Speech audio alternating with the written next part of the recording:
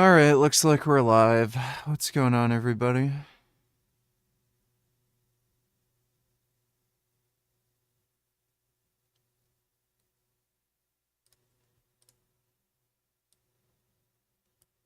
Found billions of dollars of government fraud, waste, and abuse. But on closer inspection, almost all of his claims turned out to be products of Elon's own ignorance. Now, everyone on the planet is in favor of increased governmental efficiency, but the problem is that fraud, waste, and abuse are harder to find than you might think. So much so that there are senior government officials called inspectors general who run entire teams of independent watchdogs with public accountability. Unfortunately, Donald Trump fired most of them in one of his first acts in his second term. And it's particularly important to have federal employees dig into claims of fraud because generally, you can't find it by simply looking at a spreadsheet of payments. So when Elon Musk and his Doge bros claim It seems like every day now there's a new constitutional crisis with the President of the United States and his orange sidekick, because let's be honest, we all know who's really in charge. Yeah, I'm still dizzy. I tried taking electrolytes and drinking more water and stuff, and it didn't help. The next are the same? Elon has been hacking and slashing his way through federal agencies like it's a video game he paid somebody else to play for him. And somehow, despite having more money than God, he's making it look as lame as possible.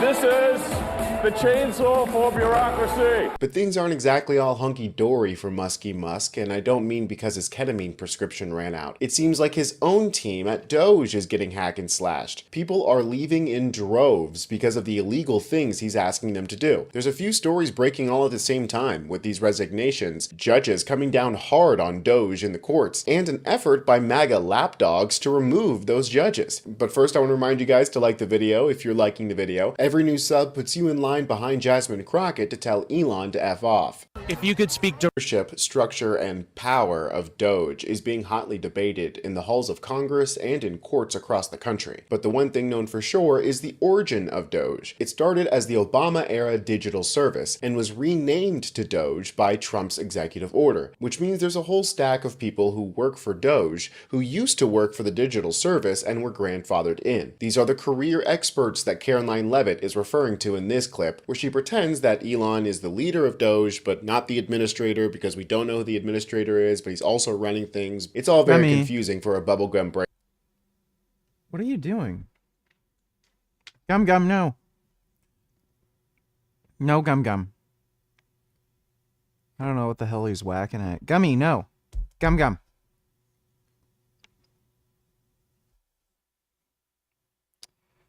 Hey, Redlocks. You got an ear infection? That sucks. Gummy, stop fucking whacking stuff. No, Gum Gum. No, Gum Gum.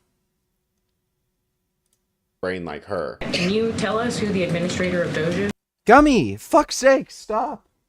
Stop, stop, stop, stop, stop.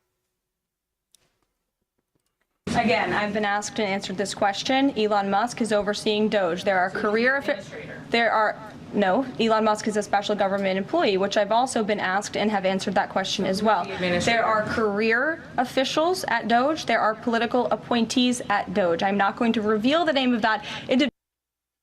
Gummy, no. Stop. You don't do that. No, Gum Gum. Oh my god. By the way, I knew he was gonna act up, so I gave him an extra snack, because for whatever reason he's particularly hungry tonight, and he's still acting up. Individual from this podium, I'm happy to follow up and provide that to you, but we've been incredibly transparent about the way that No, DOGE Gum is Gum. working. John. No, Gum Gum. No, Gum Gum. You stop that. No, Gum Gum. Well, it seems like those career officials used to work for DOGE, because now more than 20 civil service employees resigned on Tuesday from Elon's DOGE, saying that they refuse to use their technical expertise to, quote, dismantle critical public services. We swore to serve the American people and uphold our oath to the Constitution across presidential administrations. The 21 staffers wrote in a joint resignation letter. However, it has become clear that we can no longer honor those commitments. commitments. These are lifelong federal employees who know the inner workings of the claimed that they found billions of dollars of fraud by looking at a spreadsheet of payments, we were skeptical. And our skepticism paid off because it turns out, to a first order approximation, they didn't find any fraud. Now, Musk and Trump may disagree Tyler. with the federal spending. Not much is up. You know, just taking a day off from training. Chilling. I might also take another day off tomorrow. My elbow's super swollen. Don't know if I can train tomorrow.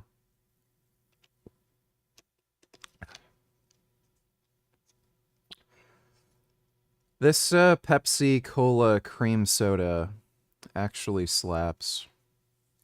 It's growing on me. Priority set by Congress, but the spending set by Congress is the law. So categorically, if spending certain funds is required by congressional appropriation, it can't be fraud. But that hasn't stopped Musk and DOGE from doubling down on their wild claims. So it turns out they did find fraud. Maybe the real fraud was the fraud they made up along the way. Chaos lawyer Liz Dye explains. Thanks, Devin. After the election, Donald Trump announced the creation of the Department of Government Efficiency, DOGE, to dismantle government bureaucracy, slash excess regulations, cut wasteful expenditures, and restructure federal agencies. At the time, he promised that Elon Musk and Vivek Ramaswamy would provide advice and guidance from outside of the government and partner with the White House Office of Management and Budget to drive large-scale structural reform and create an entrepreneurial approach to government never seen before. But it was not meant to be. First, Ramaswamy was sent packing off to Ohio, and then within hours of being sworn in on January 20th, Trump signed an executive order renaming the Department of Digital Services the Department of Government Efficiency. Essentially, he skin-suited DOGE into an existing agency like some kind of... What the hell's going on here? Hey, kitty, what's going on here? You want to come lay down on my lap? How's my kitty doing?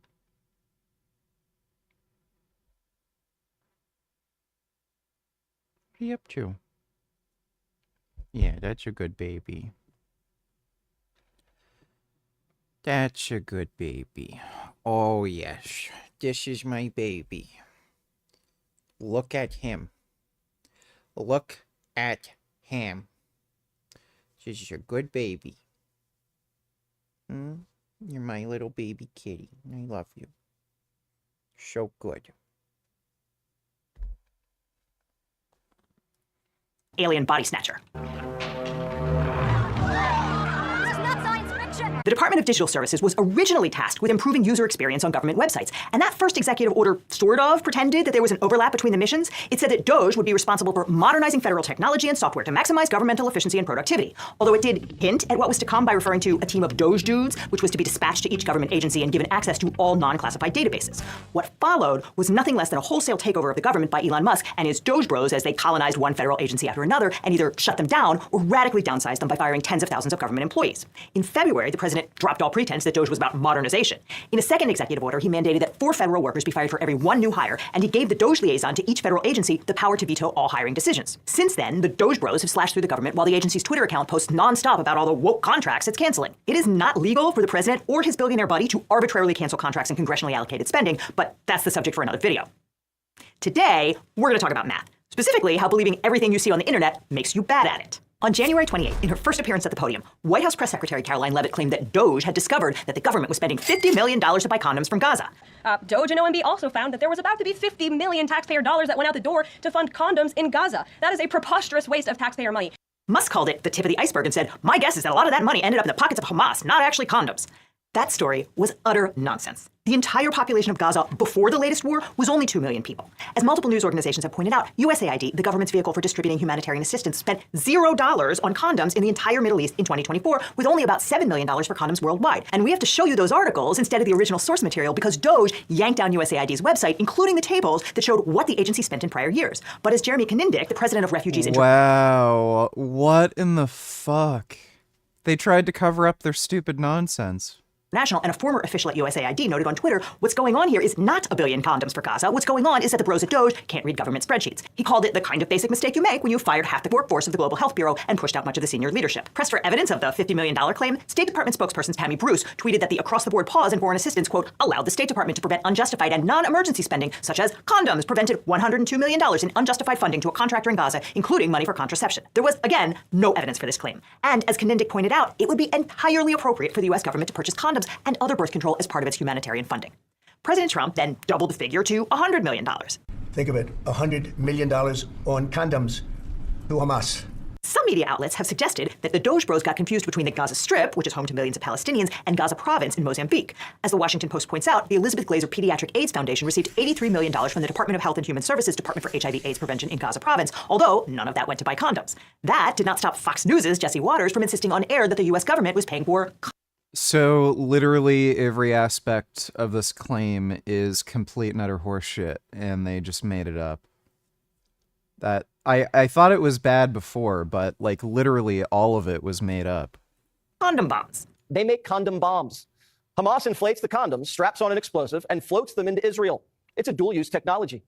Looks like a Hamas birthday party. So we pay for the Hamas condom bombs and Israel's Iron Dome. None of that was remotely true. As far as we can tell, it's just completely made up. But here's Musk brushing off the criticism in the Oval Office. That's what you say. Well, first of all, some of the things that I say will be incorrect and should be corrected. So nobody's going to bat 1,000. I mean, we will make mistakes, but we'll act quickly to correct it. Again, we did not spend $50 million on condoms, and if we had, it wouldn't be appropriate or legal for some unelected billionaire to simply cancel that allocation out based on his own sense that it's a bad idea. But that was not the only incidence of Musk math leading to bizarre and often outright false claims about the federal budget. Now, sorry to interrupt, but if you're going to accuse the government of fraud, you'll want a good lawyer. But if you want a great lawyer, my law firm, the Eagle Team, can help. If you've gotten in a car crash, suffered a damage, you the right to do, so there's nothing up front. So just During that gonzo Oval Office press conference, Musk claimed to have found billions of dollars of Social Security fraud. The allegation that there were thousands of fake 150-year-old people collecting Social Security checks rocketed through the MAGA ecosystem. Here's the president's son, Don Jr., tweeting, "OMG, it's so bad what's been happening to our country and your money." But people who actually understand code immediately spotted the error. The tip-off is that Musk thinks all those fake Social Security accounts are for people who are 150 years old, i.e. born in 1875. See, a lot of the data that Musk's whiz-kid coders have been rifling through was written in the last century. There are a lot of reasons for this, but chief among them is money, because it's expensive to modernize enormous data systems, particularly when, like Social Security, they absolutely, positively cannot break down or leak.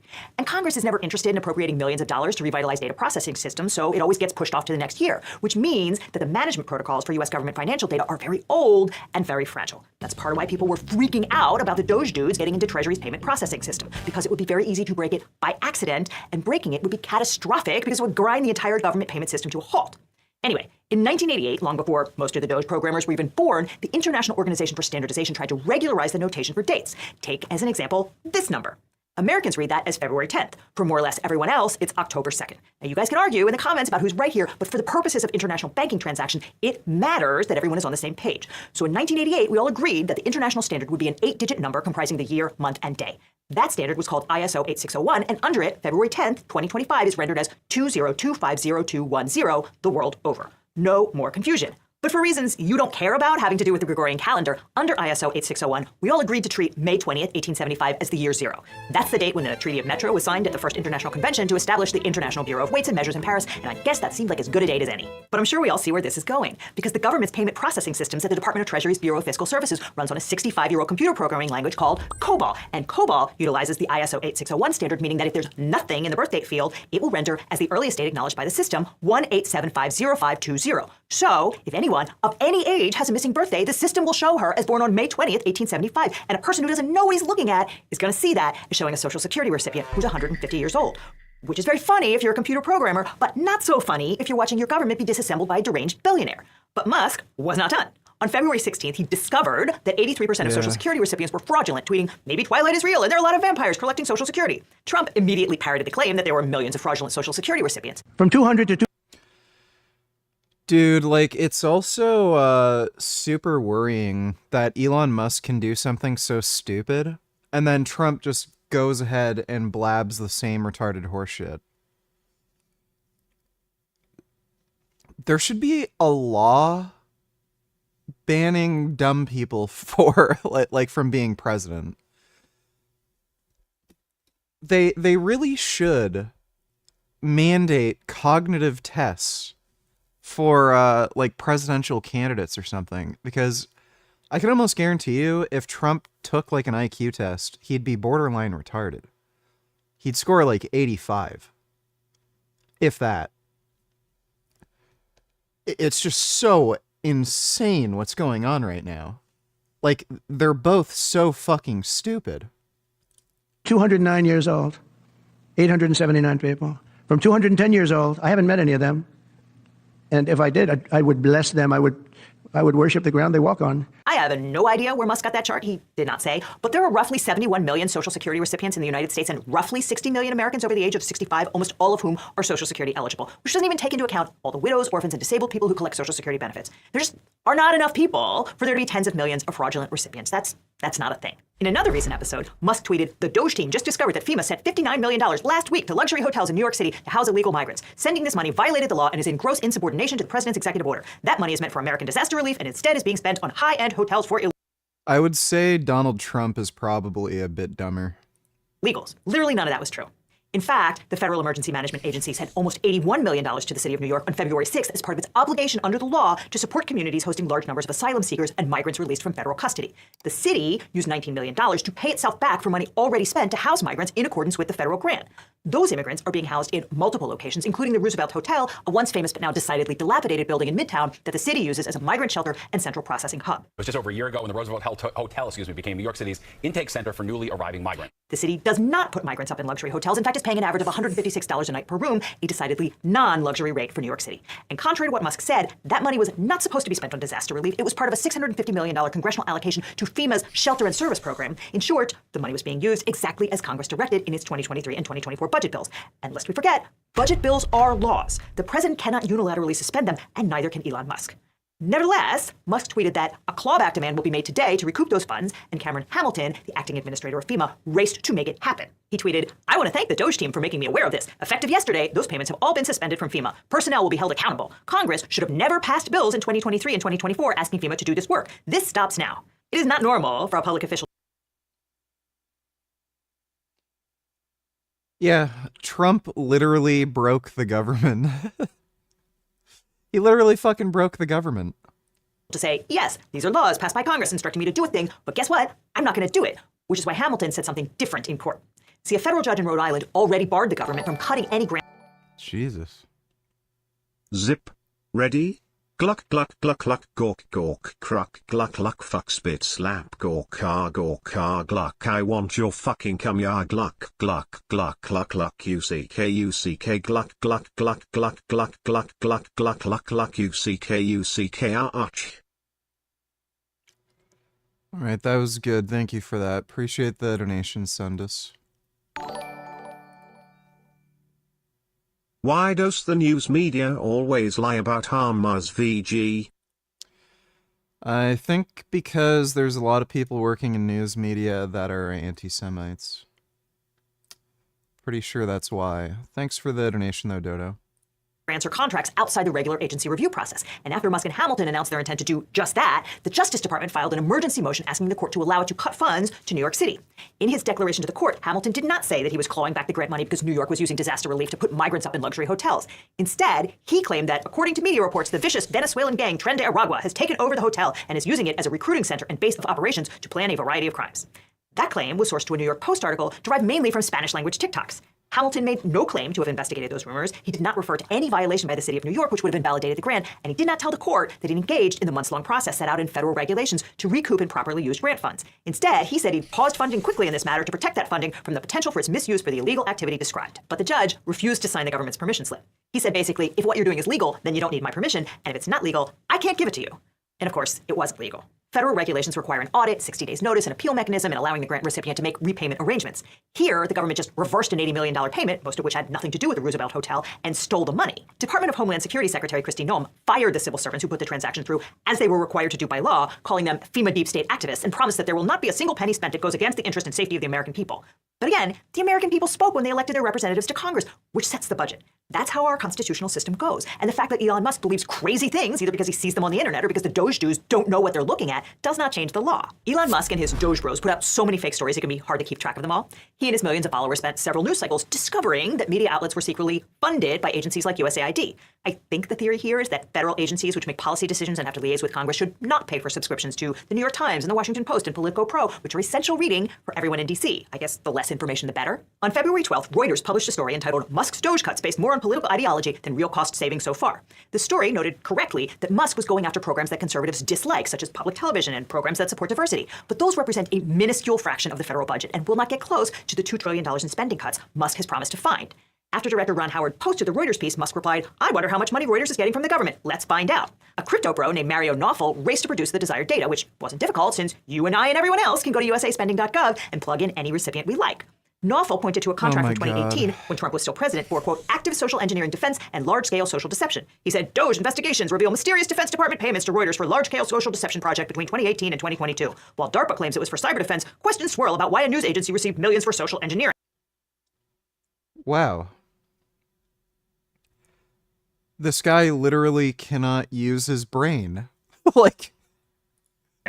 In fact, questions did not swirl, or at least not until Nawfal started swirling them. Because you too can click through and see the November 2017 proposal soliciting innovative research proposals in the area of automated defense against social engineering attacks, which Nawfal must have done himself since he knew that the proposal originated from DARPA, the Defense Advanced Research Projects Agency. But that did not matter to Musk, who immediately tweeted, Reuters was paid millions of dollars by the US government for large-scale social deception. That is literally what it says on the purchase order. They're a total scam. And it didn't matter to the president either. The reality is that Thomson Reuters is a huge company with a news division that is totally separate from its research division, and DOGE didn't discover this contract. It was on a public website, and some internet rando tweeted it at Musk along with a totally misleading suggestion, which Musk and Trump were both delighted to treat as fact. Anyway, thanks to this hard-hitting investigation, the Securities and Exchange Commission has now canceled its subscription to Westlaw, the legal research database relied on by every lawyer in America, because it happens to be owned by Reuters.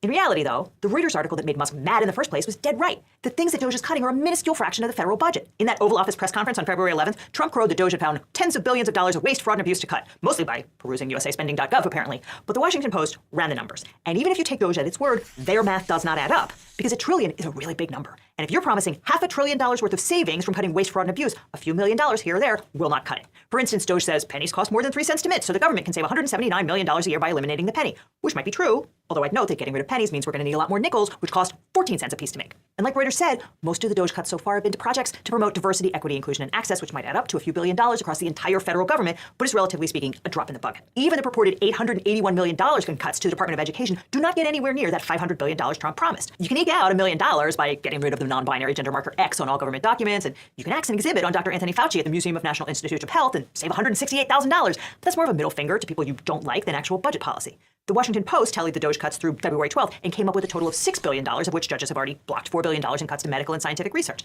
That is not $500 billion. It is not even tens of billions of dollars, as Musk and Trump promised. And even if Trump and Musk get their way and fire vast swaths of the federal workforce, it's not going to get them where they say they want to go. Because, as the Brookings Institution points out, 60% of the federal workforce is at the Department of Defense, Veterans Affairs, and the Department of Homeland Security. Trump promised not to cut any staff at those departments, although he's already fired 1,000 people at the VA, so who knows? They also fired and then had to rehire more than 300 workers who managed the national nuclear stockpile. Oops. But if you leave aside those 3 agencies, the payroll for the entire rest of the federal government is just $108 billion. So you could cut 1 in 3 federal workers, and it would still only save you $35 billion. A recent investigation by the New York Times of a purported $8 billion contract canceled by DOGE revealed that the... Well, this is why everybody's worried that they are in fact going to cut Social Security, because that's the only way you can get to, like, $2 trillion. real number was just $8 million. The Times notes that after the article was published, DOGE removed the screenshot that showed the mismatch, but continued to claim $8 billion in savings. It added a link to the original incorrect version of the listing, showing an $8 billion value. It later updated the link to reflect the correct number, but failed to subtract the $7,992 million from the supposed $55 billion tally of the cuts it claims to have made so far.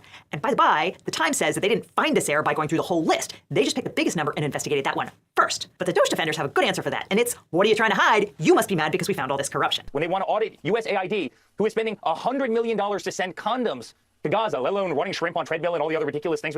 The Democrats go crazy. News. Let them do this, Sean. Reasonable people can argue about small government versus big government and the appropriate use of tax dollars. That's not the... It shouldn't even be legal for Fox News to be called Fox News. They're not a news agency. They can call themselves Fox Television or just Fox or parroting random shit that like deranged people say TV, but oh my god, that is just insane. Like, everyone else is so retarded and crazy. I feel like I'm fucking crazy. The issue here. Leave aside the dubious legality of almost everything DOGE has done, violating everything from civil service protections to the Appropriations Clause to the Impoundment Control Act. That's going to be for judges to sort out. The issue is that none of the numbers these guys are throwing around will get you anywhere near $500 billion or $2 trillion or whatever made-up figure they throw out tomorrow. That math just ain't mathin'. Although, if your goal is to hollow out the federal government and make sure that it can never deliver services that Americans have come to rely on, this plan ought to do it. Thanks, Liz. Now, just because they weren't able to find fraud in the government doesn't mean that you can't save money at home. And I speak from personal experience because I recently found hundreds of dollars of monthly subscriptions for services I didn't use anymore. What an absolutely unhinged, crazy story, dude.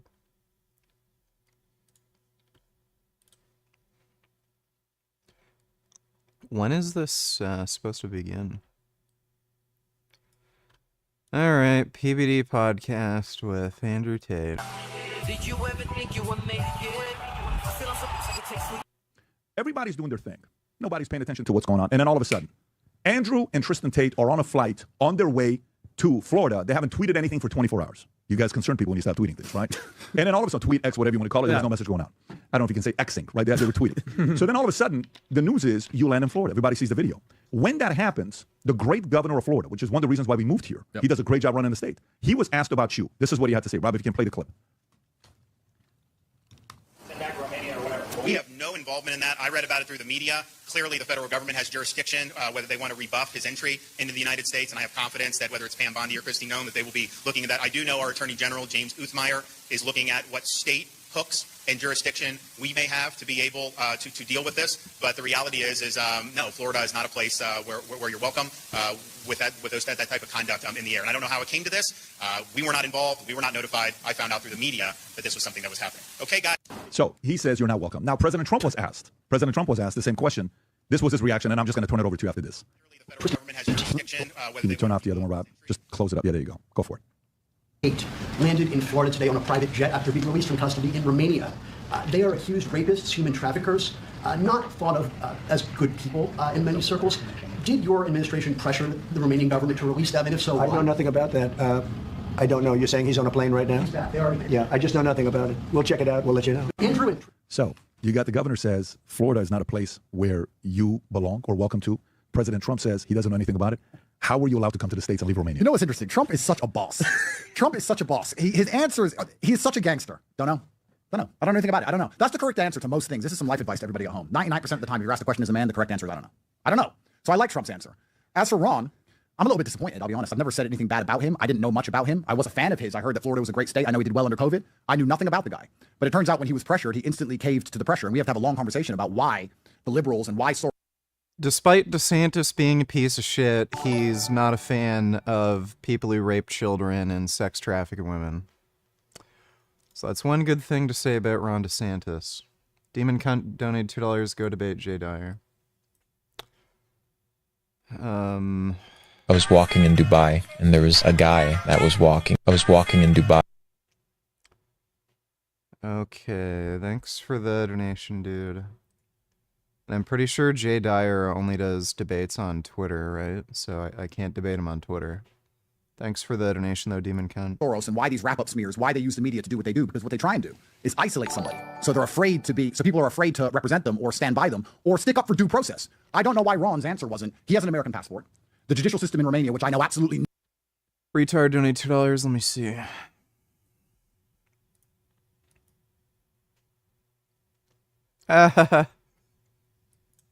Yeah, look, these guys have themselves publicly admitted to participating in what very much appears to be soliciting, trafficking, preying upon women around the world. Many of these victims coming forward, some of them minors, people can spin or defend however they want. But in Florida, this type of behavior is viewed as atrocious. We're not going to accept it. They chose to come here and set their feet down in this state, and we're going to pursue every tool we have within our legal authority to hold them accountable. So This might have actually backfired for the Tate brothers. Now they have the Florida Attorney General opening up a criminal investigation against them. Sweet. We are in the process today. We have secured and executed subpoenas and warrants, and we're going to continue to move forward with full force of law. This is an ongoing criminal investigation, and we're going to use every tool we have to ensure that justice is served. Do you open a criminal investigation? There is an active criminal investigation, yes. Do you believe that can you give me any details of what? I can't comment on a pending investigation, but what I can tell you is if these guys did criminal activity here in Florida, we will go after them with the full force of law and hold them accountable. Dope. Thanks for the donation, retard. nothing about decided to let him fly, and he's flown to his home country. As far as we're concerned, he's broken no laws. Instead, what he did was say, we're going to get our attorney general to try and find some laws he's broken and wreck this man who's done nothing inside of the United States ever. Isn't the whole point of democracy innocent until proven guilty? I've yet to even have a trial, let alone a conviction. I've never even... Yeah, well, when you admit to being a criminal and all the crimes you've committed, it sort of changes things. Been tried after 3 years. I've never been to trial. All those times I'm walking in and out of court, I've never had a trial. And communism, as we've understood it and tried very hard to fight against for so long, the basic premise is that you find the man and then find the crime. Is that not exactly what Ron DeSantis just promised to all of his constituents? It's not, we've seen a crime, let's find the perpetrator. It's, we found a man, let's see if we can find a crime to pin on this man. Is that the American way? Is that democracy? Is that innocent until proven guilty? No, I'm not afraid of it. I know. You've admitted to criminal activity. So, yeah, they're opening an investigation because you admitted to criminal activity. Done nothing wrong. But it's quite unusual and quite scary for me to land as an American citizen, expecting a hero's welcome after dealing with a... Like, imagine if I told everybody, hey, I murdered a few homeless people last month. I decided to become a serial killer, and I just killed a bunch of homeless people. And the police found out about that video I made. Do I get to say, oh, they don't even have any evidence, and they're already assuming I'm guilty? Like, you admitted to the crime. Foreign and complicated judicial process, and being told that now the American state is going to be set on me, trying its very best to lock me up here when I've done nothing wrong ever. This is communism in and of itself. I may as well fly back to Romania. This is incredible that I landed, and the governor of Florida's like, don't worry, I told my attorney general to try and find things this man's done. Where did that even come from? So I'm very, very disappointed in Ron. I think he did it because he caved under media pressure. And if he wants some media training, he can hit me up. There's no problem. If he wants training, Ron, there's a reason you lost the presidential election. There's a reason you got wrecked. If you want some training, come to me and I'll tell you. Your correct answer was, we have no information of crimes he's committed inside the United States. He has an American passport. We were not aware of his arrival, but it's not really our concern. He's an American citizen returning to his home country. If he breaks a law within Florida, he will be held accountable as well as any other person would be. And until that point, that's it. But instead, he just completely caved and folded. You know what's really interesting? The liberals, Soros, all these NGOs, the media, they understand something intrinsically that conservatives do not understand. In the conservative world, an accusation is the same as a conviction, which is why liberals are so effective. The liberals will accuse a conservative of something. You're the one who made accusations against yourself. He admitted to being involved in a criminal organization. He admitted to drug trafficking, money laundering, running illegal casinos, sex trafficking, statutory rape. He admitted to all of these things. When you're the one admitting to it, it's not an accusation, it's an admission. They'll wrap-up smear them. Hello, Ron. Nancy Pelosi explained the wrap-up smear. She explained it herself. You can find the clip of her explaining. You get the media to repeat something so many times that that person's name becomes toxic. And then what that person says isn't significant anymore because of the accusations attributed to their name. Nancy Pelosi described how they do this to people. Is this a clip? Let's play it. Go for it, Brian. Hospitals and the rest of it. So they don't want them to see that contrast, so they focus on something else. And it's a diversionary tactic. It's a self-fulfilling prophecy. You demonize, and then we call it the wrap-up smear. If you want to talk politics, you call it the wrap-up smear. You smear somebody with falsehoods and all the rest, and then you merchandise. And then... Fuck, my headphones disconnected. I don't know why it does that.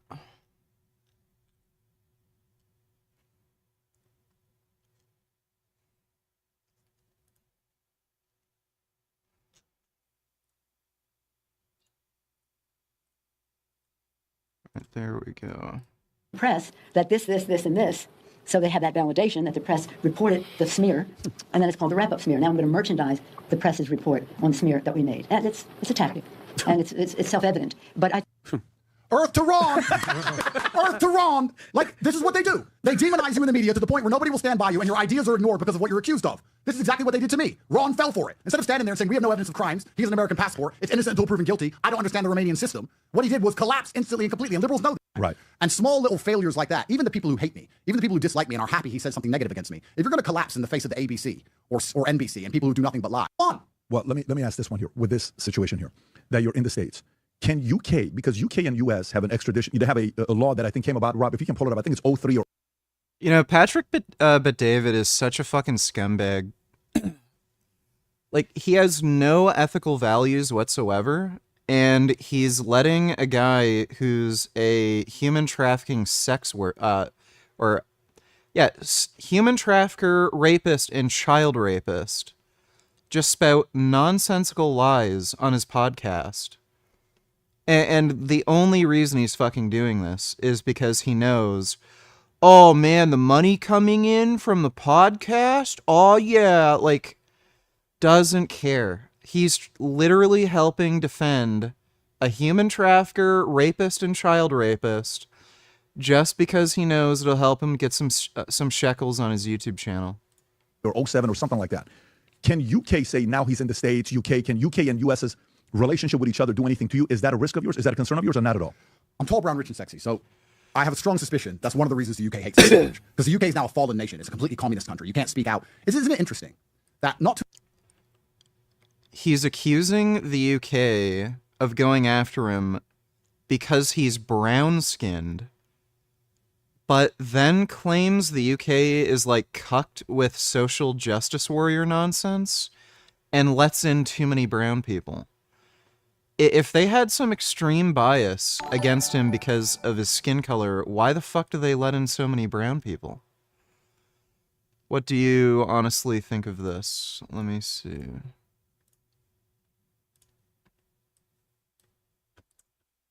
Be judged by the world that we live in. And if you're not a model, then you don't fit the image. I don't feel attractive in the body I was given, but we are not perfect. Try to let it sink in. Stomach is too big, silhouette is too wide. That is a false statement. It's not that he feels uncomfortable in the body he was given. He feels uncomfortable in the body he made for himself.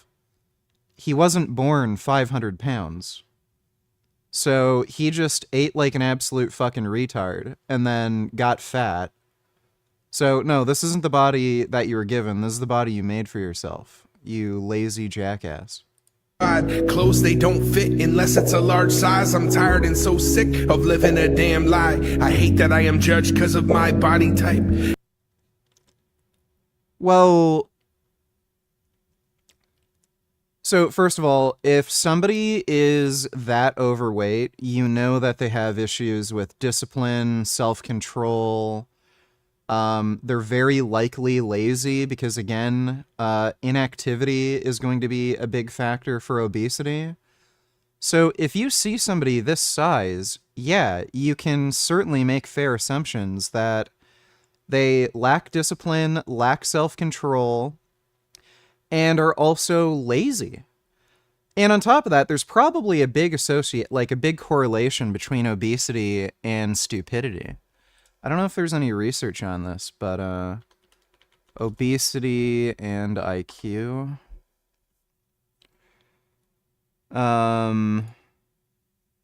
Is obesity associated with a decline in intelligence quotient during first half of life course? Cross-sectional studies have found that obesity is associated with low intellectual ability and neuroimaging abnormalities in adolescence and adulthood. Some have interpreted these associations to suggest that obesity causes intellectual decline in the first half of the life course. We analyzed data from a prospective longitudinal study to test whether becoming obese was associated with intellectual decline from childhood to midlife. We used data from the ongoing blah, blah, blah study. Through their fourth decade of life with a 95% intelligence quotient was measured. As expected, cohort members who became obese had lower adult IQ scores. However, obese cohort members exhibited no excess decline in IQ. Instead, these cohort members had lower IQ scores since childhood. This pattern remained consistent when we accounted for children's birth weights and growth during the first year of life as well. So lower IQ scores among children who later developed obesity were present as early as 3 years of age. We observed no evidence that obesity contributed to a decline in IQ. So so basically what they found was that, so yeah, I'm right. Low IQ and a lack of intelligence seems to be a contributing factor for obesity. So if you're stupid, you're just gonna be like, oh, McDonald's tastes good. Me like McDonald's. Me eat McDonald's. Me eat McDonald's as much as I can because me like McDonald's. Oh, I'm fat. Like, a smart person is going to think, oh, yeah, man, I've been eating a little too much McDonald's. I'm getting fat. Maybe I should do something about this. Clearly, this isn't the right type of food. you know, I still like McDonald's, but I'm going to use some self-control and not eat it as much and maybe lose weight. And even if I have hunger cravings, maybe I can find a way to moderate my intake and eat healthier foods that are lower in calories. Like, that's how a smart person's going to think, right? Dumb person, me eat, me love food. So, yeah, you can certainly, when you see somebody this size, ascertain just from the way they look, yeah, they're probably going to be dumber. They're also going to be lazier. They're going to have low self-control, lack discipline. I mean, the idea that you can't judge somebody based on the way they look, are you fucking kidding me? Like, if...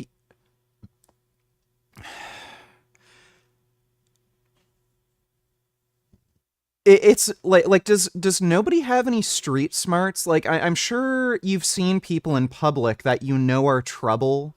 You know, like people that have like these, like if you like if it's a hot day out and you see people who kind of look thuggish, they have a hood on, they're trying to cover their face, and they're pacing like in front of a store in a weird way. Like, you're judging them based on the way they look.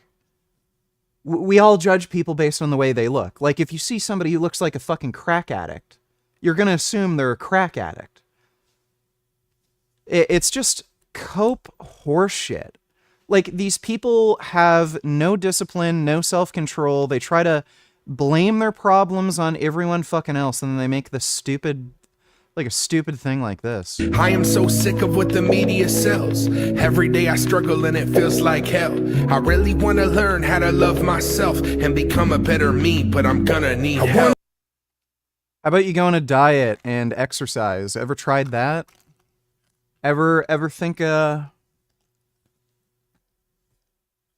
if this guy actually loved himself, wouldn't you do things that are in your best interest, like not becoming morbidly obese and exercising? To be perfect. That is a pathetic, bitch-made song. SarsCoV $20. What's the highest difficulty you beat Doom Eternal, and did you play the Ancient Gods DLC? Part 1 was so good. So good. I think I beat Doom Eternal on Nightmare, and I don't think I beat Doom. Yeah, I don't think I beat the DLC on Nightmare. I just couldn't be fucked. I think I played the first DLC on Nightmare, and then when I got to the final boss, I wasn't a big fan of any of the bosses in Doom Eternal. The final boss in Doom 2016 was a lot more fun. And yeah, because I wasn't really enjoying the final bosses, I ended up just playing on easier difficulty. It was like the one below Nightmare or something. Thanks for the donation though, SarsCoV. W donated $2. Didn't Tristan Tate traffic a young girl from Florida he met on Reddit and then took her passport, told her family, and a Marine told Dicot and is now suing her for defamation and his goons to harass her, which is illegal? Yeah.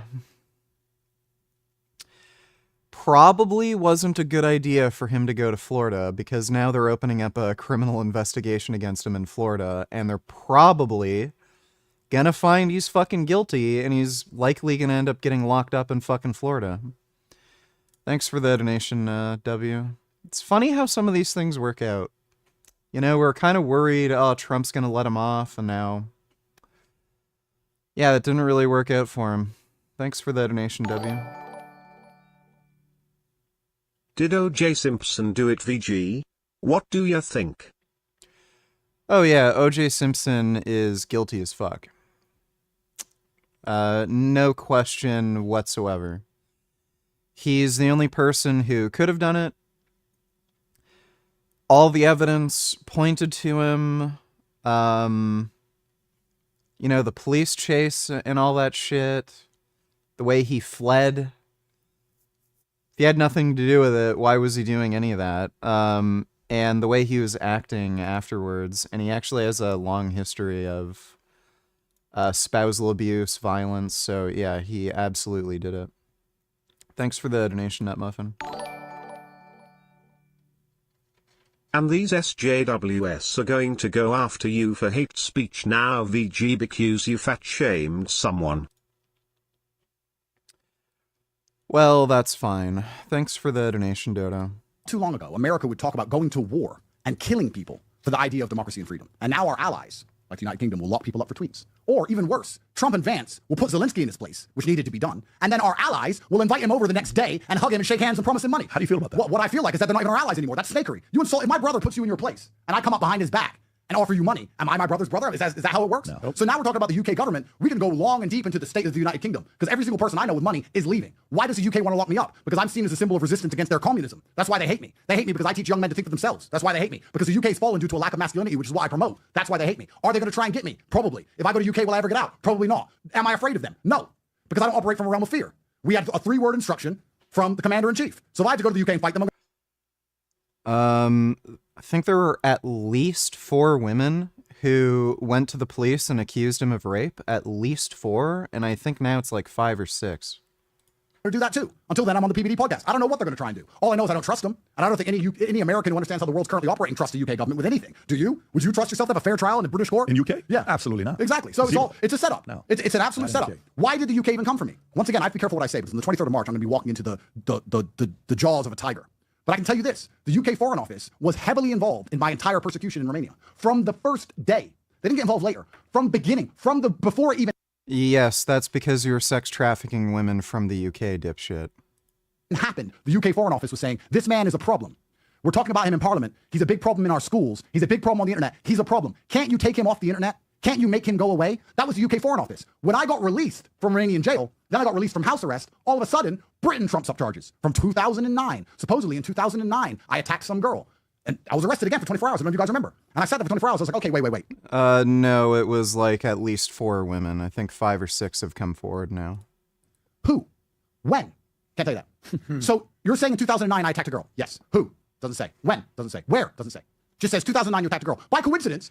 He's lying about all of this, by the way. There's police reports outlining who made the accusations. There was an investigation, so he's just lying.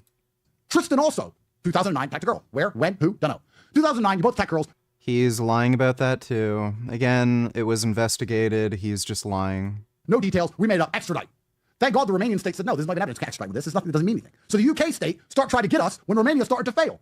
UK's lost its mind. UK will look at the violence against women and then start saying my name. Oh, this is because of misogyny. Andrew Tate did this. No, what did this is a lack of a border, unchecked migration, thousands of people coming over from the third world each day on dinghies who have no jobs and loiter around the streets. That's why women are not safe in London anymore. Nothing to do with me. By the way, this is the guy who admitted to committing statutory rape against a 15-year-old. Actually, I think she might have been 14 at the time. Again, admitted to sex trafficking women. So, yeah, you're telling me, clearly, if they let you in, they have border issues. They know it's nothing to do with me. I'm their fall guy. I'm their fall guy for everything. As soon as anything goes wrong, they mention my name in the UK. I don't stand a chance in their courts. But am I afraid of them? No, because I don't operate from a realm of fear. I need people at home. You know what? This whole circumstance has truly damaged my faith in humanity. COVID did the same. Before COVID, I really thought people were better than that. But when I log onto Twitter and someone's like, Andrew Tate's accused of, I can accuse a ham fucking sandwich. What does that mean? Andrew Tate is a weenie. He's just a fucking scumbag. He is just one of the lowest life forms on the planet, and his parents should have been fucking sterilized. Thanks for the donation, though, Nutmuffin. It doesn't mean anything what you're accused of. It matters what you're found guilty of, and then you have to argue about the legitimacy of the court. Because there's people in America who are getting wrecked by courts. That's America. Imagine, please, is there any better sign of my innocence than the fact I won fair and square in a Romanian court under the Biden admin? He didn't win a court case in Romania. Again, he's just making this up. By the way, this reminds me. There was a hilarious news story. Woman sues IVF clinic for black baby. This woman goes into a hospital and gets fertility treatment so she can have a baby. She goes to a hospital, they implant the eggs, and 9 months later, a baby pops out. Now, to her shock, the baby's black. She asked the people at the hospital what happened, and they accidentally put the wrong eggs into her body. So she's suing. He is honestly lower than a fucking cockroach. Yeah, he is. Thanks for the donation, Dodo. All right, this is Christina Murray. She's a 38-year-old wedding photographer based in Savannah, Georgia. Now, prior to becoming a photographer, she worked 10 years as a bedside nurse. Now, Christina went to Coastal Fertility Specialists, which operates clinics in Georgia and South Carolina. Coastal Fertility Specialists had more than 100 families come out today to Alhambra Hall in Mount Pleasant for a reunion party. These families all share one thing in common, and that is that they all have a child that was brought into this world as a result of fertility treatments. Live 5's Carly Baker shares the story. The medical director of Coastal Fertility Specialists, Dr. John Schnorr, says that the families that came out today he has been with through their highs and lows on their pregnancy journey. He says that 1 in every 7 couples experience infertility, and today was all about celebrating these couples' success stories of getting pregnant. So as you see, Coastal Fertility Specialists had a reputation of being one of the best in fertility treatments, and Christina said, hey, this is the place I want to go. So Christina got the money together and went to the clinic. Now, the first thing she had to do was select a sperm donor. Now, even though the egg would be hers, the sperm could be from a black guy, a white guy, a Native American.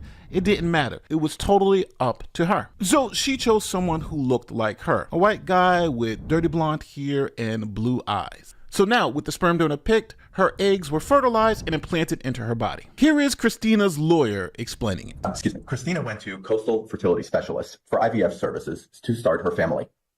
She actually chose the clinic in part because of its reassuring messages on its website, including, quote, "There is no safer place for your embryos," unquote. Christina selected a sperm donor who resembled her. He was white with dirty blonde hair and blue eyes. The next several months for Christina. This is such a weird, awkward situation. She's suing a fertility clinic for giving her a black baby. Like, I mean, yeah, they fucked up, but like at the same time, it doesn't look great on her. Christina, I wanted my baby to be white. You fucked up. Like, were grueling. They were filled with medical tests, drugs to stay. I just can't believe that this piece of shit Andrew Tate, that Harvard University showed that he looked like Gollum from Lord of the Rings, has convinced many men that he's superior to them and what men should strive to be. That nigger monkey should STFU.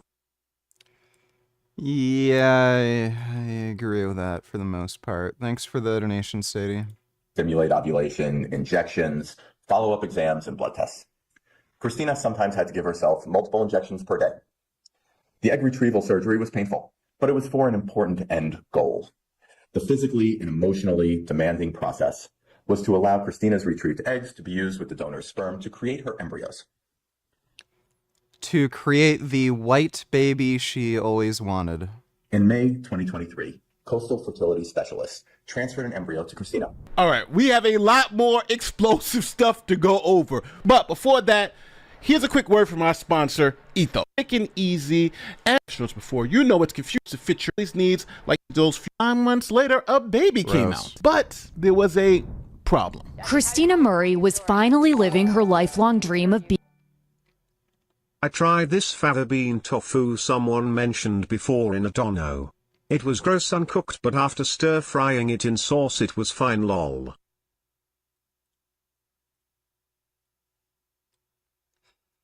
I haven't seen this yet in stores. If I ever come across it, I'll get it. You know what's fucking bullshit? 2 days ago, I went to the grocery store to pick up some extra firm tofu. And they're all out of extra firm tofu. They only had medium firm, not even firm. So I have to go back again to pick up some more fucking tofu. But yeah, I'll try that out if I come across it. Thanks for the donation, Ali G. Somebody told me about that before. Why is this couple so angry their child is white, as if racism could not get any worse? I mean, It's especially weird that she's contacting the news media about this. Like, it just doesn't look great on her, you know? Like, oh, I wanted a white baby. I got a black baby instead. It's a little weird. A little weird. Thanks for the donation, though, Dodo. Being a mother. He was beautiful and perfect, but it was also very clear that something was wrong. After a grueling round of IVF and 9 months of pregnancy, my child was perfect, but it was black, unfortunately. Like, why would she say this?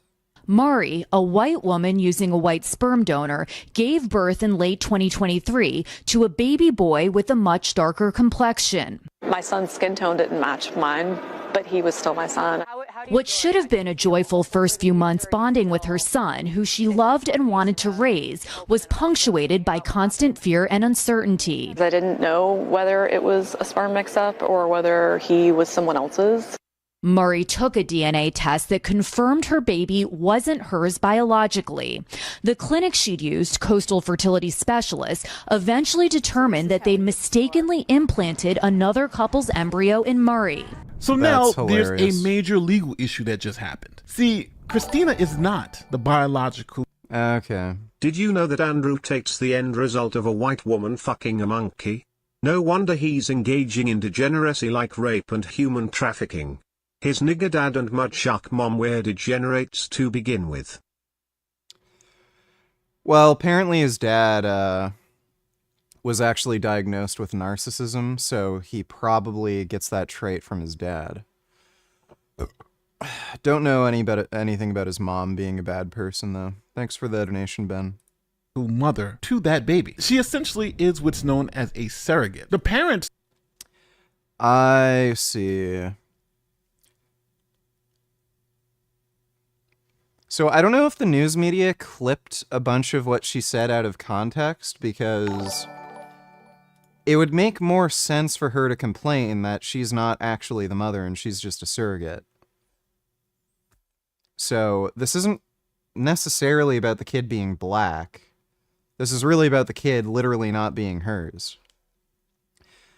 Grey Knight donate $2. New teaser for Shrek 5. Is it me or does Shrek and Donkey look kind of freaky? Well, I've seen it.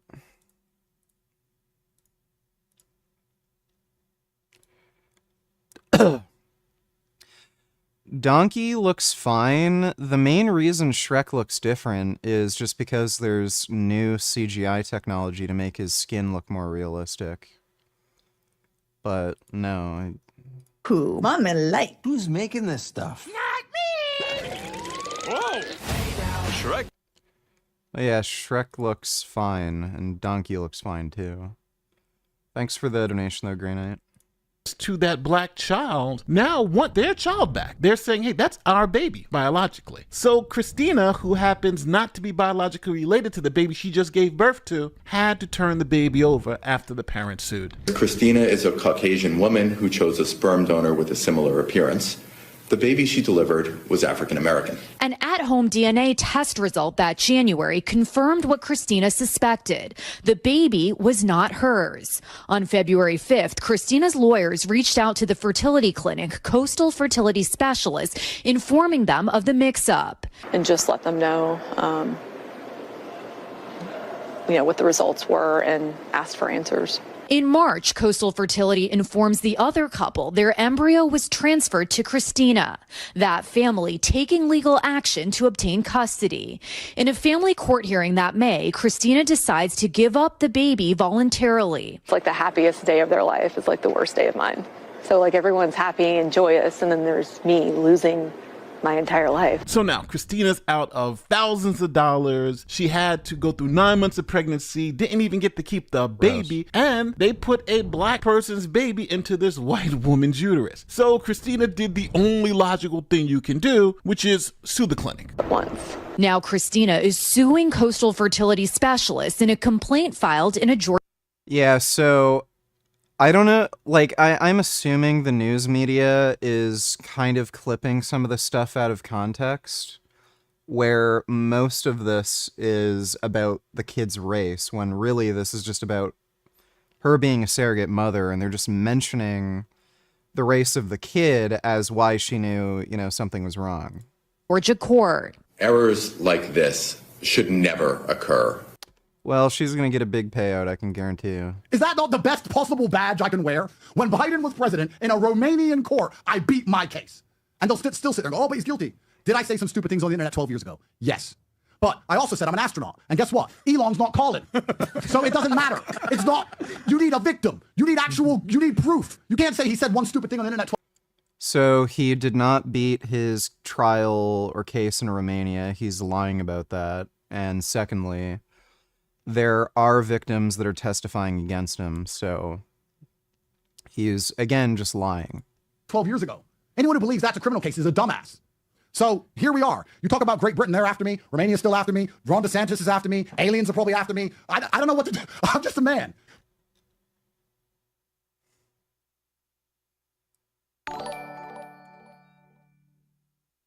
I disagree. VG Shirk had a different art style that was much more photorealistic. They clearly used different rendering.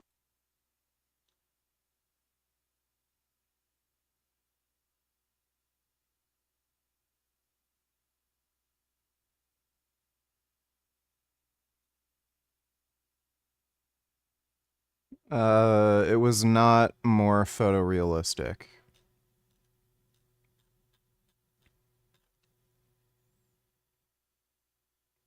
Yeah, like all of his proportions and everything are basically the same. It's just the skin here looks more realistic and has more wrinkles and stuff. And like Shrek is older, so. Thanks for the donation though, Dodo. If I wanted to find out what my audience looks like, yep. and I want to bring it down to 100 people, yep. and I say, okay, let me take all the followers, and let's just say they're in a room together. What do they look like? I'm like, okay, 62% business owners, cool. 3.8% Middle Eastern, great. Yep. Politics, family, kids, finance, got it. If I was to go in the room and bring it down to 100 people out of your tens of millions of followers that you have, what do you think your followers look like? It's a good question. A lot of people would expect it to be explicitly only male, but it's Could you beat the best female UFC fighter in the world in a match?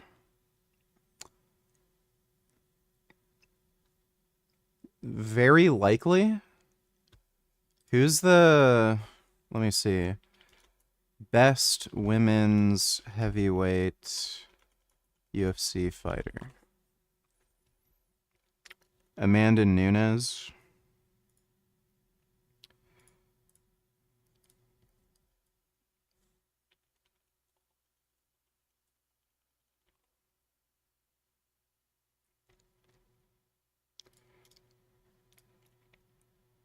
Like, I think she's just too small. Gross, she has kids. Like, she looks strong for a woman, but I mean, yeah, I'm pretty sure the size difference and strength difference would just be way too big of a gap.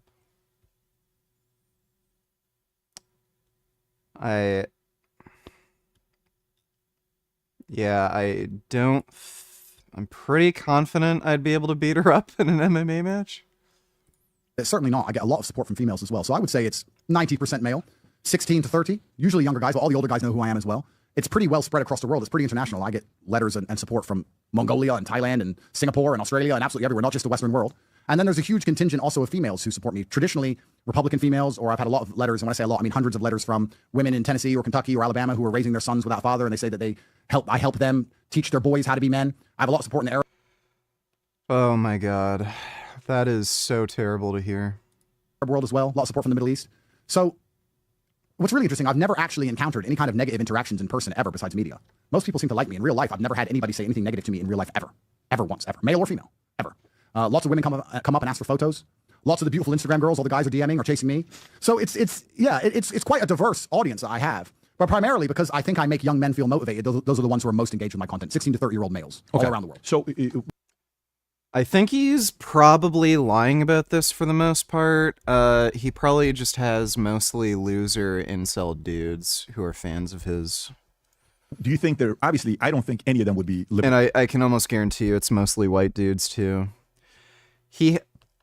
Didn't Vice News do a thing on Andrew Tate? Everybody who was at his meetup was, like, white?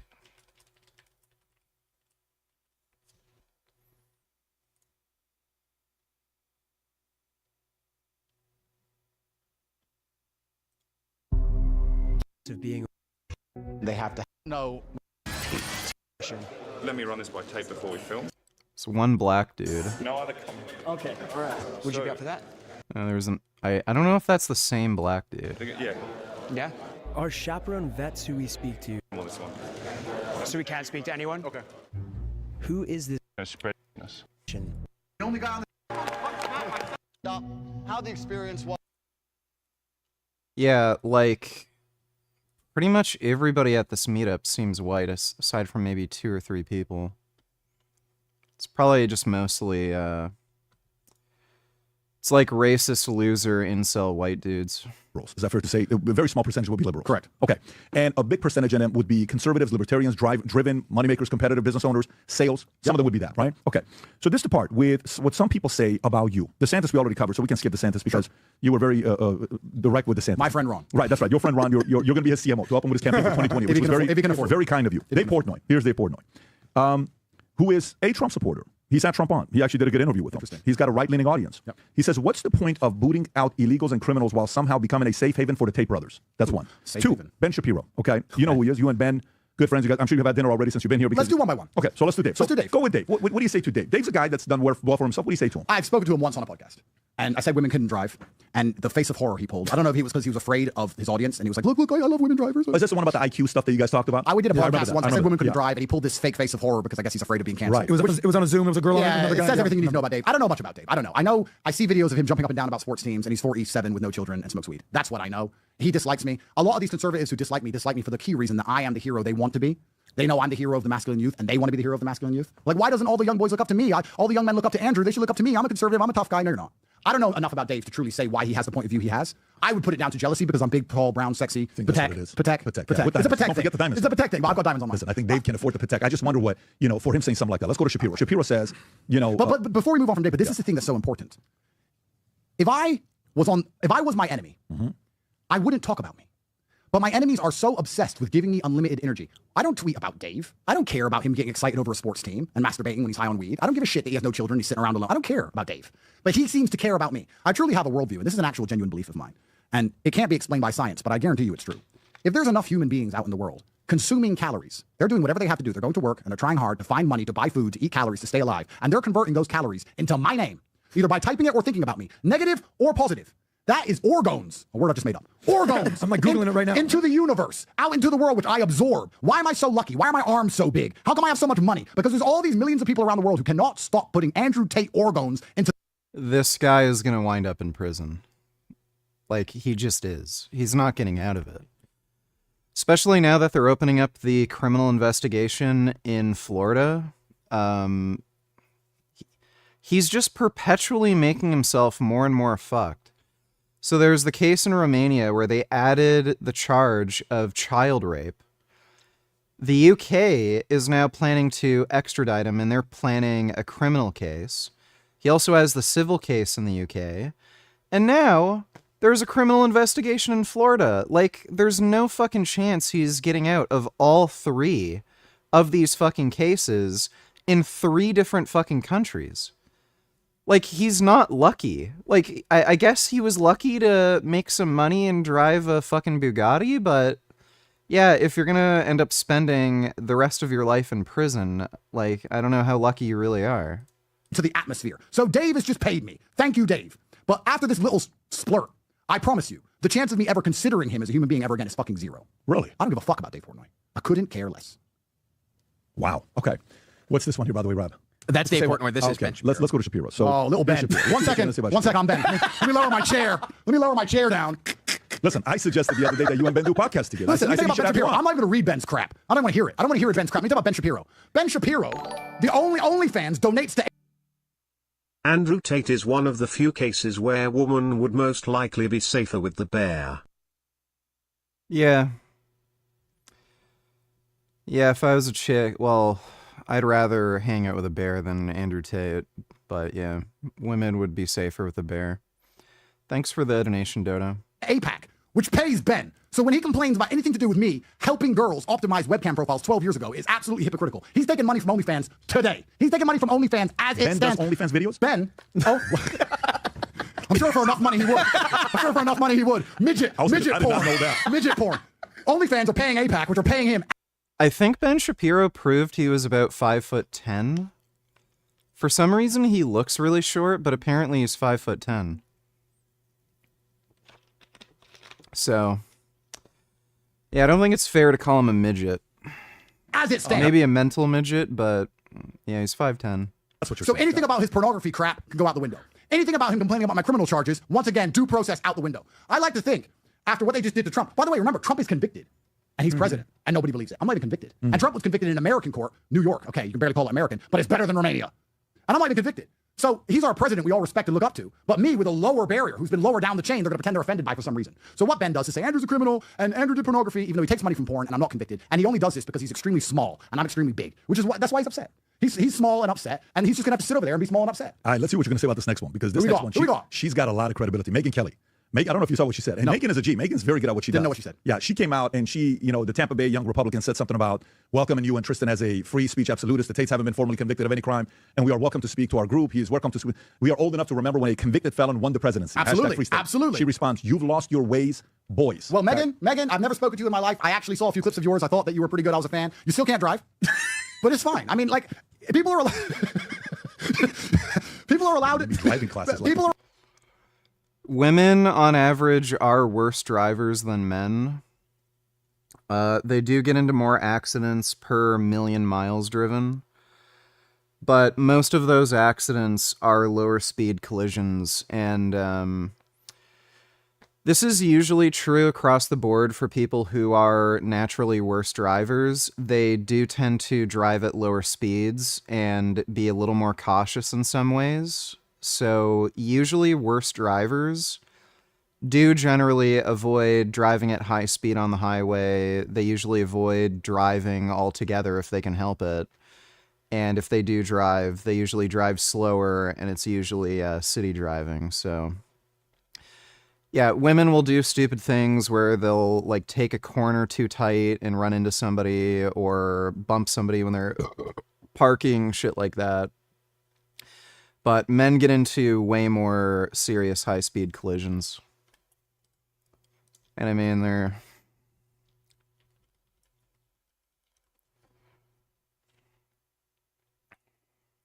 Are you ready for it?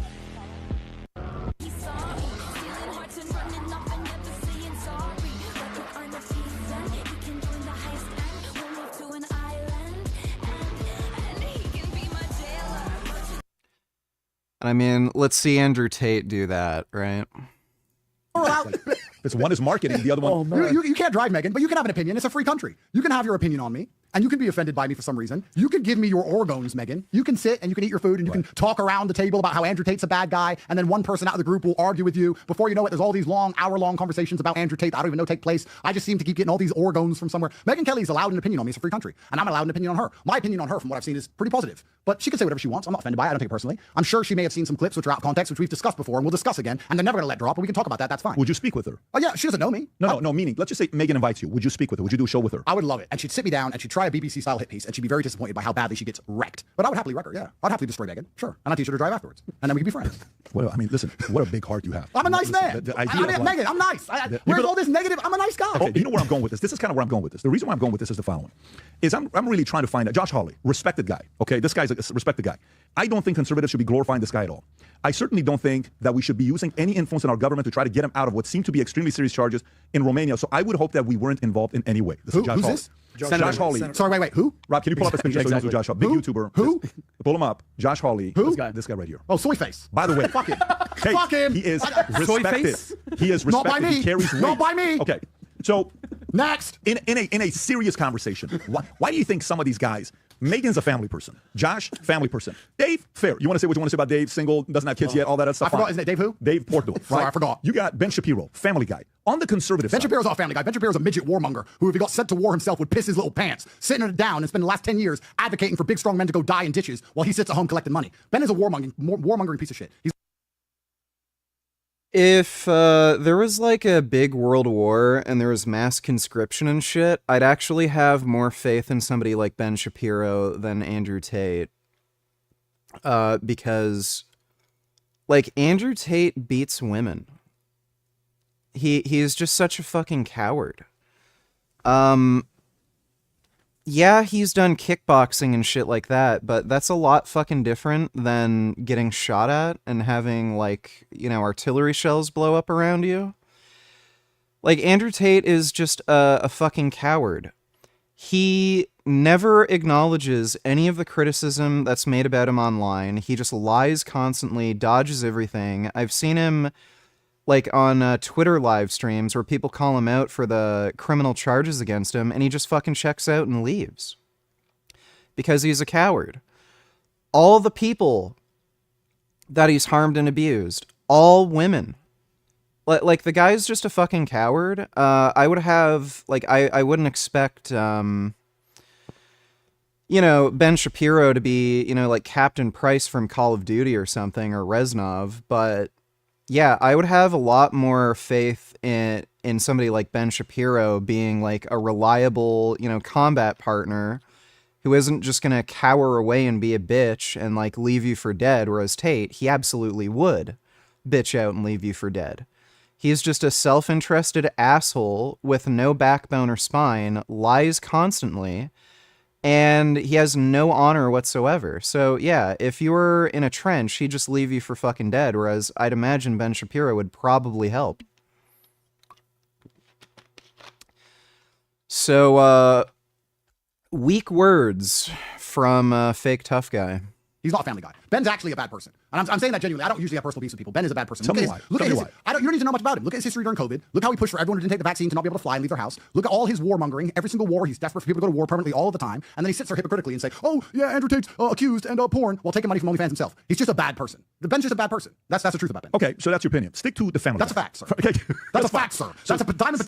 I'd agree Ben Shapiro's a bad person, but, like, between him and Tate, it's incomparable. I was a whist I would turn Andrew Tate here into a cockroach and squish him like a fucking bug. Yeah, I'd do the same thing. Thanks for the donation, Dodo. Tech fact. Stick with conservative families, okay? Sure. Why do you think they have a challenge? What do you think it is? Purely with the values and principles. Because you talk about justice earlier. Justice is important to you, right? And I've watched you. I'm a family guy. Yep. I got, I got a wife. I got 4 kids. Yep. I got 2 boys, 2 girls. 4. And listen, if I had it my way, I'd go to 20. Look, I'm sure you like seeing Elon having his 14th. I'm sure that for you. We don't understand each other. Let's put it that. Let's leave it that way. Yeah, but the point being, we've spent time, and we'll sit down and I say, yeah, that's just not my lifestyle. I would do it this way. Him and I don't see face to face here. We disagree here, but we get along. We have a respectful conversation every single time. Absolutely. But why do you think some of the conservatives who are net positive to society, why do you think they have a problem with you? Oh, I know that a lot of people have problems with me, and I completely understand why. Specific to conservative stuff. Well, the conservatives that have a problem with me see me as extreme, and they see me as degrading to the society, not understanding that in every single contingent, in every single battalion, you need to have people who do different roles and do different things. I may be extreme, right? I may be seen as a rebel or an outlaw, or I may have extreme views or do extreme things, but I am extremely important in the battle against liberalism and the insanity and the communism of the world today. I may do a different job. Yeah, sniper does something different than an assault troop, but we're all necessary. So they think that I'm not on their side because I don't live the same as them. But let's be honest. And I want to state this without arrogance. None of these people who were sitting at home, white picket fence, perfect upbringing, never had any of the terrible life I had, because I had a very hard life, never had any of the struggle I had, never had any of these things, who were criticizing me for my views and things I've done. None of those people moved the needle like I did. I was a cultural force. And I was a cultural force for the good guys. I'm not saying I'm a perfect person, but soldiers are not perfect. I mean, Kanye is a cultural force. Kim Kardashian is a cultural force. Like, just because you made it big on social media doesn't fucking mean anything. Again, this is a coward who preys on women and children. Perfect. Warriors are not perfect. The special forces operators, every single Navy SEAL you can find, just put a bullet in a kid's head. But he's doing it for his country. You can't be a good warrior if you're a perfect. So that's completely untrue. Not every Navy SEAL has shot a child. And chances are, if they did, it was either some sort of accident where a bullet went through a building and hit a kid, or they misidentified a target, or the child was actually a child soldier and they had to do it. Andrew Tate deliberately preyed on children and committed statutory rape against a girl who was either 14 or 15 at the time. So, like, him comparing himself to a Navy SEAL, like, go fuck yourself. Like, eat shit. This guy is such a piece of fucking trash. Perfect person. If I had no bad history, never swore, didn't know any women, and I sat at home and a white picket fence and I was completely legit and I did everything by the book, I wouldn't have the impact I have. The reason I can speak the way I speak is because I understand the struggles of young men, because I grew up in the poorest possible socioeconomic area in the UK. My finger came off, I was stabbed. I made money an illegitimate way. I managed to clean myself up, get up out the ghetto, clean things up, teach men how. He did not clean anything up. He's been involved in organized crime up until he was charged in Romania. How to be strong, how to be resilient. I have a life story. So these people see me as their enemy for some reason, not understanding that all of those elements that they don't like are the reason I am the force I am. If I had a perfect, easy little life, I mean, I've had it all the time from these conservatives. They're a pastor, and they live in Nebraska, and they marry their first love, and they have a white picket fence, and they go to church every Sunday. Great, good for you. Guess what? Most men in the world don't care what you say, because there's no light without dark, and I have enough dark to bring the light. So you have to stop seeing me as your enemy because I don't live the same life you do. That's the reason I have the impact I have. I'm not going to apologize for being me. I'm not going to apologize for the circumstances I was born in either. I'm not going to apologize. You know, it's truly crazy. They say, oh, Andrew said this on video. He should go to jail. Didn't 50 Cent saying that he was a pimp? Why is he not in jail? There's a video of 50 Cent on YouTube saying he's a PIMP. Is he locked up? No. Videos aren't real, right? So none of this stuff is real. It's just YouTube garbage. And they take... So 50 Cent was in fact locked up. What he did go to prison. So what the fuck is he talking about? 50 Cent served his time. He got out. He stopped committing crimes. Got into rap. Like, this is so retarded, dude. And they pretend that I'm the one degrading society, not the warmongers who are sending us into endless wars, not the drug dealers who are pushing drugs, not the liberals who are trying to chop your balls off. No, it's me. I'm the bad guy. You know, Kissinger. He's Kissinger, I believe. Henry Kissinger, yeah. He said a whole bunch of negative shit about me. Wasn't he pro-Iraq war? Wasn't he pro-war, Kissinger? I don't know the exact schematics of it, but there are literal warmongers. There are literal warmongers who are begging for people to be blown to pieces, then tweeting that I'm the bad guy. How the fuck does that... So having certain geopolitical opinions that are not good or aged poorly or in hindsight were bad ideas is a lot different than deliberately preying on underage girls and raping them. You can't compare the two. Like, this is typical of narcissists. He's literally reciting the narcissist prayer.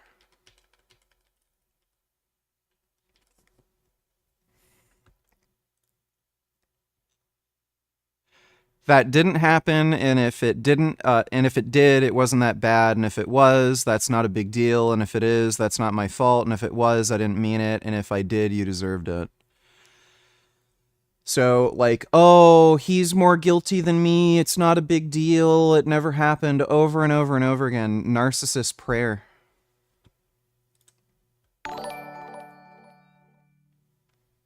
To your last comments on your local grocery stores not having extra firm tofu.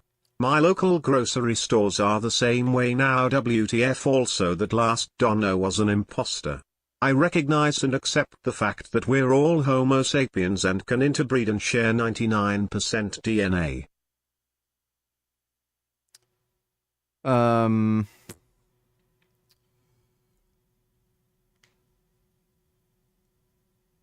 Yes, we're all Homo sapiens. I don't even know how the fuck they run out of extra firm tofu. Who the fuck?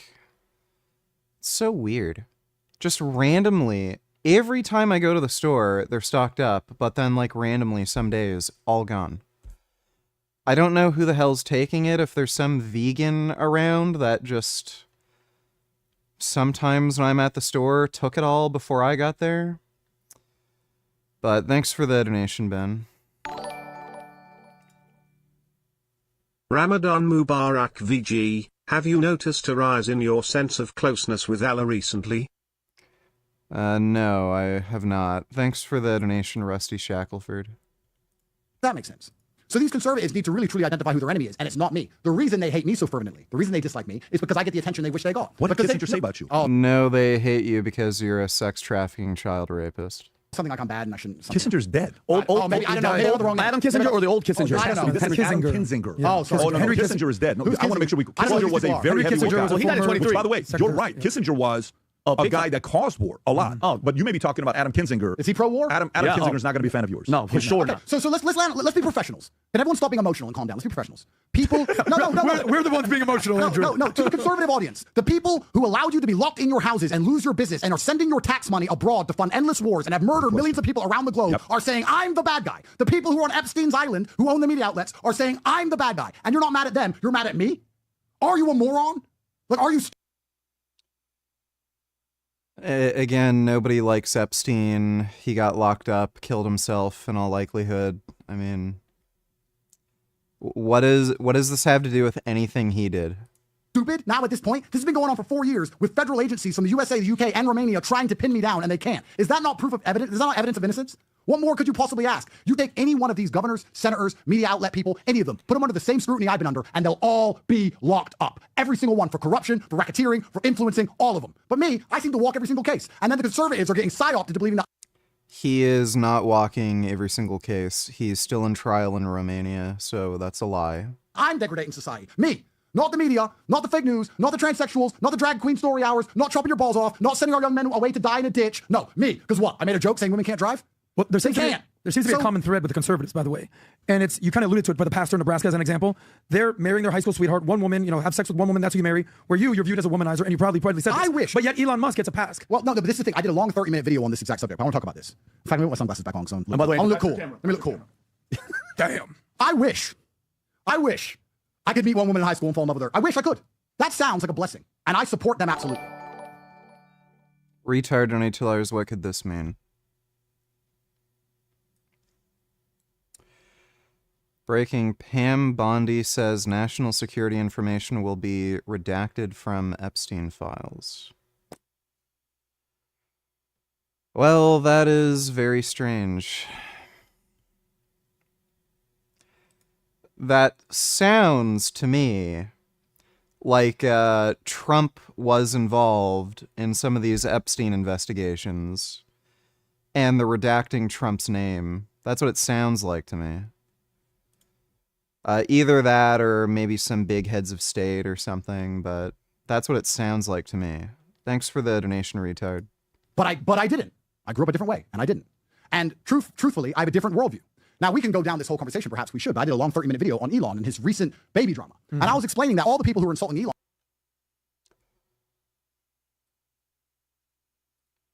How often should a father be with their child? And I'd love to get PBD's opinion on this, because it would seem to me he's way more hands-on with his children than you. So how do you grapple with that? Interesting question.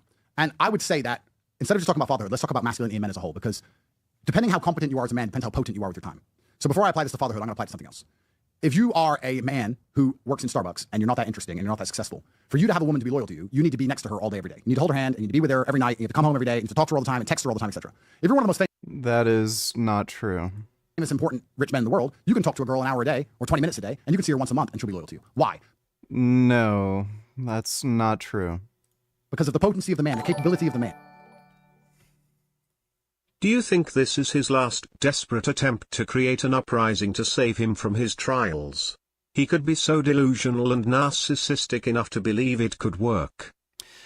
Well, that's why he's doing that whole I'm running for UK Prime Minister thing, because he saw Trump basically do the same scam, and it worked out for Trump, so he knows the writing's on the wall. I mean, he even admits it. He says when he has to go to court in the UK, he's going to lose, so he knows he's absolutely fucked, so yeah, all these social media appearances, him claiming he's going to run for UK Prime Minister, it's just him basically saying, what do I have to lose, right? There's like a 0.01% chance it could work, so he's trying to, do something to like maybe change his public perception, maybe affect like a jury somehow, or how like a judge or something is going to view him, claiming he's going to run for prime minister and maybe like somehow win, get out of jail,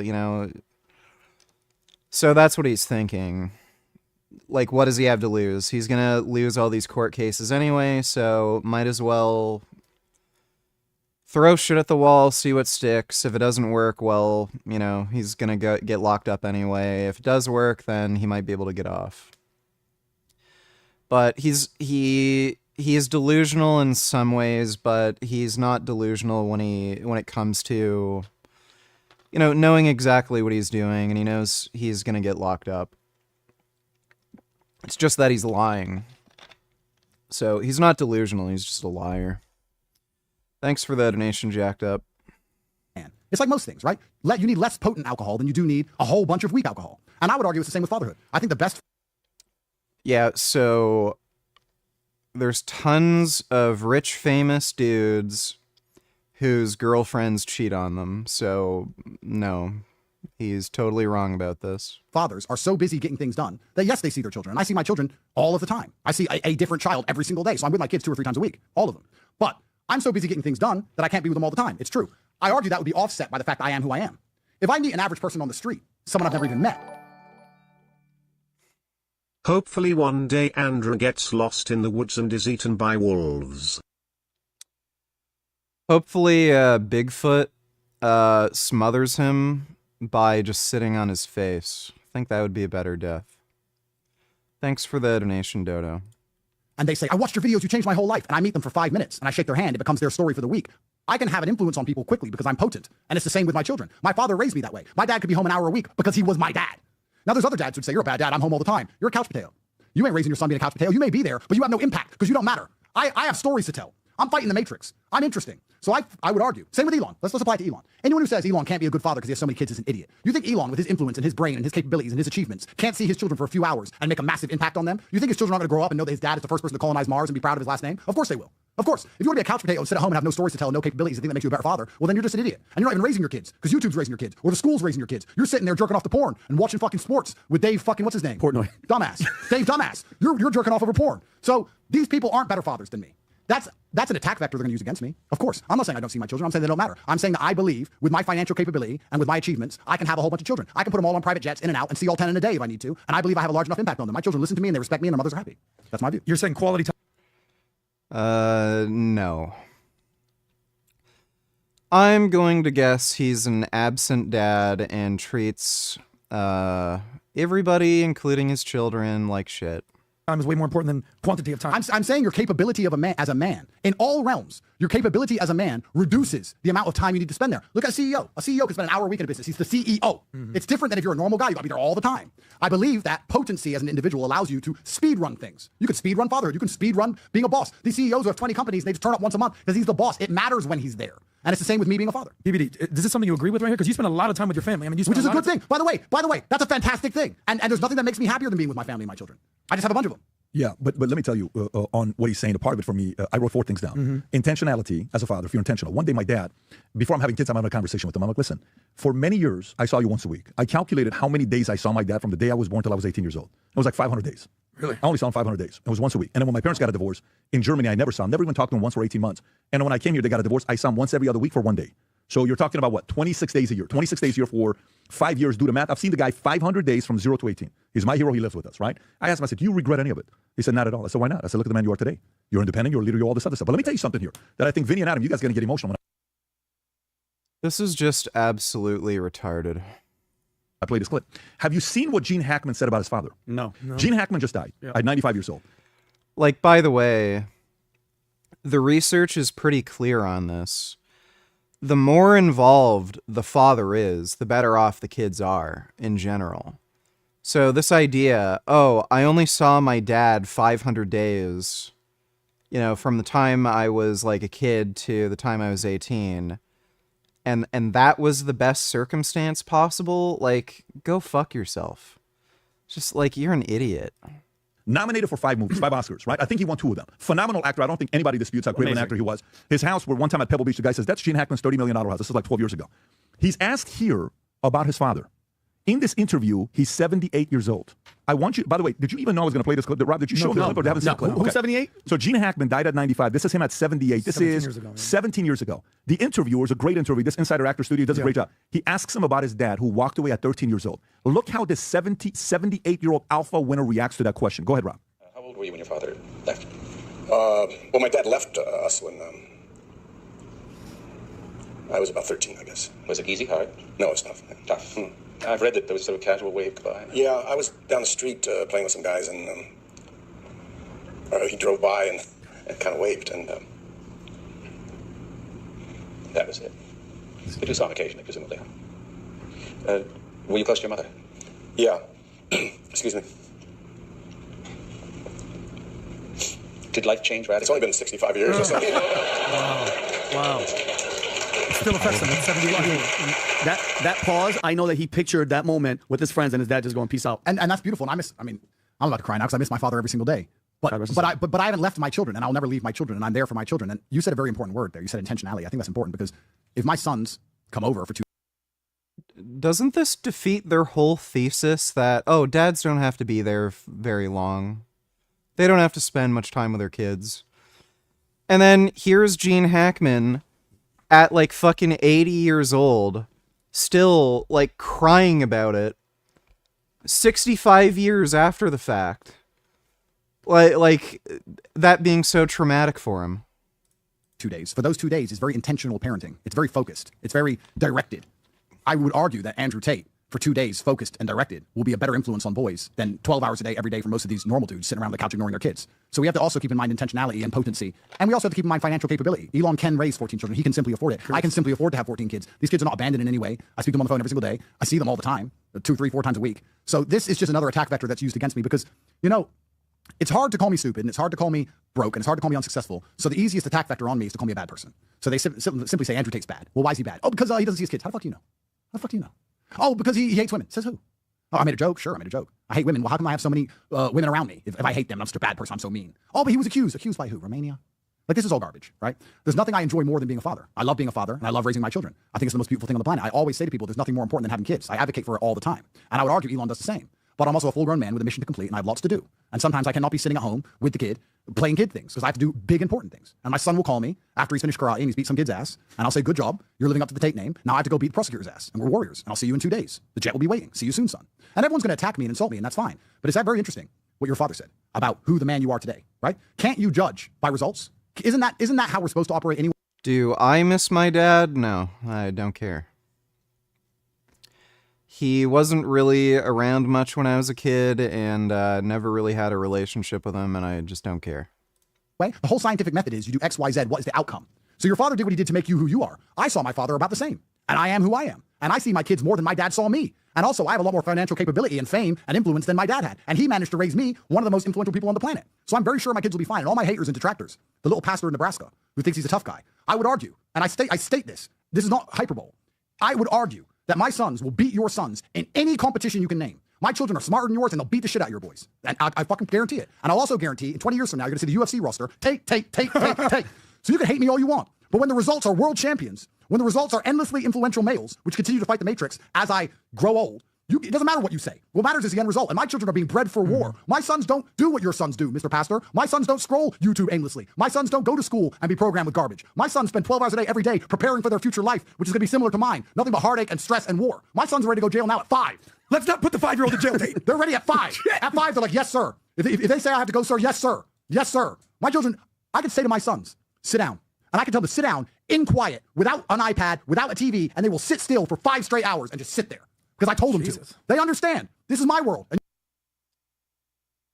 Yeah, that should kind of worry people that Tate would say something like that. Like, why would a 5-year-old be told to sit down in a chair in a room by themselves for 5 hours with nothing to do for no other reason than Andrew Tate just wanted them to do that?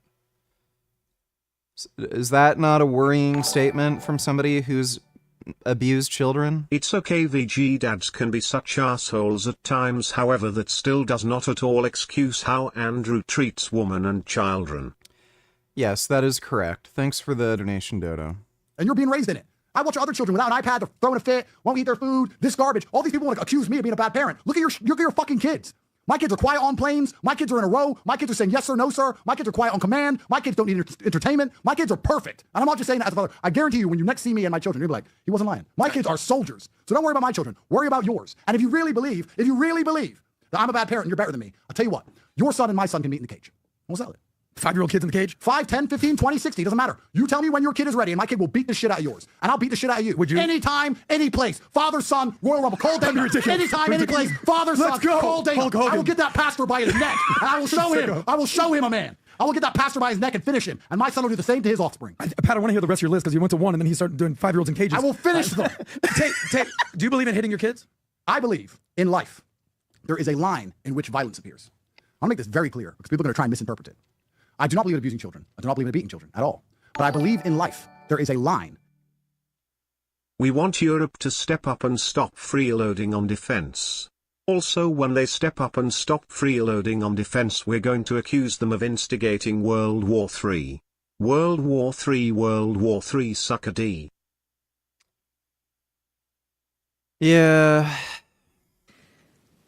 In the various meetings in the last few weeks, most recently 2 days ago in London, the answer from European capitals has been as resounding as it is clear. We are in an era of rearmament.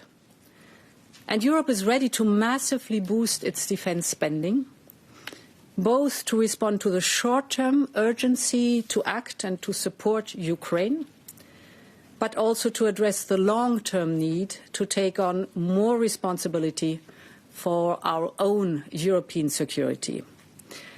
And this is why today I have written a letter to the leaders ahead of Thursday's European Council. This is why we are here together today. I have outlined in this letter to the leaders the Rearm Europe plan. This set of proposals focuses on how to use all the financial levers at our disposal in order to help member states to quickly and significantly increase expenditures in defense capabilities, urgently now, but also over a longer period of time. Well, that's good news, but yeah. Oh, Europe should spend the money in Ukraine. Spends the money in Ukraine. You're gonna start World War III. Yeah, conservatives, dude. They're absolutely all retarded. Eugenics. That's what we need. Thanks for the donation, retard. People and Tate should not even be allowed to procreate. Yeah, the government should step in and, you know, use eugenics to prevent people like Andrew Tate from procreating. Thanks for the donation, Dodo. In which violence appears. And this is true for everyone. People often say, shouldn't hit girls. So yeah, right, shouldn't hit girls. I'd never hit a girl. Say, well, that's not necessarily true. I'm sure he has hit women. A girl turned up and set your house on fire and then killed your dog and then tried to stab you. You'd... Fuck you, donate $2. Let me see. Girlfriend keeps asking when I'm proposing. Ugh, Jesus. Oh.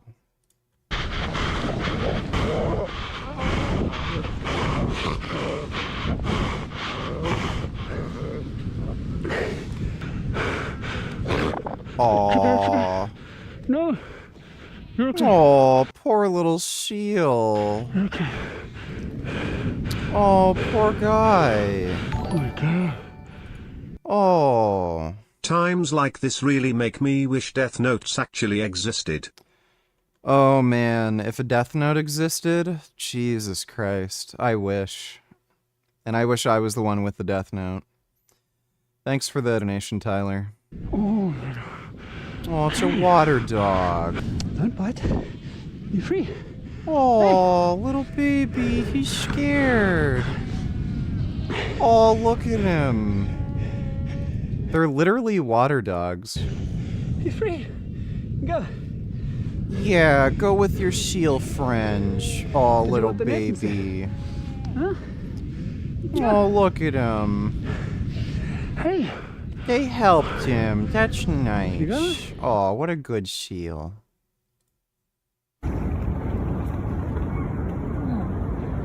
my goodness. Oh my god, so round and chunky. Oh my god, that's a good water dog. Oh. Aw, what a nice little kitty.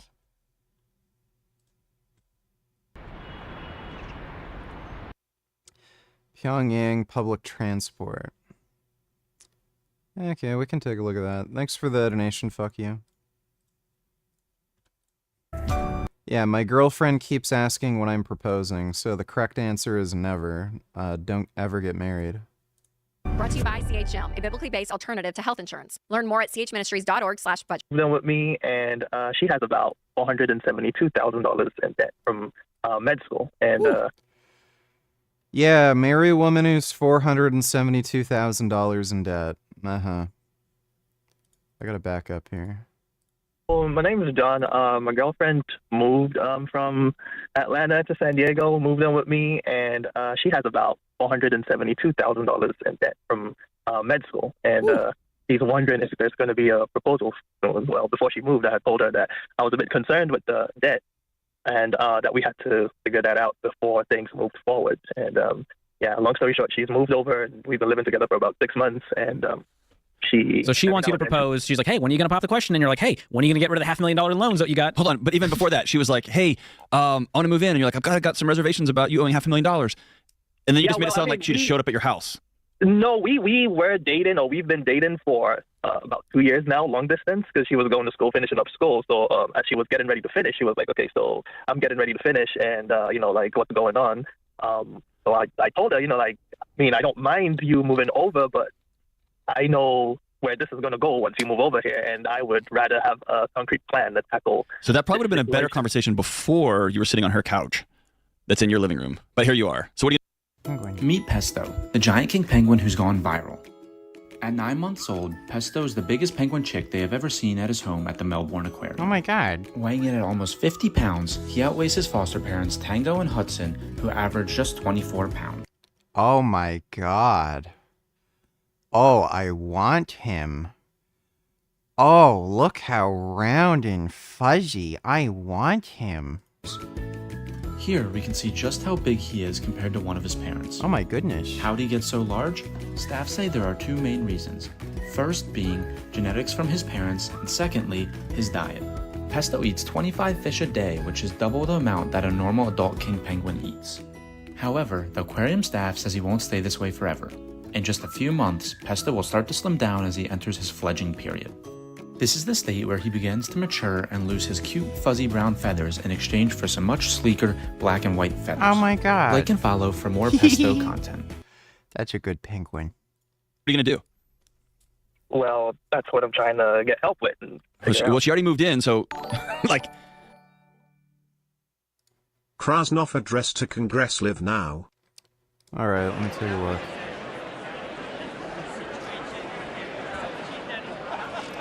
Thanks for that donation, Caleb.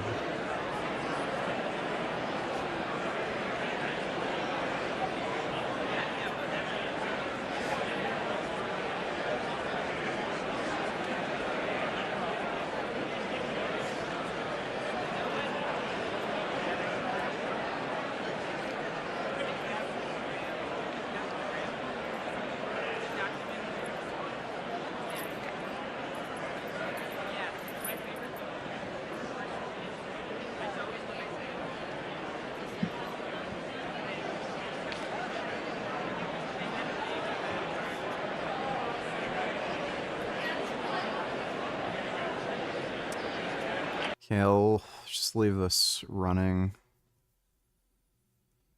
Sure, it'll be a few minutes. What are you going to do? You going to kick her out? I'm not going to kick her out, but, you know, like, just having a question getting asked, like, every, I don't know, once a month or every 3 weeks. What's her urgency for you to propose? Well, most of the friends are married, you know, like, getting along with their lives, and she's just wanted to know. This woman clearly wants him to help with her college debt. Like, clearly. That's what most of this is about. Well, now you're playing house, so she's like, hey, can we make this a home? Like, dude, they've only been living together for 6 months, and she has $500,000 in debt, and she's like, when are we getting married? When are we getting married? Like, that's just psychotic. This chick is clearly trying to sink her claws into him. I feel like, we've already committed to each other in this way. Why aren't you proposing? So I...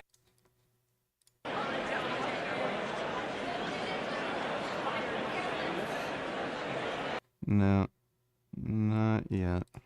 I'm trying to see from her perspective.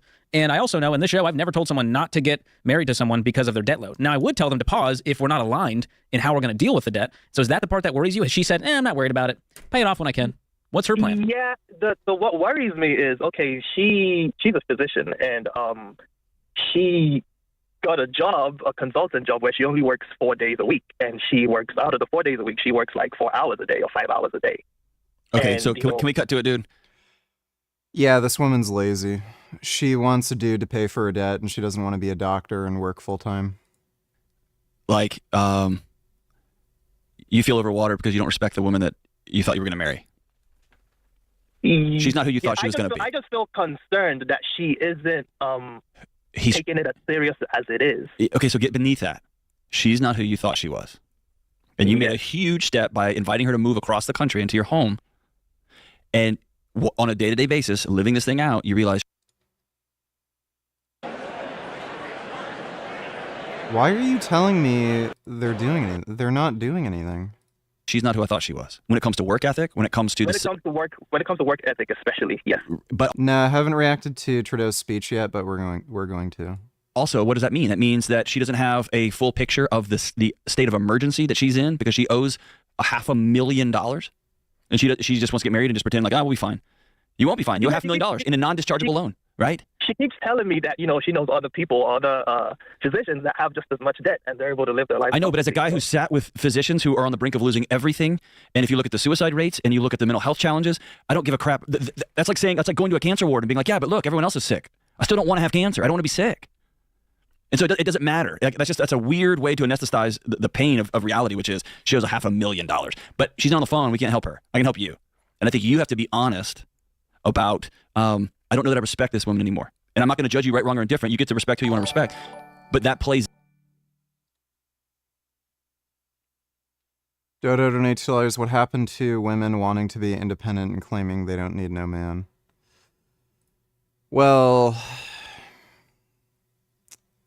yeah, it doesn't tend to work out that way. Thanks for the donation, Dodo. Bootycom donate $2. Yeah, they are. His wife just came out. Okay, we're literally watching this right now. Thanks for the donation, though, Bootycom.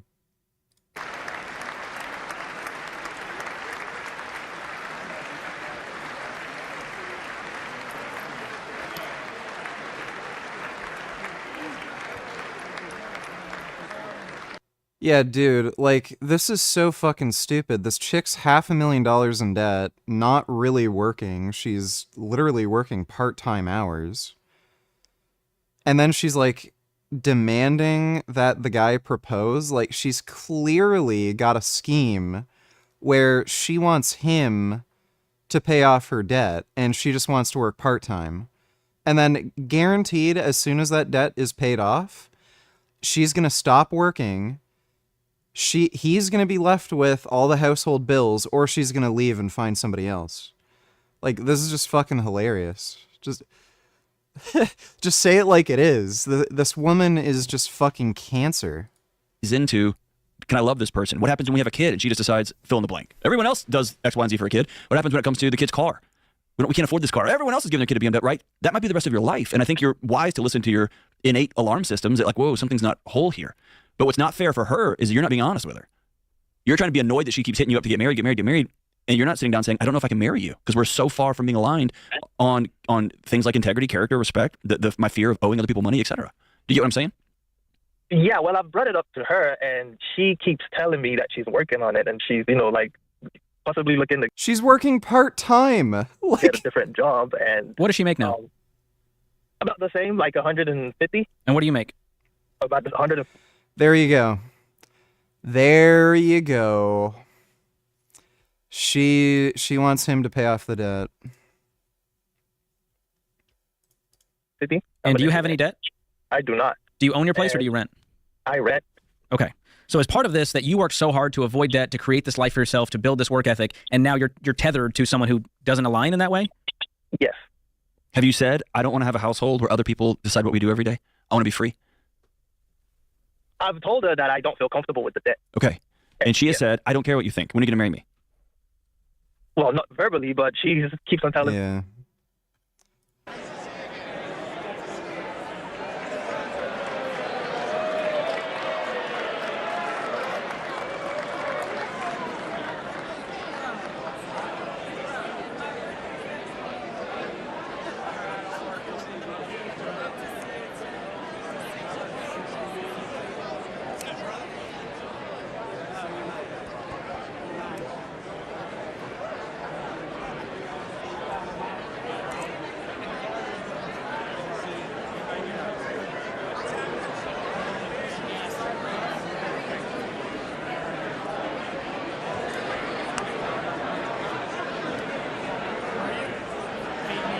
When the fuck is Trump coming out?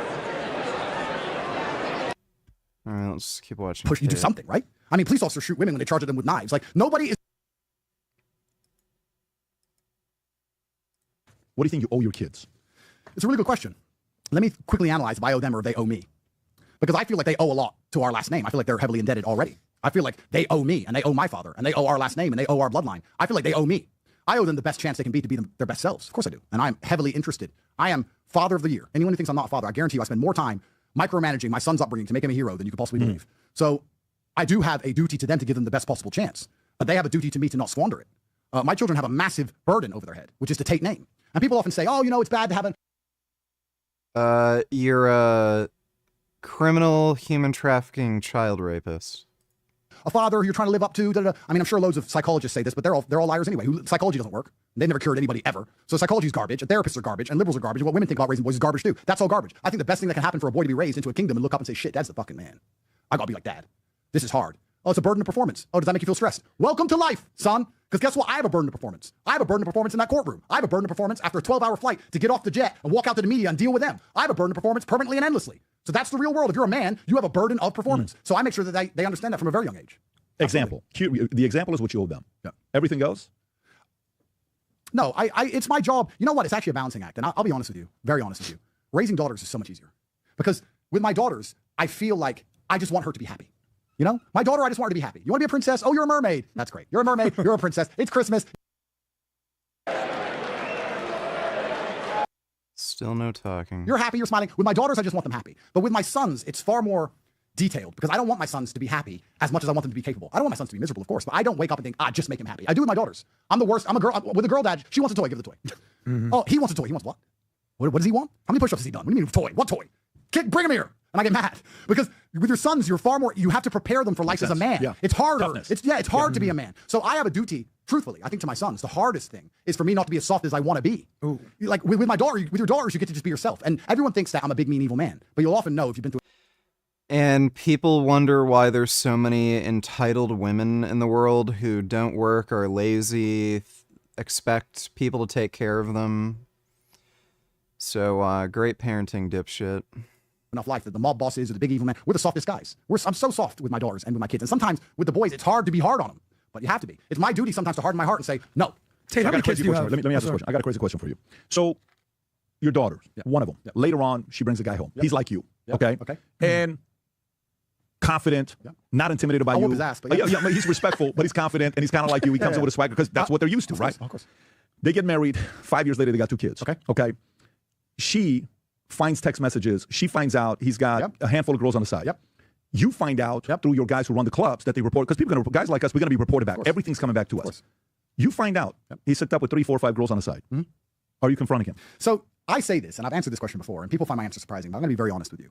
My plan for my daughters, my number one hope for my daughters, if I could plan their lives head to toe, would be for them to, at a relatively young age, meet a man who is older than them, who can take care of them financially and get pregnant and have a family. If my 21-year-old daughter wanted to marry a 48, 50-year-old guy, I'd be very happy with that. Like, good, he's probably settled down a bit. He has enough money to take care of you. You're going to be good. In this scenario, which you've just described, if the man is financially providing for her, if he's offering her provision. Again, the same dudes who complain about women being stupid, they don't work, they're money-grubbing whores, they're entitled, is raising their daughters to be exactly what they can't stand about women. And protection, and she's safe. I would truthfully, from the bottom of my heart, say to her, look, there's no point losing the man who's paying for you, who takes care of you, who will die for you, who protects you, who does all of those jobs as a man because he's running around with a few silly girls. There's no point leaving him. You can confront him, we can talk to him, but there's no point in destroying your family home over this. That's what I would say. People may think I'm not telling the truth, but I'm telling you that's what I would genuinely say. You know, we talk about marriage. There's a really great guy. There's a really great guy on Twitter. Devin Erickson, I think his name is. Everyone follow him. And he replied to my video I made on Elon Musk. No, that's not him. That's a little dork. From Nebraska. That's a little nerd from Nebraska. That's one of the pastor's kids. That's one of the pastor's sons. We don't need them. Devin Erickson almost got a shout out. Okay, that guy's not a dork. All right. All right. Find his reply. I would like to read this verbatim, please. Find his reply to my Elon video where I explain that having children is the business of kings. Please find. He did a thread breakdown of it. This is about 2 weeks ago. His reply to my Elon video. If you can find it, that's not it. There's another one. If you can find it, I would love to read it verbatim because he explains something which is so pertinently important. It's extremely important. So we'll find it. But he talks about what marriage effectively is. While he's looking for it, do you have a summary? Yeah. So what he's saying is people will say Andrew has a bunch of baby mamas and that he's irresponsible. But truthfully, a man's true obligations are protection and provision. This is why the Bible said if you rape a woman, you have to marry her. People see that as, oh, that's bad for the woman. But what they were trying to do is say to men, you're responsible for what you create. You now need to protect her. You must provide for her because of what you've done. It was almost like marriage was not a punishment for the man, but an obligation for the man. And he was explaining that marriage throughout the longest.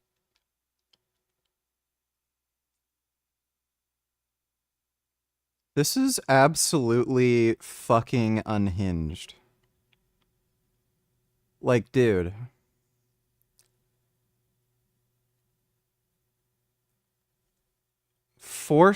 He's literally arguing for the idea that you should force women to marry their rapist.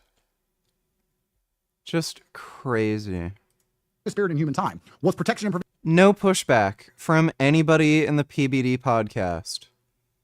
Oh, yeah, that's a great idea. Make women marry their rapist. Yeah, you're making a good point. That's all it was. A king could have more wives because he could protect and provide for more wives. He's saying marriage was not bouquets. Marriage was not remembering anniversaries. Marriage was not date nights. Marriage was not holding hands. Marriage was, do I protect you? Do I provide for you? So he effectively defended me and said, Andrew does not have a bunch of baby mamas. He has a bunch of wives because they're all paid for. They're all protected. They all have private security. They're all in mansions. They all drive Bentleys. He's doing his job as a man. Yeah, here's Trump finally coming out.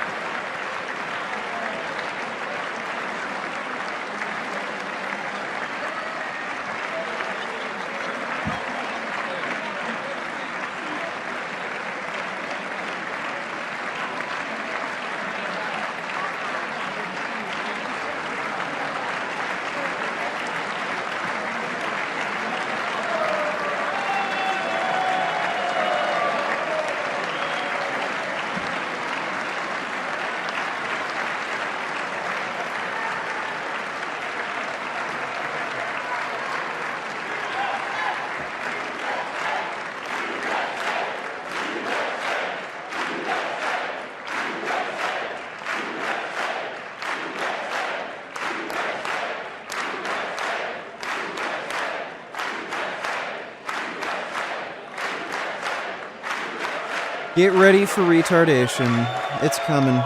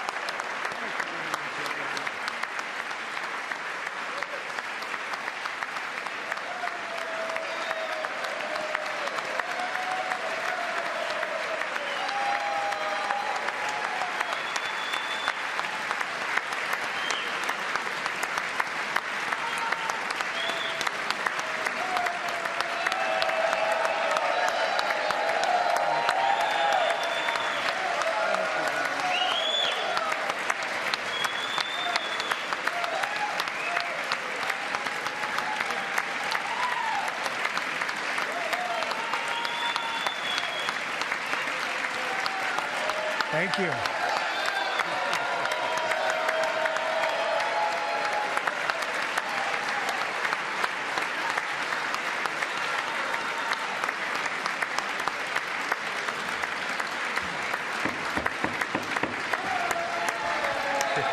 Thank you very much. Thank you very much. It's a great honor. Thank you very much. Speaker Johnson, Vice President Vance, the First Lady of the United States,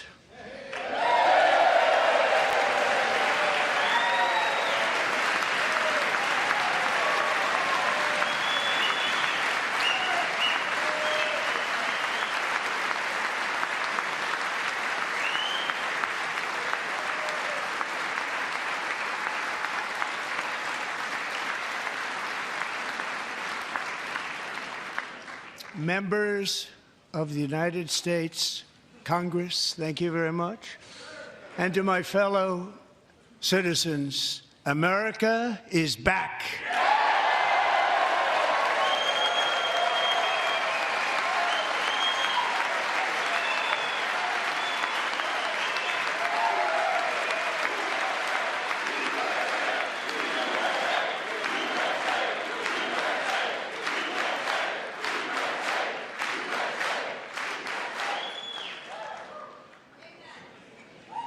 6 weeks ago, I stood beneath the dome of this Capitol and proclaimed the dawn of the golden age of America. From that moment on, it has been nothing but swift and unrelenting action to usher in the greatest and most successful era in the history of our country. We have accomplished more in 43 days than most administrations accomplished in 4 years or 8 years, and we are just getting started.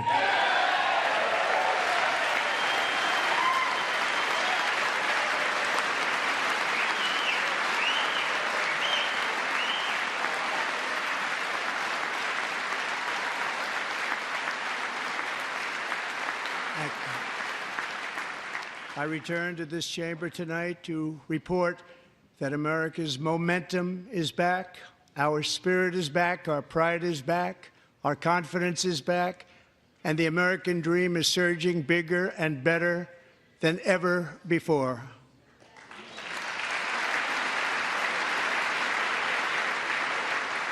The American dream is unstoppable, and our country is on the verge of a comeback, the likes of which the world has never witnessed and perhaps will never witness again. He's triggering a recession. There's never been anything like it.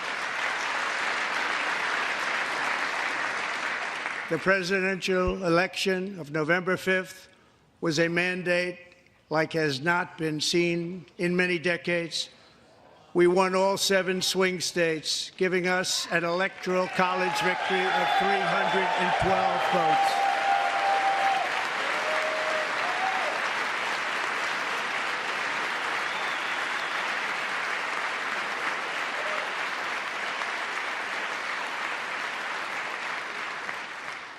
We won the popular vote by big numbers and won counties in our country.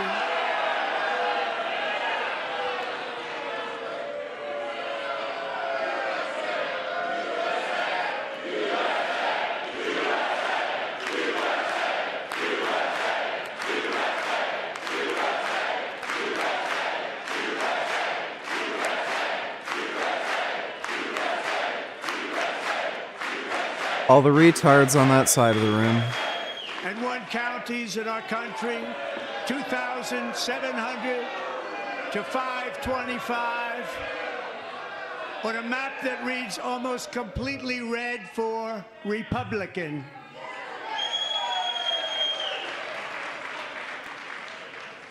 Now, for the first time in modern history, more Americans believe that our country is headed in the right direction than the wrong direction. In fact, it's an astonishing record, 27-point swing, the most ever.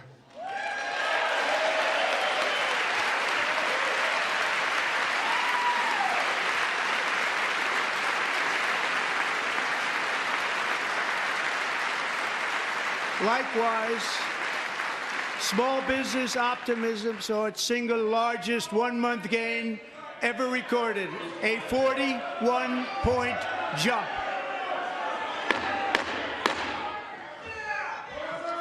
Members are directed to uphold and maintain decorum in the House and to cease any further disruptions. That's your warning.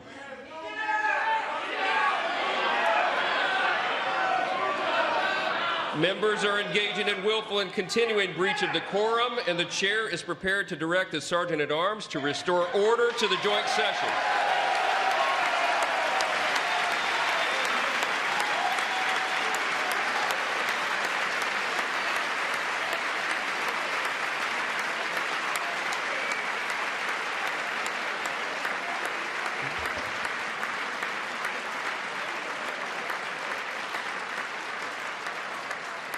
Mr. Green, take your seat.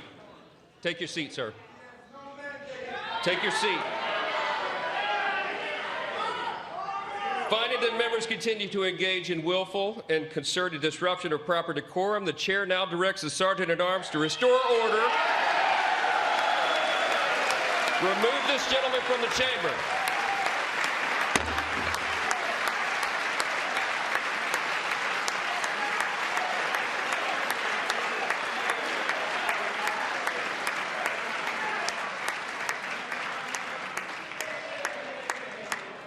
Sounds like that guy was being far too based.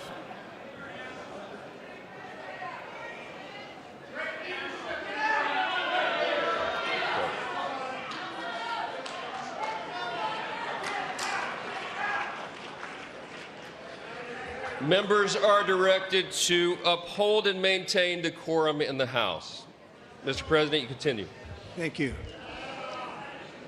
Over the past 6 weeks, I have signed nearly 100 executive orders and taken more than 400 executive actions, a record, to restore common sense, safety, optimism, and wealth all across our wonderful land. The people elected me to do the job, and I'm doing it.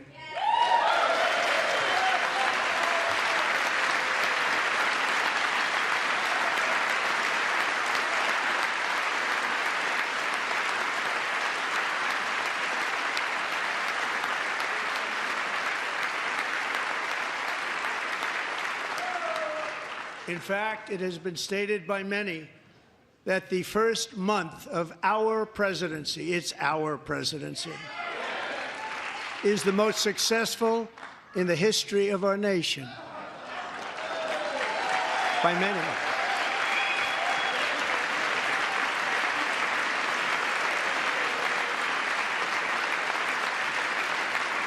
And what makes it even more impressive is that, do you know who number 2 is? George Washington. How about that? How about that? I don't know about that list, but we'll take it. Within hours of taking the oath of office, I declared a national emergency on our southern border, and I deployed the U.S. military and Border Patrol to repel the invasion of our country. Joe What a Biden job did they've that. done. As a result, illegal border crossings last month were by far the lowest ever recorded, ever.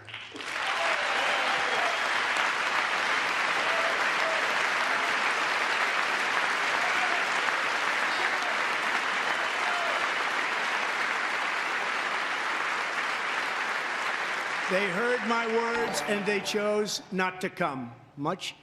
Yo. You missed when Trump was walking in. A woman in the pink had a sign saying this is not normal and someone just trips it out of her hands. I didn't notice that, but big surprise. Thanks for the donation, Jasmine's burner. Easier that way.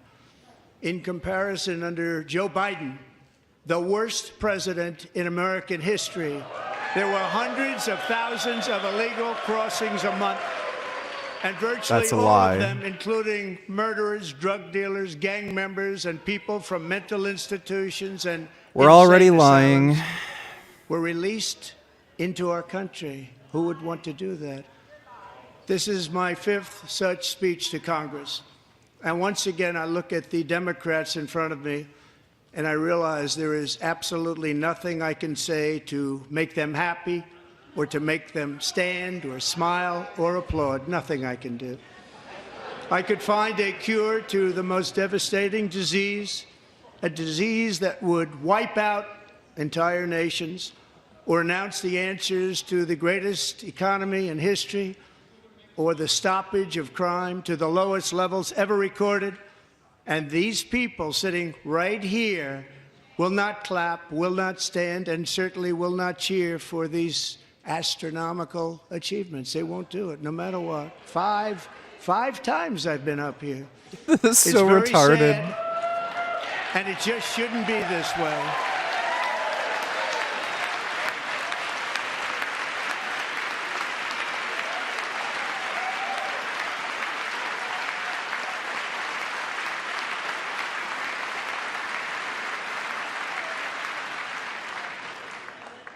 So Democrats sitting before me, for just this one night, why not join us in celebrating so many incredible wins for America? They're For the all good of our L's. nation, let's work together and let's truly make Nothing America but L's. great again.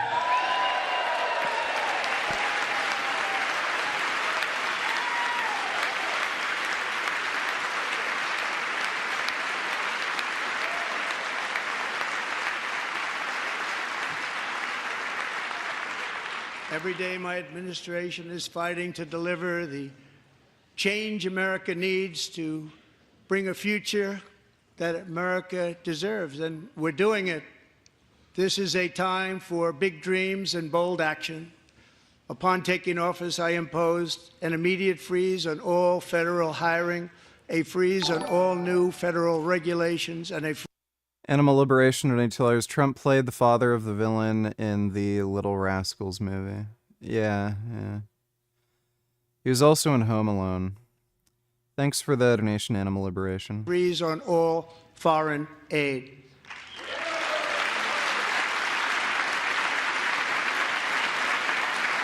He can't do this, by the way. This is illegal.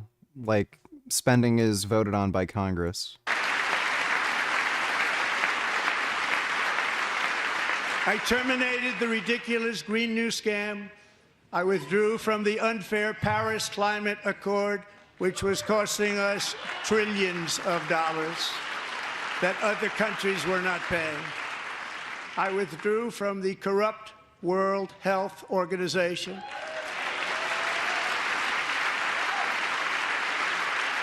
And I also withdrew from the anti-American UN Human Rights Council.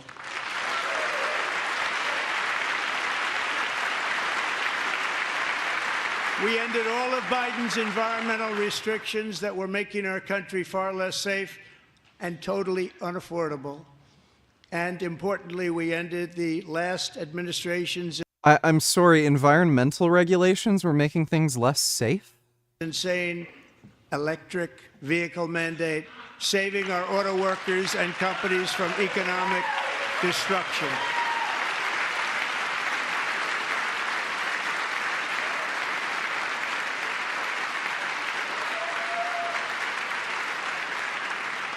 To unshackle our economy, I have directed that for every one new regulation, 10 old regulations must be eliminated, just like I did in my very successful first term.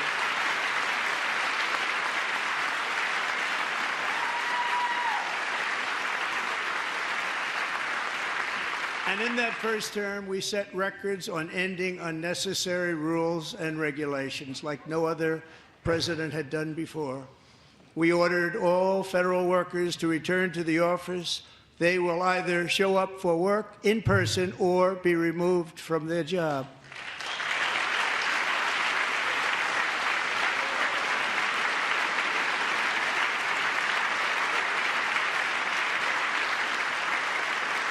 And we have ended weaponized government where, as an example, a sitting president is allowed to viciously prosecute his political opponent, like me. How did that work out? Not too good. Not too good.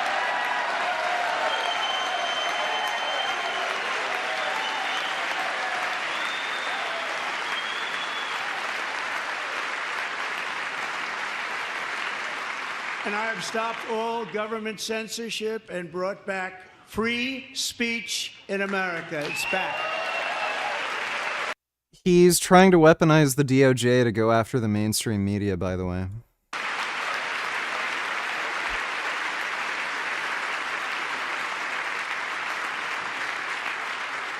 And 2 days ago, I signed an order making English the official language of the United States of America. What? Oh my God. I renamed the Gulf of Mexico the Gulf of America.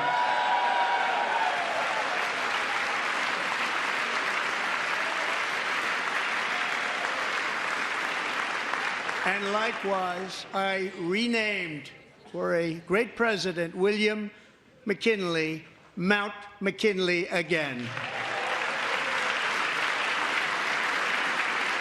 Beautiful Alaska. We love Alaska. We've ended the tyranny of so-called diversity, equity, and inclusion policies all across the entire federal government and indeed the private sector and our military. And our country will be woke no longer.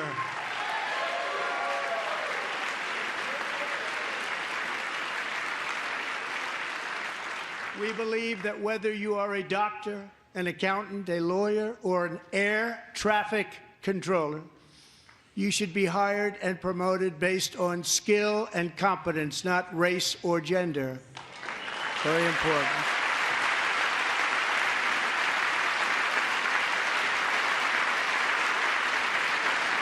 Yeah, that's why RFK Jr. is head of the Merit.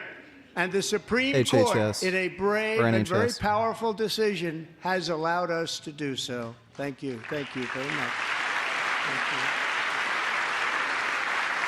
you. We have removed the poison of critical race theory from our public schools, and I signed an order making it the official policy of the United States government that there are only two genders, male and female. What a win.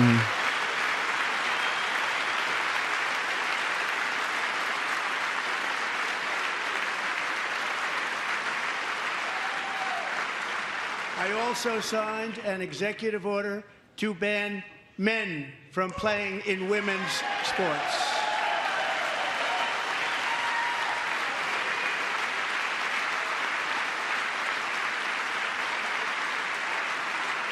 Oh, there's Matt Walsh and the racist lady.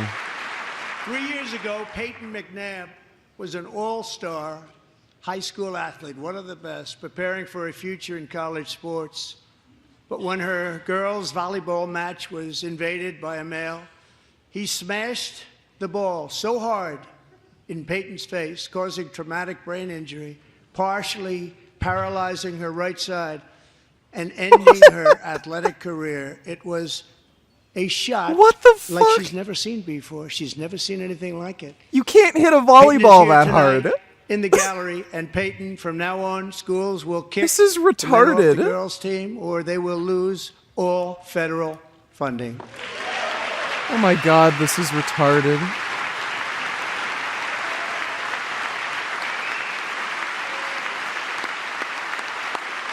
What the fuck is he talking about?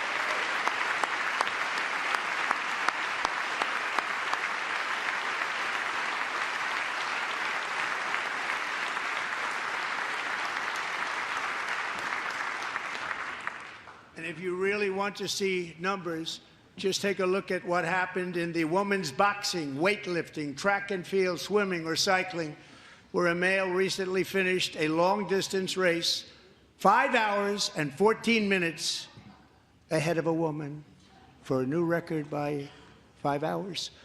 Broke the record by 5 hours. It's demeaning for women, and it's very bad for our country. We're not going to put up with it any longer. This, like, this is so clearly not true. Oh my god. What the fuck is going on?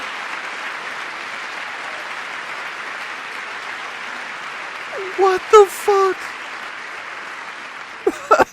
What I have just described is only a small fraction of the common sense revolution that is now, because of us, sweeping the entire world. Common sense has become a common theme, and we will never go back. Never. Never going to let that happen. Among my very highest priorities is to rescue our economy and get dramatic and immediate relief to working families. As you know, we inherited from the last administration an economic catastrophe and an inflation nightmare. Their policies drove up energy prices, pushed up grocery costs, and drove the necessities of life out of reach for millions and millions of Americans. They've never had anything like it. We suffered the worst inflation in 48 years, but perhaps even in the history of our country. They're not sure. As president, I'm fighting every day to reverse this damage and make America affordable again.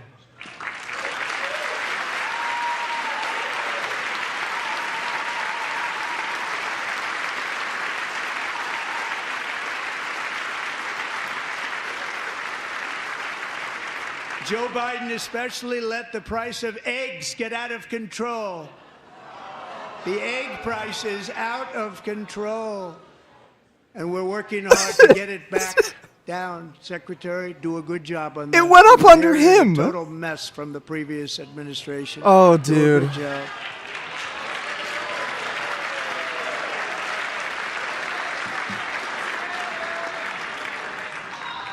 A major focus of our fight to defeat inflation is rapidly reducing the cost of energy. The previous administration cut the number of... What in the fuck? He's the one increasing energy costs by fucking, the tariffs in Canada. New oil and gas leases by 95%, slowed pipeline construction to a halt, and closed more than 100 power plants. We are opening up many of those power plants. Oh my right god, now. dude. This is psychotic. And frankly, we have never seen anything like it. That's why on my first day in office, I declared a national energy emergency. As you've heard me say many times, we have more liquid gold under our feet than any nation on earth, and by far. And now I fully authorize the most talented team ever assembled to go and get it. It's called Drill, Baby, Drill. Yeah.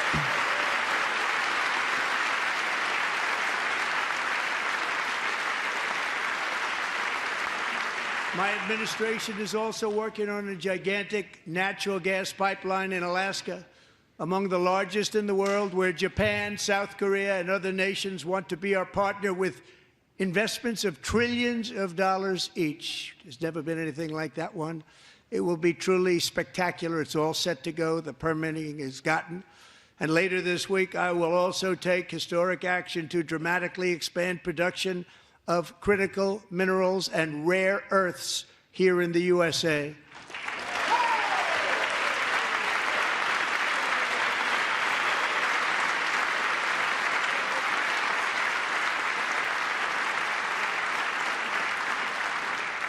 To further combat inflation, we will not only be reducing the cost of energy, but will be ending the flagrant waste of taxpayer dollars.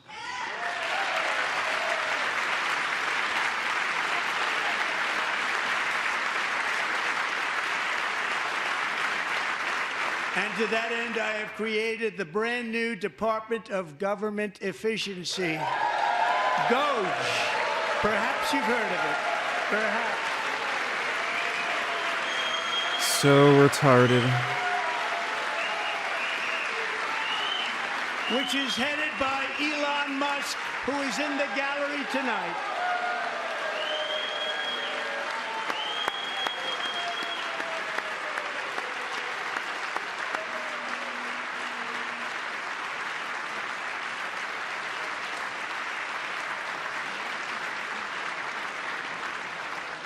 Thank you, Elon. He's working very hard. He didn't need this. He didn't need this. Thank you very much. We appreciate it. Everybody here, even this side, appreciates it, I believe. They just don't want to admit that. Just listen to some of the appalling waste we have already identified. $22 billion from HHS to provide free housing and cars for illegal aliens. $45 million for diversity, equity, and inclusion scholarships in Burma.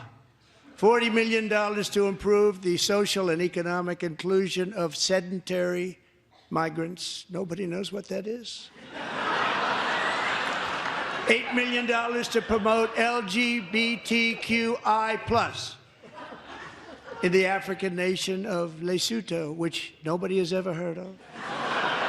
$60 million for indigenous peoples and Afro-Colombian empowerment in Central America. $60 million. $8 million for making mice transgender. This is real. $32 million for a left-wing propaganda operation in Moldova. $10 million for male circumcision in Mozambique. $20 million for the Arab Sesame Street in the Middle East. It's a program. $20 million for a program. $1.9 billion to recently created Decarbonization of Homes Committee, headed up, and we know she's involved. Just at the last moment, the money was passed over by a woman named Stacey Abrams. Have you ever heard of her? A $3.5 million consulting contract for lavish fish monitoring. $1.5 million for voter confidence in None Liberia. of this adds up to $2 trillion, by the $14 way. million for social cohesion in Mali. $59 million for illegal alien hotel rooms in New York City. He's a real estate developer. He's done very well. $250,000 to increase vegan local climate action innovation in Zambia. $42 million for social and behavior change in Uganda. $14 million for improving public procurement in Serbia. $47 million for improving learning outcomes in Asia. Asia's doing very well with learning. We know what we're doing. Should use it ourselves. And $101 million for DEI contracts at the Department of Education.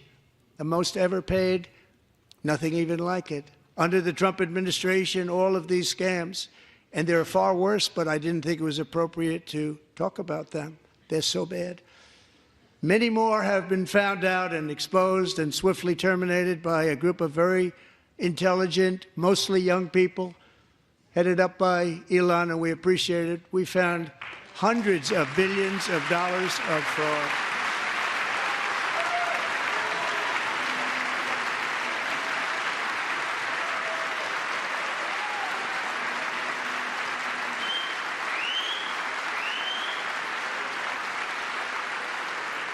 And we've taken back the money and reduced our debt to fight inflation and other things. Taking back a lot of that money. We got it just in time. This is just the beginning. The Government Accountability Office, federal government. Vegan. Yeah, vegan. Thanks for the donation, Ben.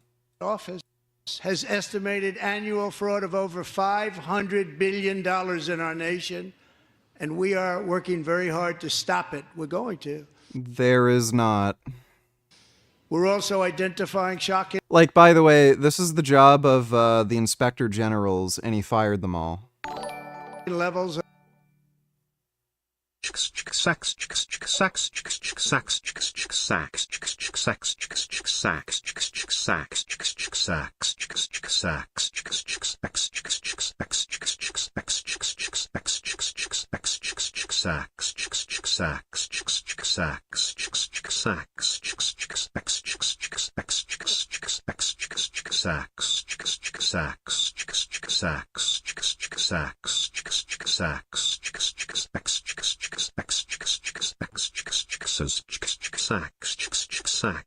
When is this gonna end? Holy shit.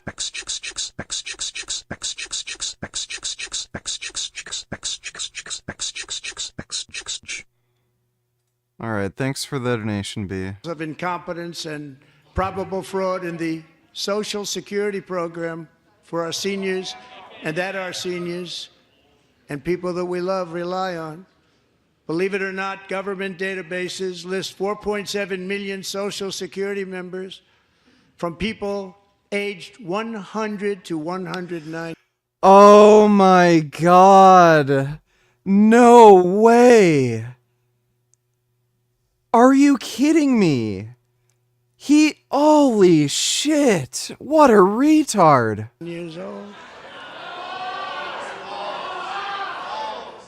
It lists. He's going off the fucking misinformation Musk posted on Twitter because he couldn't fucking understand the COBOL programming language. 3.6 million people Oh, from ages Jesus. 110 to 119. I don't know any of them. I know some people that are rather elderly, but not quite that elderly. 3.47 million people from ages 120 to 129. 3.9 million people from ages 130 to 139. 3.5 million people from ages 140 to 149. And money is being paid to many of them, and we're searching right now. Okay, this has to be a scam for him to get rid of Social Security. He's gonna get rid of Social Security. In fact, Pam, good luck. Good luck. You're going to find it. But a lot of money is paid out to people because it just keeps getting paid, and nobody does. And it really hurts Social Security and hurts our country. 1.3 million people from ages 150 to 159, and over 130,000 people, according to the Social Security databases, are age over 160 years old. We have a healthier country than I thought, Bobby.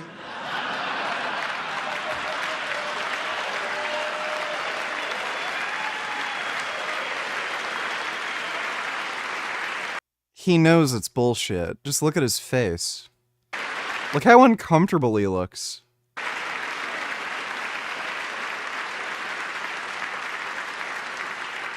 Including, to finish, 1,039 people between the ages of 220 and 229. One person between the age of 240 and 249. Oh, and my one God. person is listed at 360 years of age. More than 100 years. More than 100 years older than our country. But we're going to find out where that money's going, and it's not going to be pretty. By slashing all of the fraud, waste, and theft we can find, we will defeat inflation, bring down mortgage rates, lower car payments and grocery prices, protect our seniors, and put more money in the pockets of American families.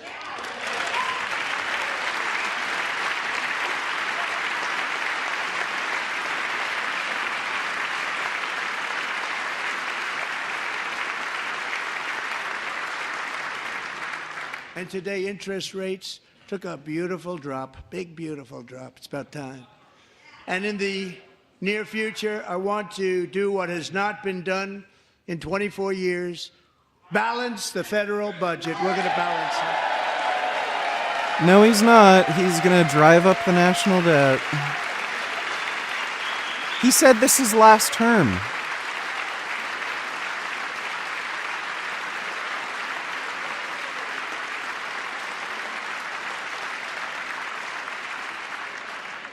With that goal in mind, we have developed in great detail what we are calling the Gold Card, which goes on sale very, very soon. Yeah, here we For go. $5 million, we will allow the most successful job-creating people from all over the world to buy a path to U.S. citizenship. It's like the green card, but better and more sophisticated.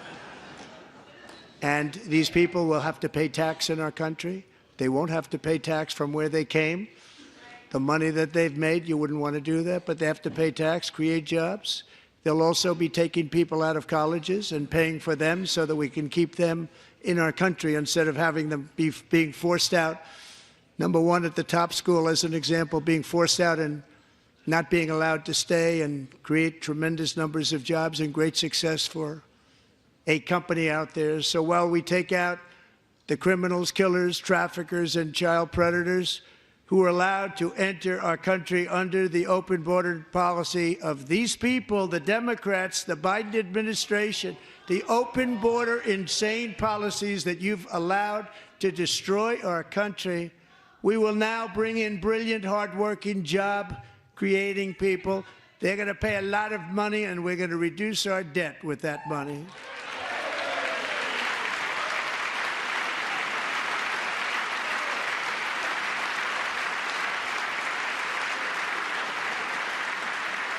Americans have given us a mandate for bold and profound change. For nearly 100 years, the federal bureaucracy has grown until it has crushed our freedoms, ballooned our deficits, and held back America's potential in every possible way. The nation founded by pioneers and risk-takers now drowns under millions and millions of pages of regulations and debt. Approvals that should take 10 days to get instead take 10 years, 15 years, and even 20 years before you're rejected. Meanwhile, we have hundreds of thousands of federal workers who have not been showing up to work. My administration will reclaim power from this unaccountable bureaucracy, and we will restore true democracy to America again.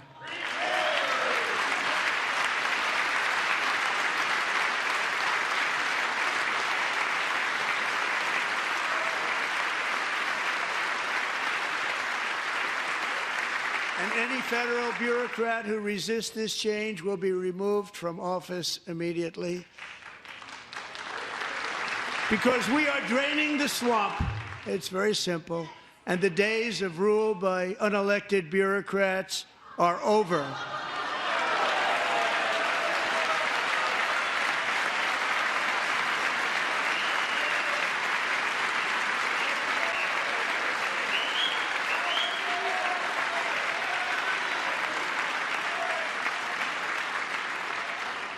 And the next phase of our plan to deliver the greatest economy in history is for this Congress to pass tax cuts for everybody. They're in there. They're waiting for you to vote.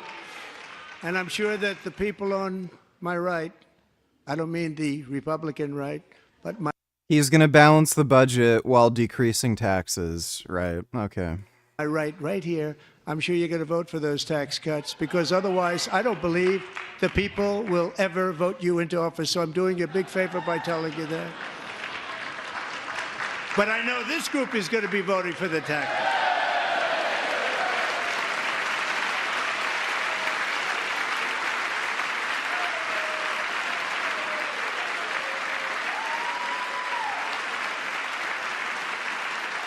Thank you.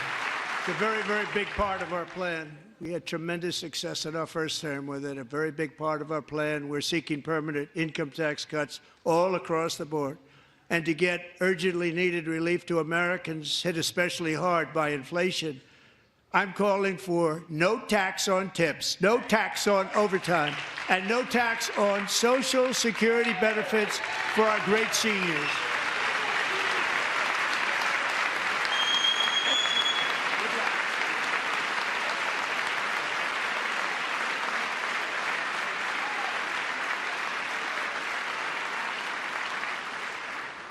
And I also want to make interest payments on car loans tax deductible, but only if the car is made in America. Ben Boyd, any tellers, what are your thoughts on ContraPoints? I don't know much about them, so can't really give my opinion. Thanks for the donation, Ben Boy.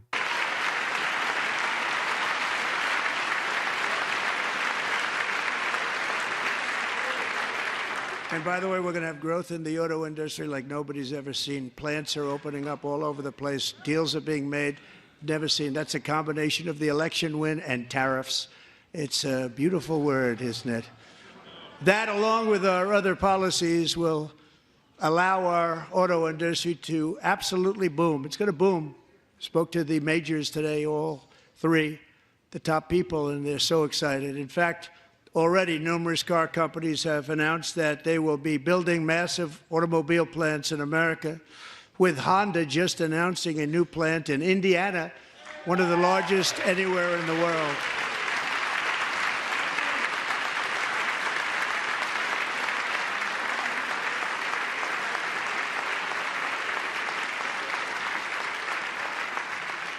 And this has taken place since our great victory on November 5th, a date which will hopefully go down as one of the most important in the history of our country.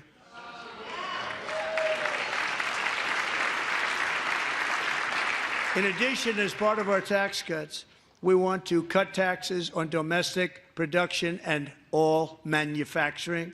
And just as we did before, we will provide 100% expensing. It will be retroactive to January 20th, 2025, and it was one of the main reasons why our tax cuts were so successful in our first term, giving us the most successful economy. He raised in the national history debt of our more than any country. other president. First term. We had a great first term.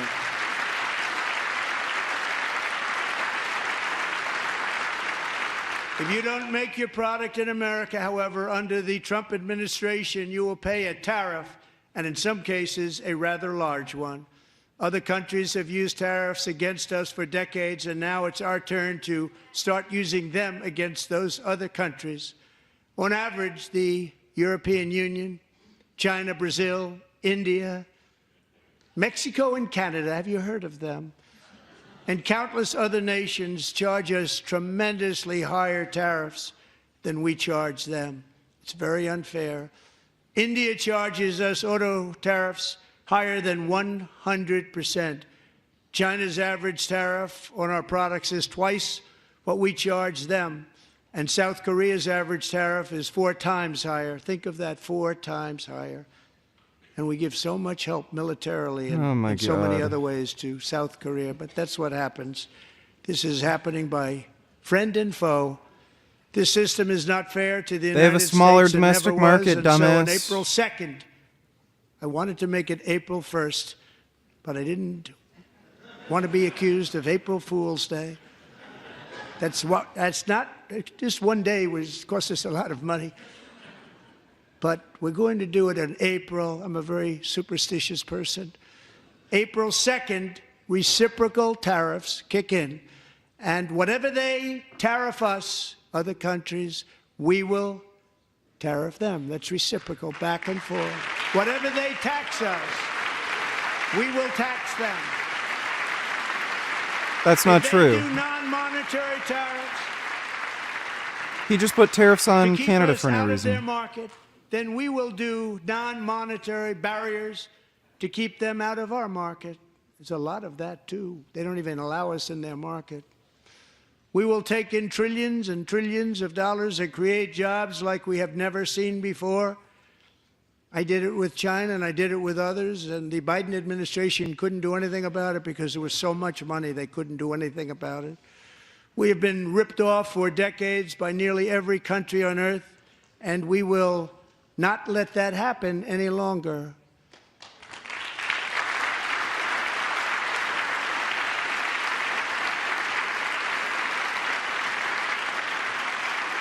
Much has been said over the last 3 months about Mexico and Canada, but we have very large deficits with both of them. But even more importantly, they've allowed fentanyl to come into our country at levels never seen before, killing hundreds of thousands of our citizens and many very young, beautiful people, destroying families.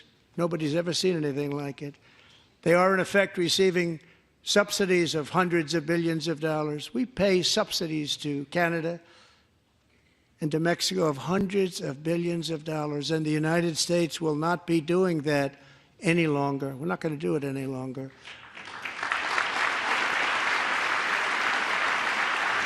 Thanks to our America First policies we're putting into place, we have had $1.7 trillion of new investment in America in just the past few weeks. The combination of the election and our economic policies that... Have the tariffs impacted you yet? It's cute. Seeing all of the Canadians on Reddit saying they are protesting American products thinking they will make a difference. LOL, we have you under our thumb. You are just a sad, pathetic puppet state, false nation.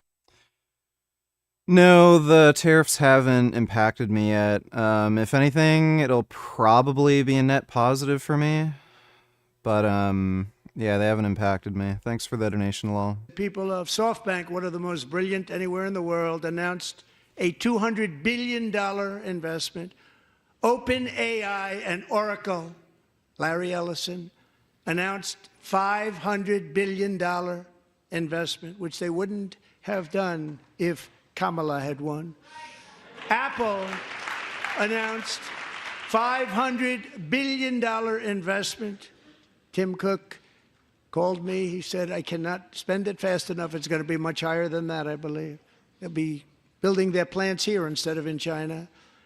And just yesterday, Taiwan Semiconductor, the biggest in the world, most powerful in the world. This is all because of Biden, by the way. Has a tremendous amount, 97% of the market. Announced a $165 billion investment to build the most powerful chips on earth right here in the USA. You can thank Biden for that. Republicans were against the CHIP Act.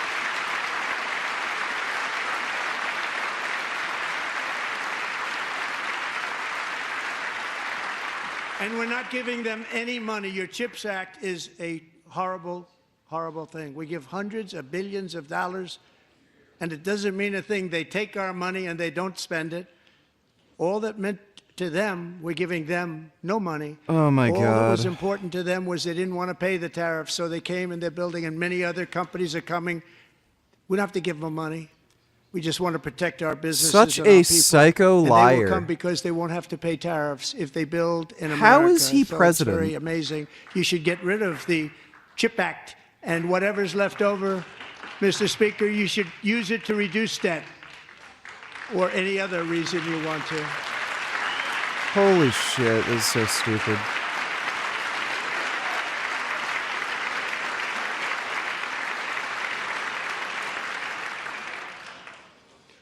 Our new trade policy will also be great for the American farmer. I love the farmer.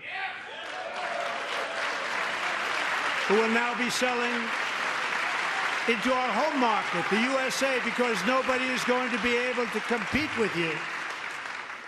Because those goods that... By the way, this happened in the 1920s and 30s. the U.S. imposed tariffs on the European market for imported, for any food products coming into the U.S. The Europeans made retaliatory tariffs, and then it absolutely destroyed American farmers. Come in from other countries and companies. They're really in a bad position in so many different ways. They're uninspected. They may be very dirty and disgusting, and they come in and they pour in, and they hurt our American farmers. The tariffs will go on agricultural product coming into America, and our farmers, starting on April 2nd, it may be a little bit of an adjustment period. We had that before when I made the deal with China. $50 billion. There we go. He's admitting food prices are going to go up. And they did. They did. Probably have to bear with me again, and this will be even better. That was great.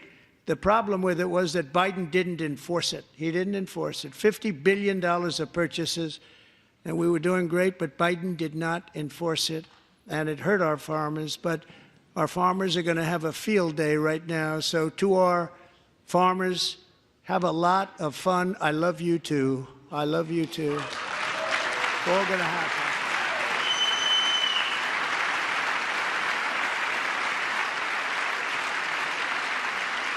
And I have also imposed a 25% tariff on foreign aluminum, copper, lumber, and steel, because if we don't have, as an example, steel and lots of other things, we don't have a military, and frankly, we just won't have a country very long. Here today is a proud American steelworker, fantastic person from Decatur, Alabama, Jeff Denard. Has been working at the same steel plant for 27 years in a job that has allowed him to serve as the captain of his local volunteer fire department, raise 7 children with his beautiful wife, Nicole, and over the years provide a loving home for more than 40 foster children. So great, Jeff.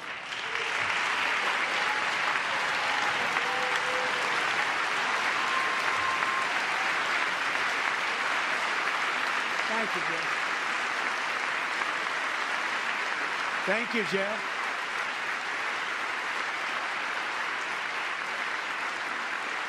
Stories like Jeff's remind us that tariffs are not just about protecting American jobs.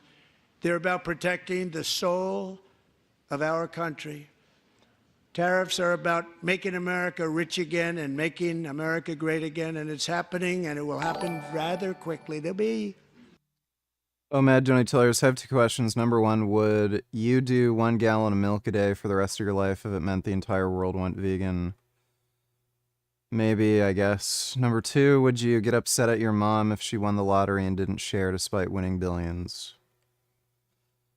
I mean, it's her money, but, I'd be disappointed. Thanks for the donation, Omad. A little disturbance, but we're okay with that. It won't be much. No, you're not. Oh. And look where Biden took us, very low, the lowest we've ever been. Jeff, I want to thank you very much. And I also want to recognize another person who has devoted herself to foster care community. She works so hard on it. A very loving person, our magnificent First Lady of the United States.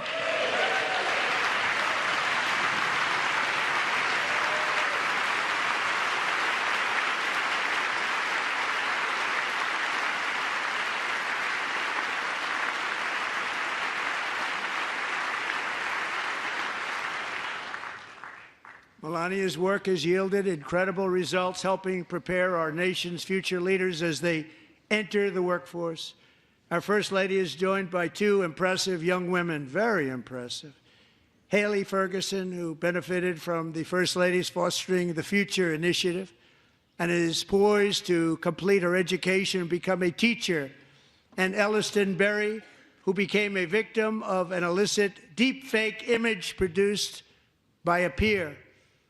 With Elliston's help, the Senate just passed the Take It Down Act, and this is so important. Thank you very much, John. John Thune, thank you. Stand so up, much John. for free speech. Thank you, John.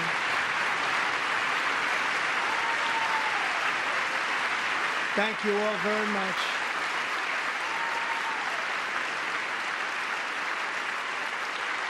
Thank you. And thank you to John Thune and the Senate. Great job. To criminalize the publication of such images online is terrible, terrible thing. And once it passes the House, I look forward to signing that bill into law. Thank you. And I'm going to use that bill for myself, too, if you don't mind. Because nobody gets treated worse than I do online. Nobody. There we go. That's great. Thank you very much to the Senate. Thank you. But if we truly care about protecting Americans' children, no step is more crucial than securing America's borders. Over the past 4 years, 21 million people poured into the United States. Many of them were murderers, human traffickers, gang members, and other criminals from the streets of dangerous cities all throughout the world. Because of Joe Biden's insane and very dangerous open border policies, they are now strongly embedded in our country, but we are getting them out and getting them out fast.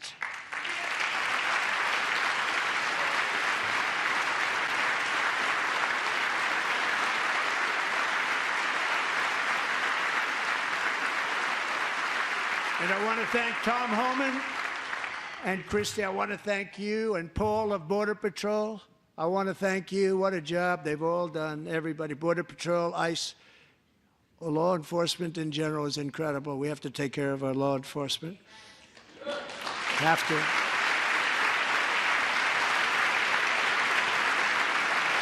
Last year,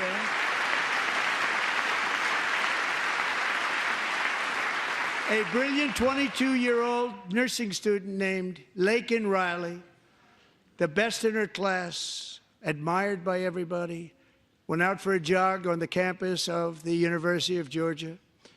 That morning, Laken was viciously attacked, assaulted, beaten, brutalized, and horrifically murdered. Laken was stolen from us by a savage illegal alien gang member who was arrested while trespassing across Biden's open southern border and then set loose into the United States under the heartless policy. Right, but he brings the child rapist, sex trafficker Andrew Tate here. Animal Liberation $donate. Does the Take It Down Act mean that anybody that posts something making fun of him with his likeness can be prosecuted or something? It's conceivable.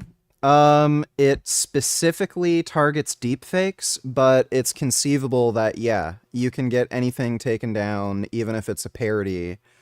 It's conceivable. Thanks for the donation, Animal Liberation. Of that failed administration. It was indeed a failed administration. He had then been arrested and released in a Democrat-run sanctuary city, a disaster, before ending the life of this beautiful young angel. With us this evening are Laken's beloved mother, Allison, and her sister, Lauren.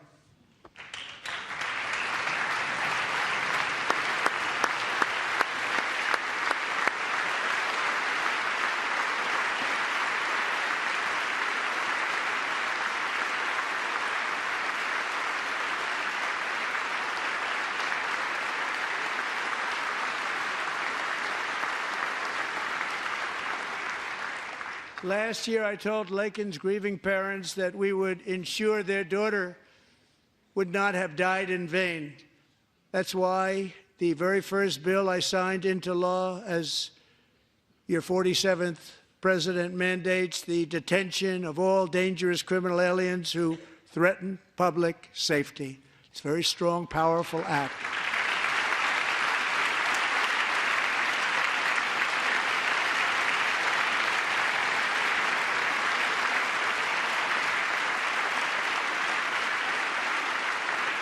It's called the Laken-Riley Act. So Allison and Lauren, America will never, ever forget our beautiful Laken Hope Riley.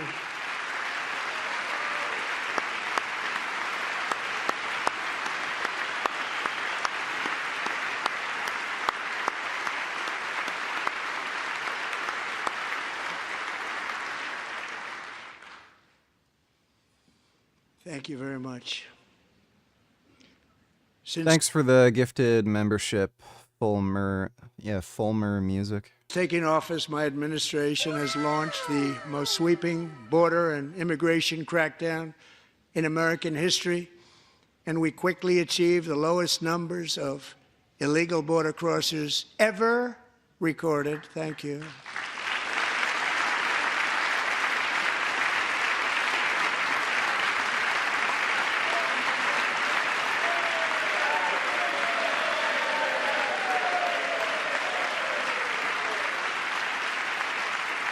The media and our friends in the Democrat Party kept saying we needed new legislation, we must have legislation to secure the border. But it turned out that all we really needed was a new president.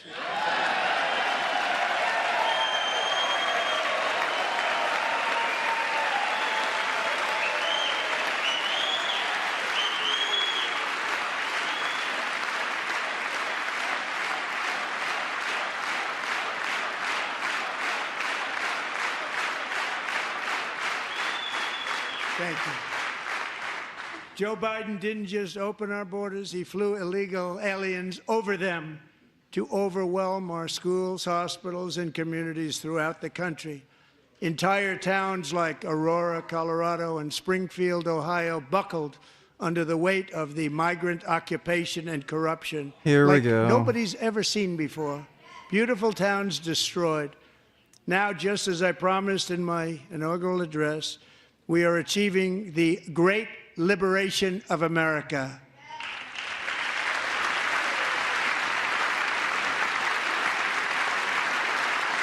They're eating the cats. They're eating the But dogs. there still is much work to be done. Here tonight is a woman I have gotten to know, Alexis Nungari from Houston. Wonderful woman. Last June, Alexis's 12-year-old daughter, her precious Jocelyn, walked to a nearby convenience store. She was kidnapped, tied up, assaulted for 2 hours under a bridge, and horrifically murdered. Arrested and charged with this heinous crime are 2 illegal alien monsters from Venezuela, released into America by the last administration through their ridiculous open border. The death of this beautiful... Again, gets Tate to come here, who's a child rapist and sex trafficker. 12-year-old girl, and the agony of her mother and family touched our entire nation greatly. Alexis, I promised that we would always remember your daughter, your magnificent daughter, and earlier tonight I signed an order keeping my word to you. One thing I have learned about Jocelyn is that she loved animals so much. She loved nature. Across Galveston Bay, from where Jocelyn lived in Houston, you will find a magnificent national wildlife refuge, a pristine, peaceful, 34,000-acre sanctuary for all of God's creatures on the edge of the Gulf of America. Alexis, moments ago, I formally renamed that refuge in loving memory of your beautiful daughter, Jocelyn. So, Mr. Vice President, if you would, may I have the order?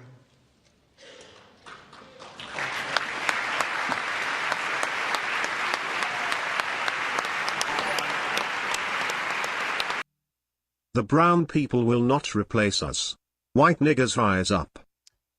All right, well, good luck with that. Thanks for the donation, Trumpy got a fat dumpy.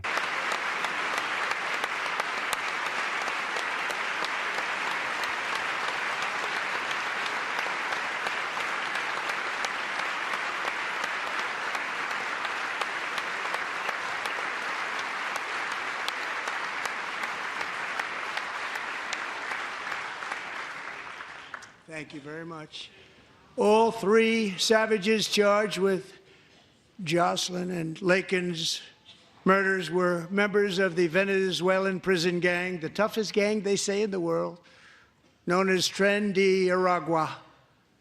2 weeks ago, I officially designated this gang, along with MS-13 and the bloodthirsty Mexican drug cartels, as foreign terrorist organizations.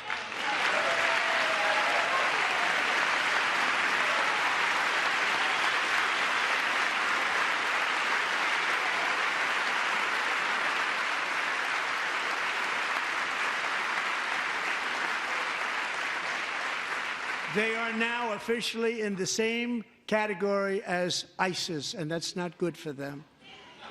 Countless thousands of these terrorists were welcomed into the U.S. by the Biden administration. But now every last one will be rounded up and forcibly removed from our country, or, if they're too dangerous, put in jails, standing trial in this country, because we don't want them to come back ever. With us this evening is a warrior on the front lines of that battle, Border Patrol Agent Roberto Ortiz. Great guy.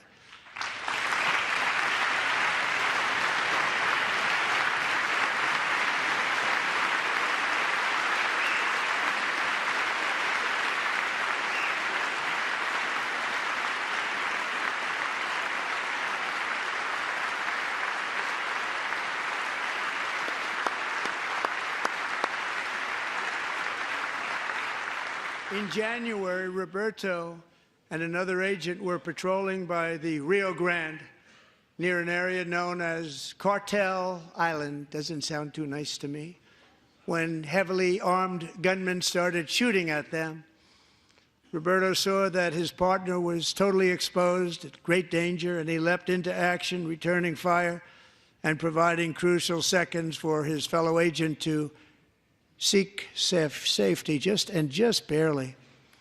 I have some of the prints of that event, and it was not good. Agent Ortiz, we salute you for your great courage and for your line of fire that you took and for the bravery that you showed. We honor you, and we will always honor you. Thank you, Roberto, very much.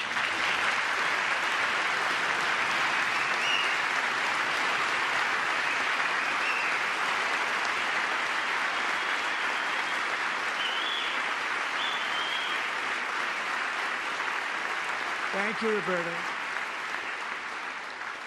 And I actually got to know him on my many calls to the border.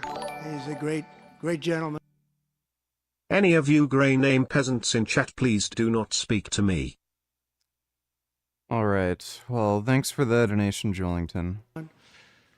The territory to the immediate south of our border is now dominated entirely by criminal cartels that murder, rape, torture, and exercise total control. They have total control over a whole nation, posing a grave threat to our national security. The cartels are waging war on America, and it's time for America to wage war on the cartels, which we are doing.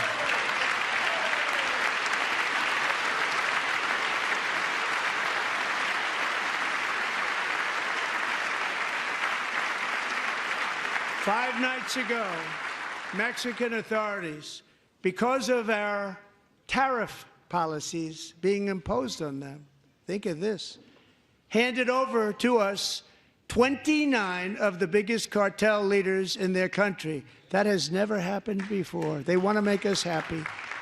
First time ever.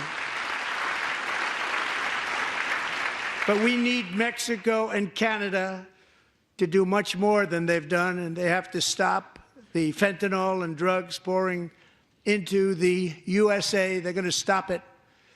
I have sent Congress a detailed funding request laying out exactly how we will eliminate these threats to protect our homeland and complete the largest deportation operation in American history, larger even than current record holder President Dwight D. Eisenhower, a moderate man, but someone who believed very strongly in borders.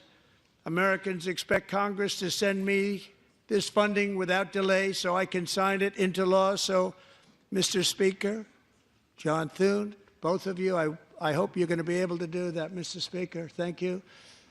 Mr. Leader, thank you. Thank you very much. And let's get it to me. I'll sign it so fast, you won't even believe it.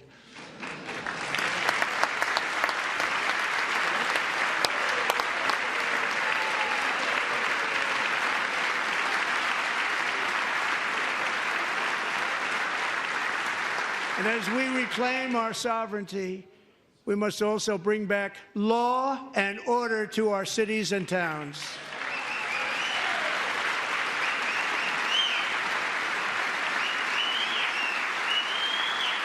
In recent years, Our justice system has been turned upside down by radical left lunatics. Many jurisdictions virtually ceased enforcing the law against dangerous repeat offenders while weaponizing law enforcement against political opponents like me. My administration has acted swiftly and decisively to restore fair, equal, and impartial justice under the constitutional rule of law, starting at the FBI and the DOJ. Pam, good luck. Cash, wherever you may be, good luck. Good luck. Pam Bondi, good luck. So important. Going to do a great job. Cash, thank you. Oh yes, Thank you you, psycho. Cash. The Nazi psycho.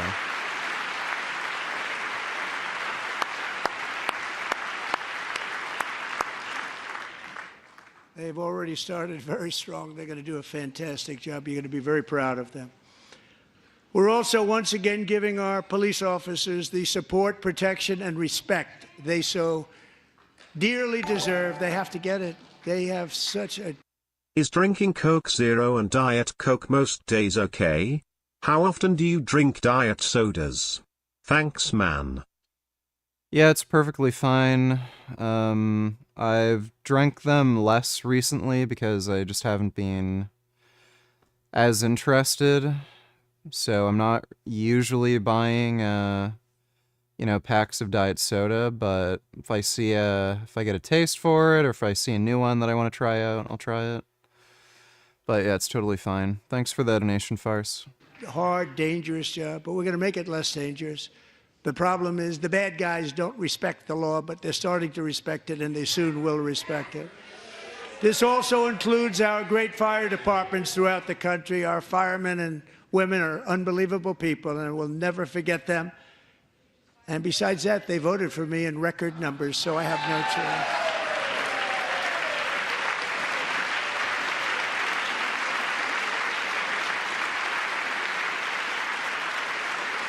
1 year ago this month, 31-year-old New York police officer Jonathan Diller, unbelievably wonderful person and a great officer, was gunned down at a traffic stop on Long Island. I went to his funeral.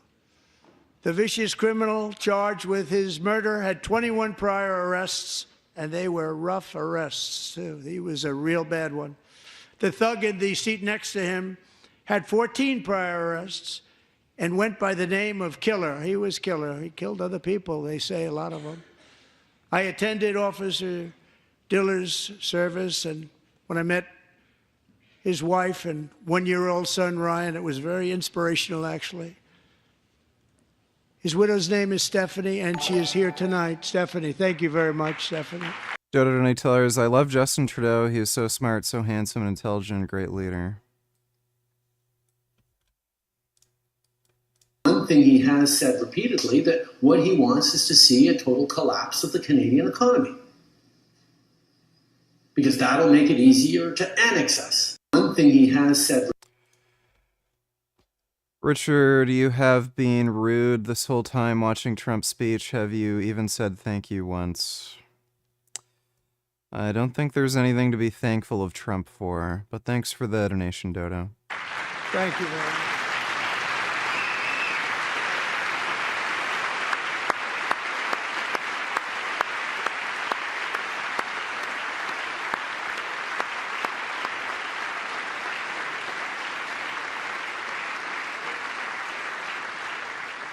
Stephanie, we're going to make sure that Ryan knows his dad was a true hero, New York's finest, and we're going to get these cold-blooded killers and repeat offenders off our streets, and we're going to do it fast.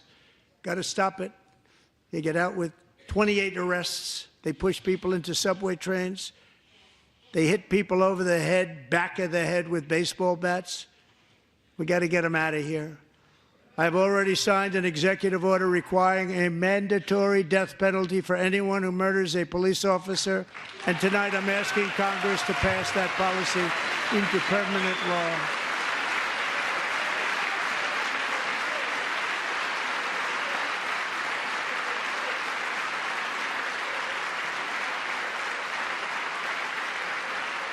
I'm also asking for a new crime bill getting tough on repeat offenders while enhancing protections for America's police officers so they can do their jobs without fear of their lives being totally destroyed. They don't want to be killed. We're not going to let them be killed.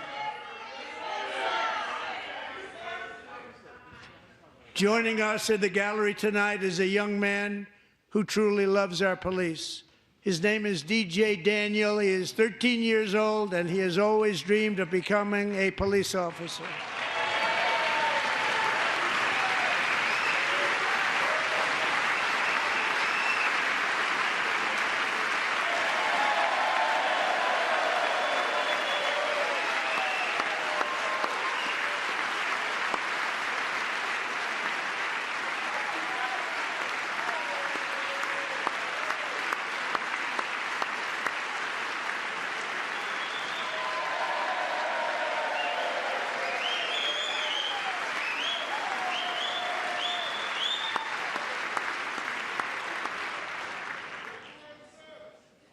But in 2018, DJ was diagnosed with brain cancer. The doctors gave him 5 months at most to live. That was more than 6 years ago. Animal Liberation Donators, did you hear about the boycott of Coca-Cola because they're partnered with Fairlife? Would you boycott Coca-Cola because of that? I did not hear about that, and I don't know what Fairlife is. And I don't know. Depends on what Fairlife is. Thanks for the donation, Animal Liberation.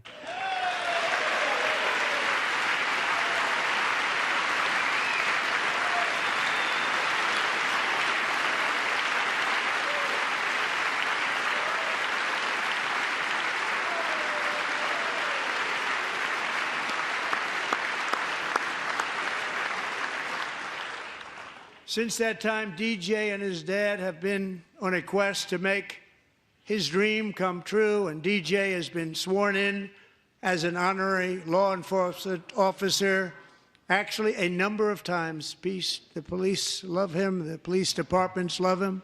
And tonight, DJ, we're going to do you the biggest honor of them all.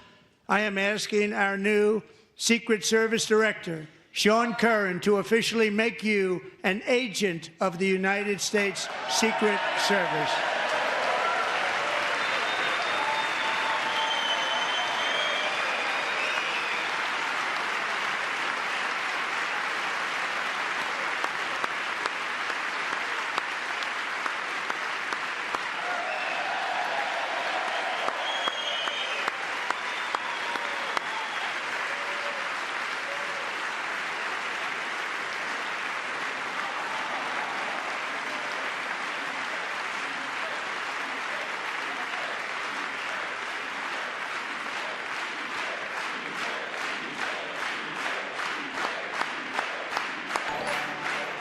So that kid's a DEI hire. Sean Combs, don't I tell her this is my favorite JD Vance meme? I mean this one? Yeah, it's a good one. JD Vance is a dickhead. Thanks for the donation, dude. Thank you, DJ. DJ's doctors believe his cancer likely came from a chemical he was exposed to when he was younger. Since 1975, rates of child cancer have increased by more than 40%. Reversing this trend is one of the top priorities for our new presidential Yeah, it's probably from plastic exposure. mission to make America healthy again, chaired by our new Secretary of Health and Human Services, Robert F. Kennedy, Jr.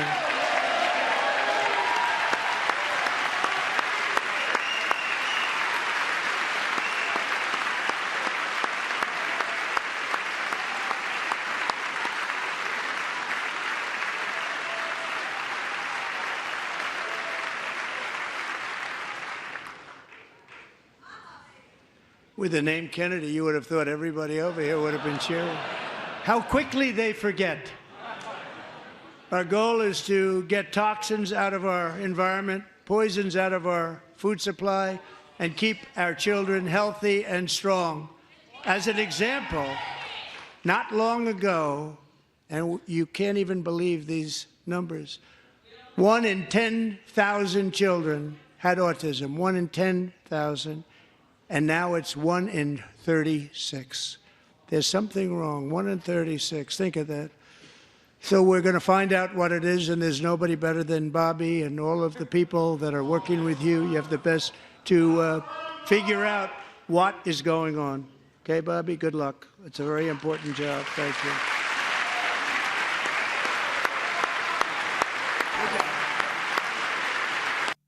Vegan sous vide. Donate $2. Often use sous vide for my root veggies. Do you think I should be concerned about microplastics if I use food grade sous vide bags? What the fuck is sous vide?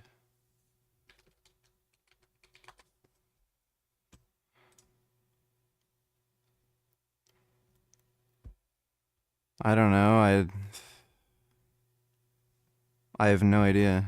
Thanks for the donation, dude.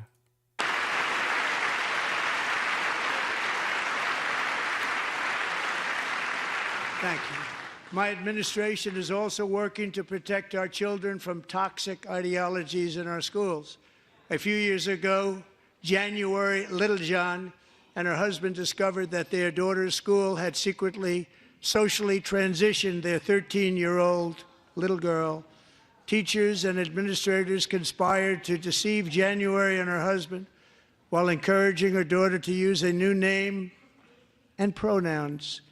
They, them pronoun, actually, all without telling January, who is here tonight and is now a courageous advocate against this form of child abuse. January, thank you. Thank you. Thank you very much. Yeah, they're trying to turn the kids gay.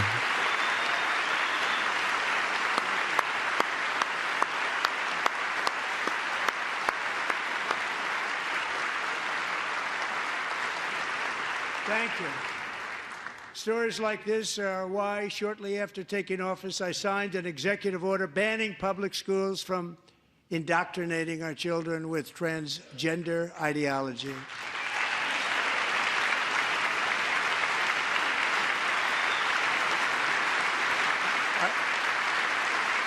I also signed an order to cut off all taxpayer funding to any institution. Vegan sous vide and $2 yeah. The sous vide baked potato. I looked it up. Yeah, I have no idea how much plastic exposure you'd get from that. Thanks for the donation, dude. That engages in the sexual mutilation of our youth.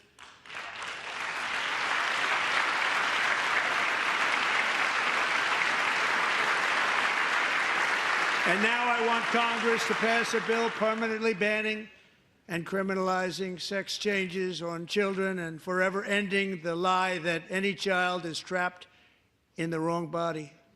This is a big lie.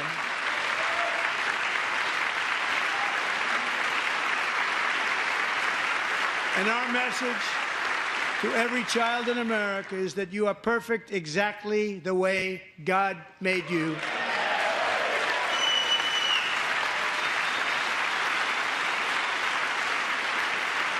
Retarded.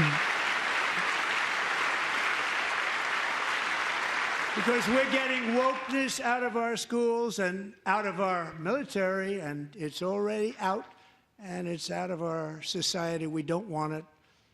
Wokeness is trouble. Wokeness is bad. It's gone. It's gone. And we feel so much better for it, don't we? Don't we feel better?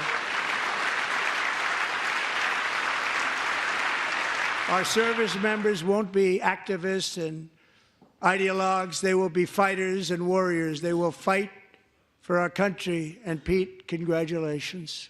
Secretary of Defense, congratulations. Uncharted donated $2. Have you played Uncharted? Yes. If so, which is the best one? Probably the fourth one. If you don't like Uncharted, is there any other game you'd recommend that are similar? Uncharted 4 is on Steam. I've already played every game on stream, like probably several times now.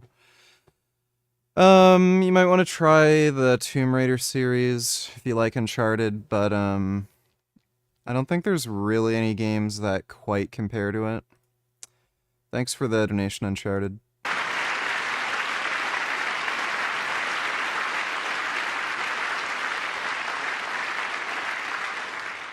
And he's not big into the woke movement, I can tell you.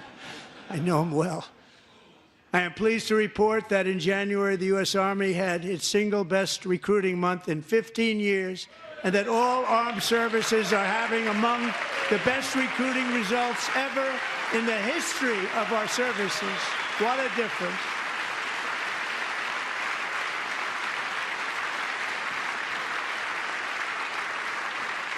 And you know, it was just a few months ago where the results were exactly the opposite. We couldn't recruit anywhere. We couldn't recruit. Now we're having the best results just about that we've ever had. What a tremendous turnaround. It's really a beautiful thing to see. People love our country again. It's very simple. They love our country, and they love being in our military again. So it's a great thing, and thank you very much. Great job. Thank you.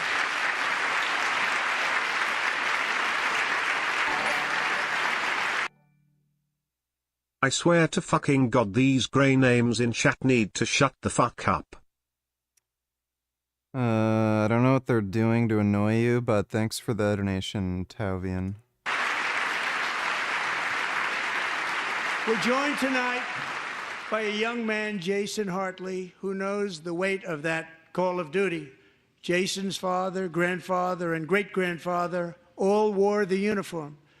Jason tragically lost his dad, who was also a Los Angeles County Sheriff's deputy when he was just a boy, and now he wants to carry on the family legacy of service.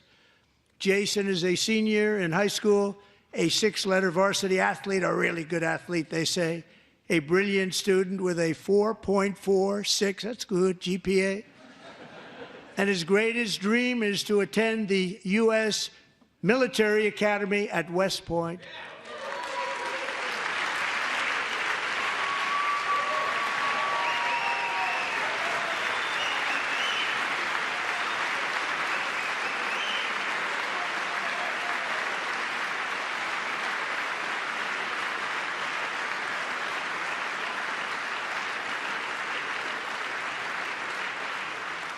And Jason, that's a very big deal getting in. That's a hard one to get into. But I'm pleased to inform you that your application has been accepted.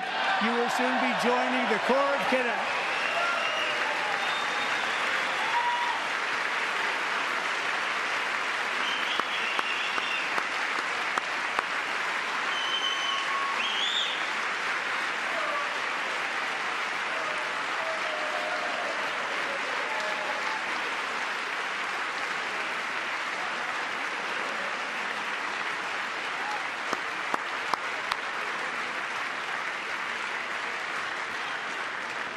Thank you.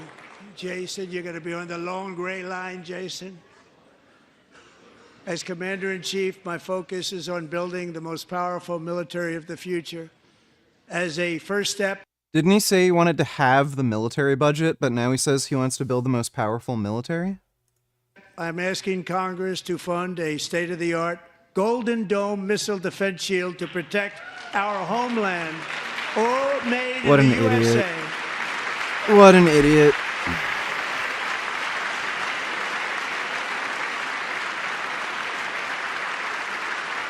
And Ronald Reagan wanted to do it long ago, but the technology just wasn't there, not even close. But now we have the technology. It's incredible, actually.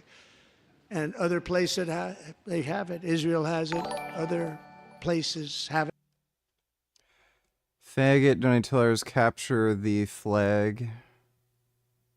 No, we're not playing Capture the Flag. Thanks for the donation, though, faggot.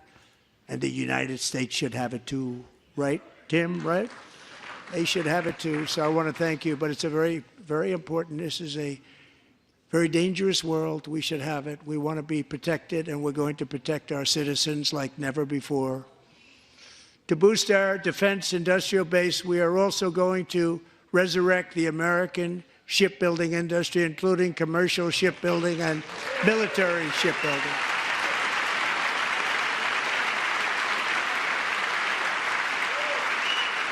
And for that purpose, I am announcing tonight that we will create a new Office of Shipbuilding in the White House and offer special tax incentives to bring this industry home to America where it belongs. We used to make so many ships. We don't make them anymore very much, but we're going to make them very fast, very soon. It will have a huge impact. To further enhance our national security, my administration will be reclaiming the Panama Canal, and we've already started doing it. Yeah, no new wars. Just today, a large American company announced they are buying both ports around the Panama Canal and lots of other things having to do with the Panama Canal and a couple of other canals. The Panama Canal was built by Americans for Americans, not for others, but others could use it. But it was built at tremendous cost of American blood and treasure. 38,000 workers died building the Panama Canal. They died of malaria. They died of snake bites and mosquitoes. Not a nice place to work. They paid them very highly to go there, knowing there was a 25% chance that they would die.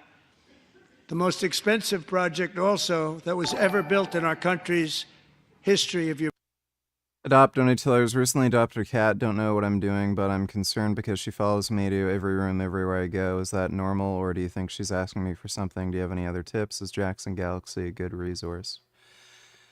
I don't know who Jackson Galaxy is. Depending on the age of the cat, it's pretty normal for them to follow you around. So if you adopt a kitten, kittens are very affectionate and reliant on their caregiver. So if you have a pretty young cat, you'd expect it to follow you around constantly and cuddle. If it's an older cat, that's a little more unusual. They tend to be more aloof and less social, but like Gummy is a bit older, and he still follows me around everywhere and spends time with me constantly. So some cats are just very affectionate, cuddly, and just want your attention. Yeah, aside from that, the cat might just be hungry constantly and is following you around because of food, but that's really it. But yeah, I don't know who Jackson Galaxy is. Thanks for the donation, Adopt. You bring it up to modern day costs. It was given away by the Carter administration for $1, but that agreement has been violated very severely. We didn't give it to China. We gave it to Panama, and we're taking it back.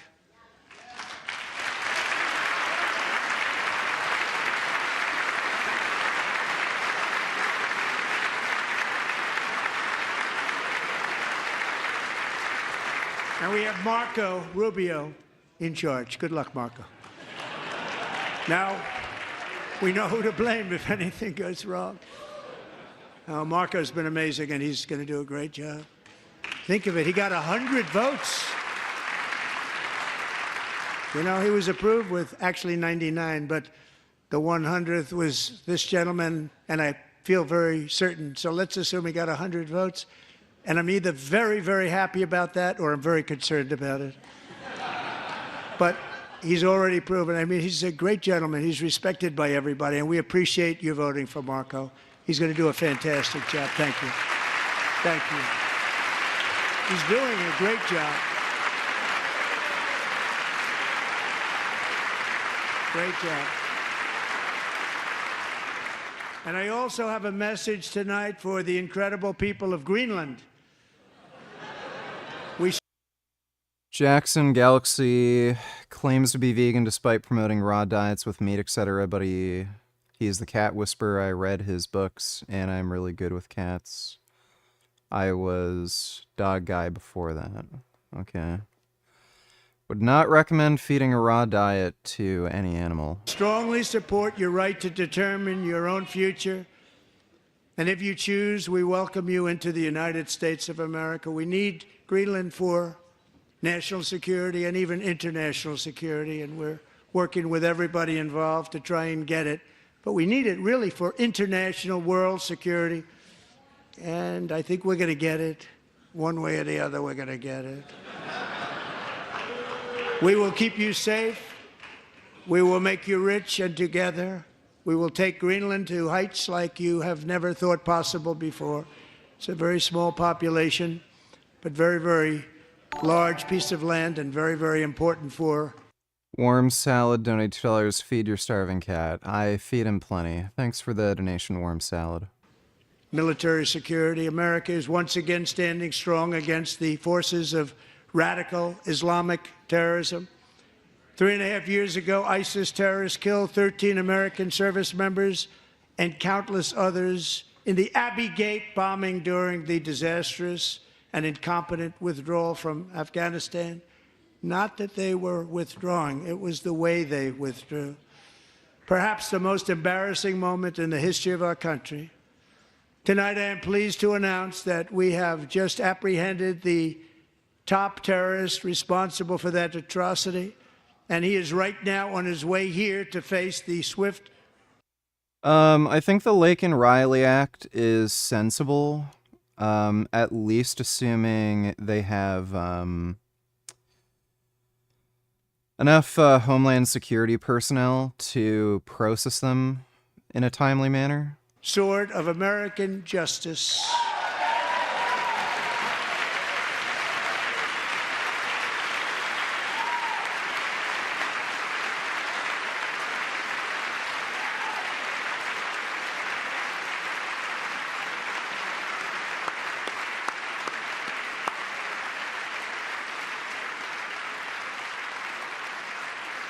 And I want to thank especially the government of Pakistan for helping arrest this monster.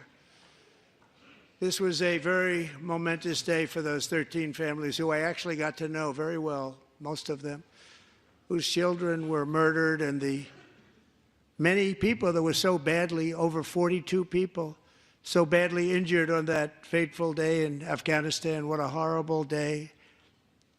Such incompetence was shown that when Putin saw what happened, I guess he said, wow, maybe this is my chance. That's how bad it was. Should have never happened. Grossly incompetent people. I spoke to many of the parents and loved ones, and they're all in our hearts tonight. Just spoke to them on the phone. We had a big call. Every one of them called, and everybody was on the line, and they did nothing but cry with happiness. They were very happy, as happy as you can be under those circumstances. Their child, brother, sister, son, daughter was killed for no reason whatsoever. In the Middle East, we're bringing back our hostages from Gaza. In my first term, we achieved one of the most groundbreaking peace agreements in generations, the Abraham Accords.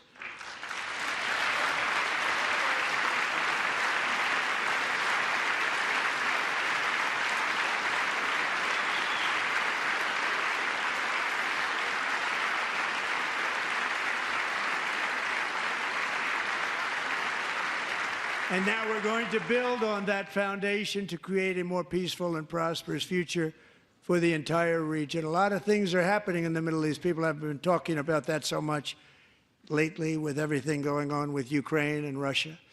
But a lot of things are happening in the Middle East. It's a rough neighborhood, actually. Oh, you didn't I'm miss also much, working just tirelessly insane to lying end the rambling. savage conflict in Ukraine.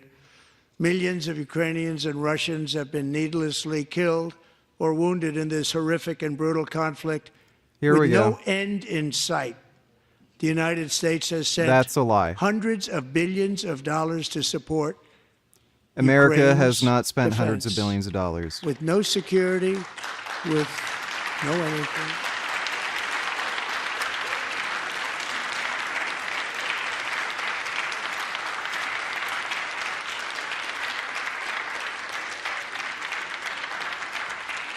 Do you want to keep it going for another 5 years? Yeah. It you wouldn't would say go on for Pocahontas 5 says years. Yes.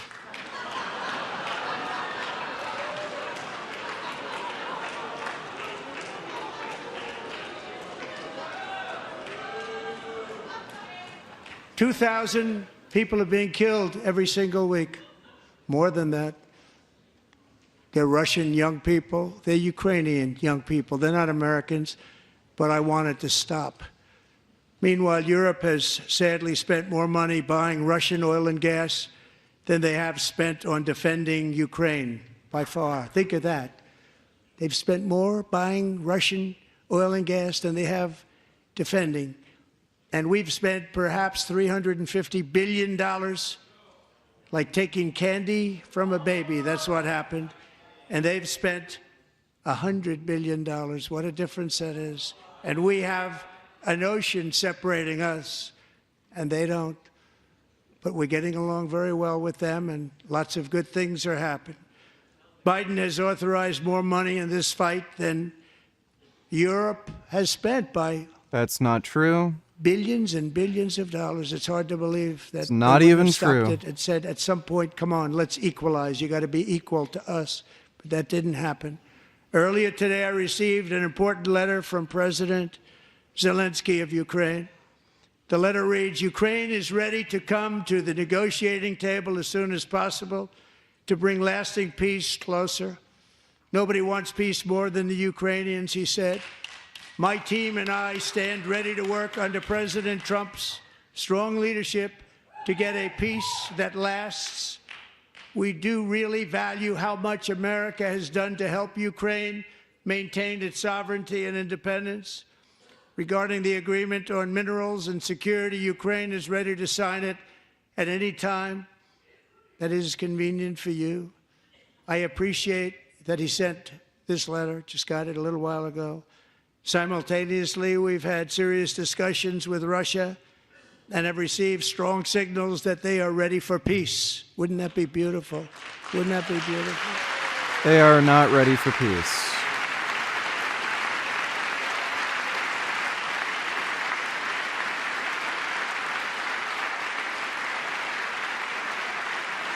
Wouldn't that be beautiful?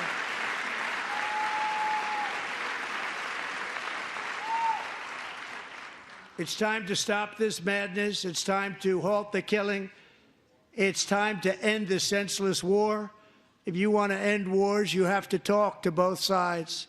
Nearly 4 years ago, amid rising tensions, a history teacher named Mark Fogel was detained in Russia and sentenced to 14 years in a penal colony. Rough stuff.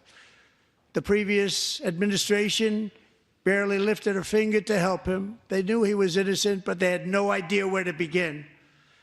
But last summer, I promised his 95-year-old mother, Malphine, that we would bring her boy safely back home. After 22 days in office, I did just that, and they are here tonight.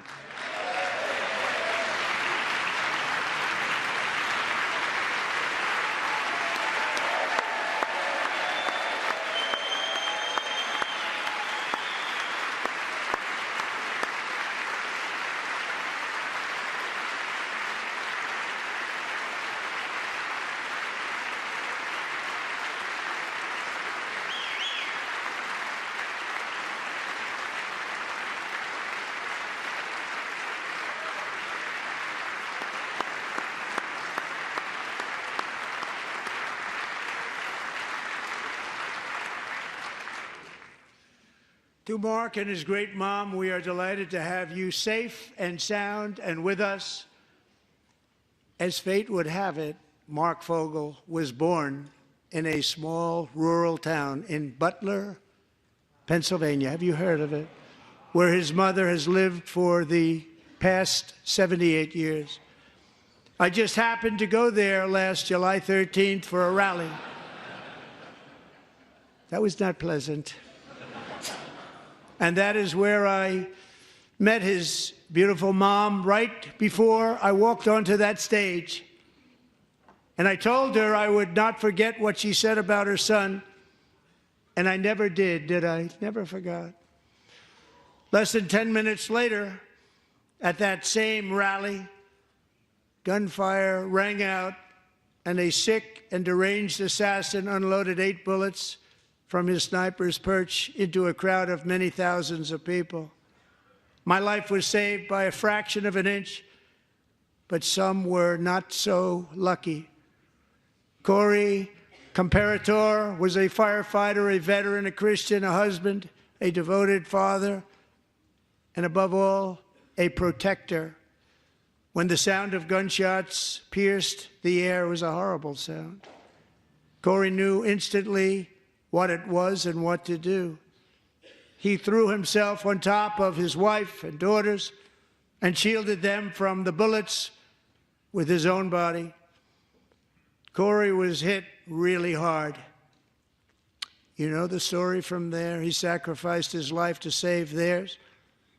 Two others, very fine people, were also seriously hit. But thankfully, with the help of two great country doctors, we thought they were gone and they were saved. So those doctors had great talent. We're joined by Corey's wife, Helen, who was his high school sweetheart, and their two beloved daughters, Allison and Kaylee. Thank you. Why do they all look like they don't want to be there?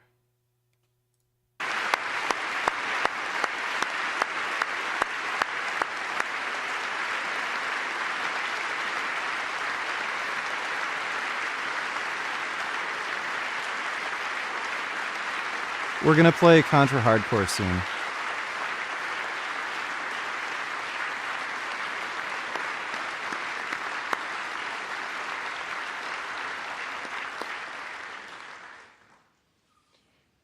To Helen, Allison, and Kaylee, Corey is looking down on his three beautiful ladies right now, and he is cheering you on. He loves you.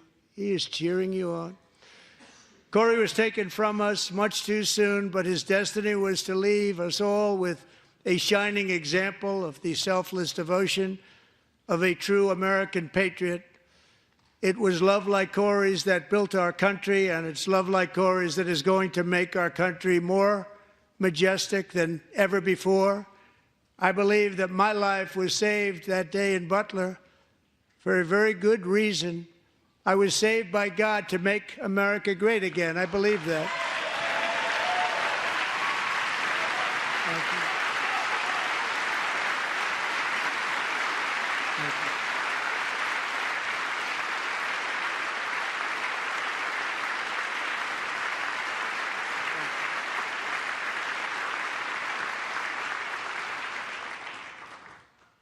Thank you very much. From the patriots of Lexington and Concord, to the heroes of Gettysburg and Normandy, from the warriors who crossed the Delaware, to the trailblazers who climbed the Rockies, and from the legends who soared at Kitty Hawk, to the astronauts What show is Common Side Effects?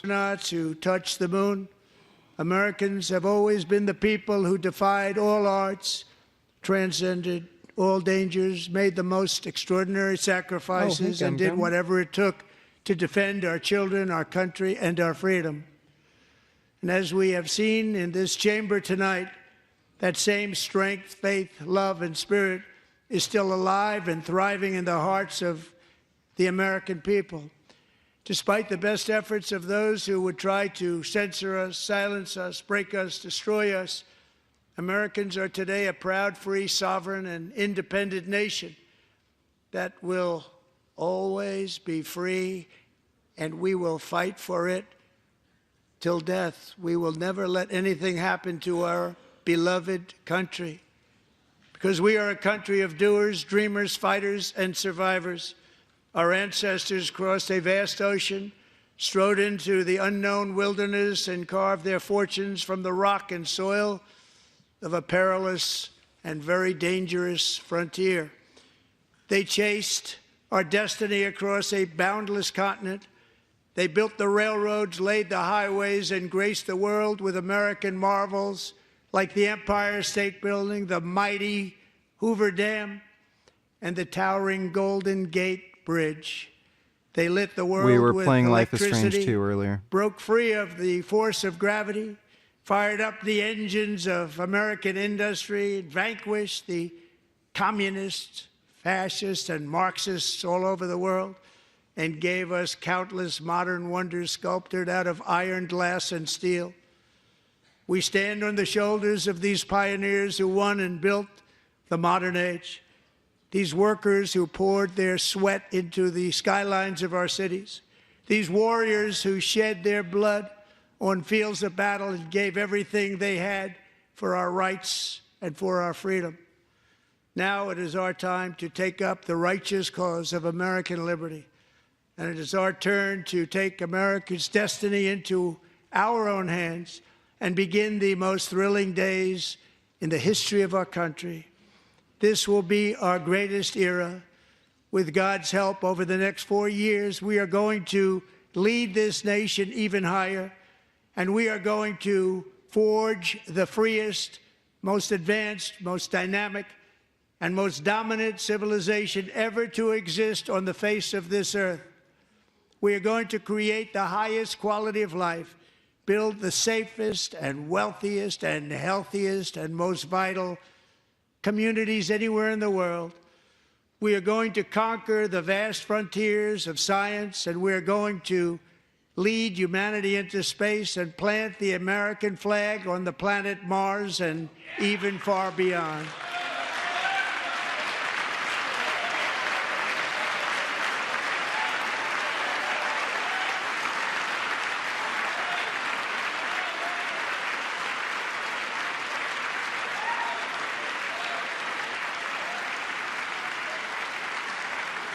And through it all, we are going to rediscover the unstoppable power of the American spirit. And we are going to renew unlimited promise of the American dream. Every single day, we will stand up and we will fight, fight, fight for the country our citizens believe in and for the country our people deserve.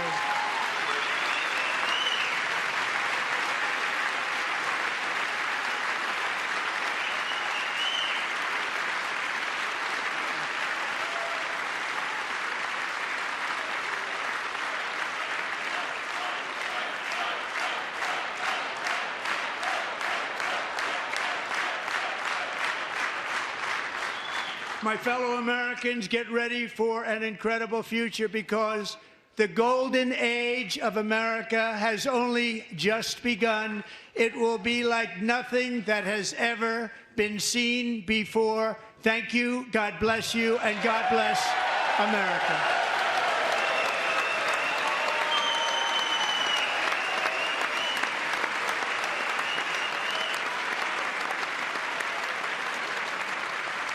Well, that was retarded nonsense. Can I tell you a secret? Yeah, please. Okay, just go with me for a minute. What if there were a medicine that could heal, like, almost anything? A mushroom. Not just any mushroom. The caviar, the ghost orchid of mushrooms. We spend more money than ever on healthcare, and everyone's still sick. Think about all the people who make tons of money just from keeping us sick by keeping us unwell. This company, Reutical Pharmaceuticals, their CEO is this, like, evil. He's not even smart enough to be evil. He's like the devil's idiot butler. You know how bad my life is right now? Ah, great. Now my room service is here.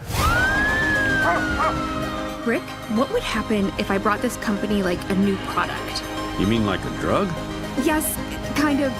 Get me something by the end of Q3 and you can have my beach house. Can we meet up? It's kind of urgent. What is going on, Marshall? Two things to mention. Some people are following me, and I brought my tortoise. Francis, look around. Does this look healthy to you? We have a chance here to change the world. Common Side Effects. Series premieres with back-to-back episodes. February 2nd at 11:30 on Adult Swim. Next day on Max. I got it. The last drug you'll ever need. It's getting hot in here, so take off all your clothes. I am getting so hot I wanna take my clothes off.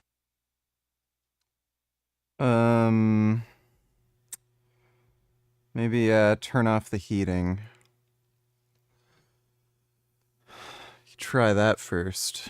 Thanks for the donation, Nut Muffin. Looks pretty cool. I'll watch it later. That's what a man is supposed to do, effectively. So I would say to my daughter, are your bills paid? Now, if he cuts the money off, or if he refuses to help her or protect her, if he leaves her in the ghetto, that's a different conversation. But if my daughter came to me and said, Dad, say yes, what's up, my love? I'm living in my mansion and I'm driving my Bentley and I have my 4 nannies and my private security guards, and I found out that my ultra-rich husband has a little girlfriend who's 19 and I'm 36 now, and he has his little young, hot, cute girl. I'd say, don't stress him out and piss him off. Just give him 2 days off a week and get over it. That's what I would say. That's the truth. That's what I would say. Welcome to the real world. It may not be nice, may not be pretty. The real world isn't. But at least you're paid for, at least you're taken care of. Is this it, Rob? Yes. You want to read this? Okay. Time to take a break. Shut down and give some context. Andrew Tate in this video gives us what, the what. Here's the why. This is retarded. Don't know what marriage is or what it's for because they think traditional means 100 years ago. The white Christian European model of marriage isn't traditional marriage at all. It's a redesign, a redefinition of marriage. It's marriage 2.0. We'll see how in a minute. First, we need to admit that marriage isn't instinctive. There are species that mate for life, sandhill cranes and whatnot. Monogamy isn't a struggle for them. It's instinctive. They just do it. Humans do not instinctively mate for life. They just mate. The men mate when they can impress women. Women mate when they are impressed by men. And the women of the hominid pack babysit each other's children. Fast forward to the beginning of a Neolithic era. Now all of a sudden they're actually something to own. Fields, cattle, buildings, wealth, and men own the wealth because they were the ones who did stuff you need to do to get it. Why the men? Because men had to impress women to mate. All women have to do is mate to be impressed. But since property was Neolithic, humans survived and men had all the property, mating arrangements had to adapt so that a mother could eat and a son could be raised and inherit the father's cattle. If a man put a child in a woman, she was his wife. If he put a child in another woman, she was also his wife. If he put a child in 100 women, he had 100 wives. And those women and children could rely on his spear for defense and his fields and cattle for support. That's marriage. If you want to understand this context, look at the part of the Bible that says a man who rapes someone. This is what you were talking about. Got it. Sounds insane if you go through it. Modern Arab Americans run comments, but ancient people didn't care about romance and mate choice. They were busy trying to... Okay, so by the way, you know Amor, remember Amor? Did you ever meet Amor or no? You definitely know Amor. Of course, yeah. Amor would come from here. Amor's an Armenian man who was my chief compliance officer. Love Amor. Love Amor. When we sold the company and he got a $1 million check, yeah, it was great. And by the way, that name matches exactly who you think he is. Yeah. Ladies loved him. Armenian guy with an accent who would speak French, and he would call all the girls darling, darling, hey darling, and they would just fall in love with this guy. Yeah. He explained this was the purpose of men. It's purely mating. He would always explain this. That's what it's about. Back in the days, the guys who had it, their job was to mate. Now, we are living in a different era. Of course today. we are. So the mindset has changed slightly on what they're thinking. I added 2 other things. I added intentionality, accessibility to kids so they can get a hold of you. Love and example. Partly kind of what you're talking about. Yeah, and accessibility is also a very important one. I'll be honest. Like, if a lot of this comes down to money, but most I don't want to be shallow, but so much in life comes down to money because money is your capability to do many things, right? There's no way you can effectively raise that many children without a huge source of money. Of course, it's very expensive to do. But if you do have a huge source of money, I think Amor and I would have a very long conversation about the fact that cars get boring and watches get boring, and you may as well have a whole bunch of children. You may as well have a whole bunch of sons if you can afford to raise them, and you have the time. You can take the time out of work because you're rich enough to put effort and focus into them. I'm not looking to just have children and abandon them. I'm not trying to just create genetic progeny that are forgotten about. The Tate boys need effort. The Tate boys need energy. The Tate boys need money because they're the Tate boys. But I like to think I can afford 20. So that's what Yeah, so how are you going to do that when you're in jail, dipshit? I'm going to do. And women, and this is something else we have to discuss about women, because this actually ties back into the human trafficking and the feminism and all these things. Women are in a very interesting position now in Western society where they are equals, while also being better than us because they're girl bosses, while also being children because every time they make a decision that other people don't like or they end up not liking, they didn't do it, someone tricked them. So we're in this 3-phase garbage scenario where women are better than you, plus children, plus you're equal. Because when I say that the women I'm with are happy for me to have children with other women, you've tricked them. They're full-grown adults. I thought they were equal. I thought they could come up to their own conclusions. I thought they could sit there and go, you know what? I like from Andrew Tate. I get to be one of the most famous men in the world. He's extremely security conscious. I get to be very rich. I know my kids are going to be brown, sexy, tall, strong. They're going to have Patek Philippe's, diamonds, etc. It's fine. That's their decision to make, right? But people are going to pretend I fooled them somehow. And I actually think this is an interesting segue into how we fix modern society. And one of the most important distinctions we need to make as a civilization in the West, because all of our problems, from false rape charges, which I know a lot about, to feminism, to all of this garbage, comes down to this impossible scenario where women are girl bosses and better than men at everything, while also being our equal, while also needing DEI to get anywhere, while also being children who are permanently tricked into everything. And this is a really interesting scenario to be in. And I'll give you a very simple example. If there's a crazy bitch, woman, Megan Kelly, you know, if there's a crazy woman, right? And she's nuts, and she takes Valium to sleep every night, and she's on mental health medication, and she drinks all the time, and she's crazy, and everyone knows she's a hoe, she's been with all the guys in town, and I marry her. And then she divorces me and takes half my money. And I come to you guys and go, guys, I used to be rich. I had to cut the baguette in half, I lost it, she took all my money. You will sit and say to me, why did you marry her? She's nuts. Everyone knows she's nuts.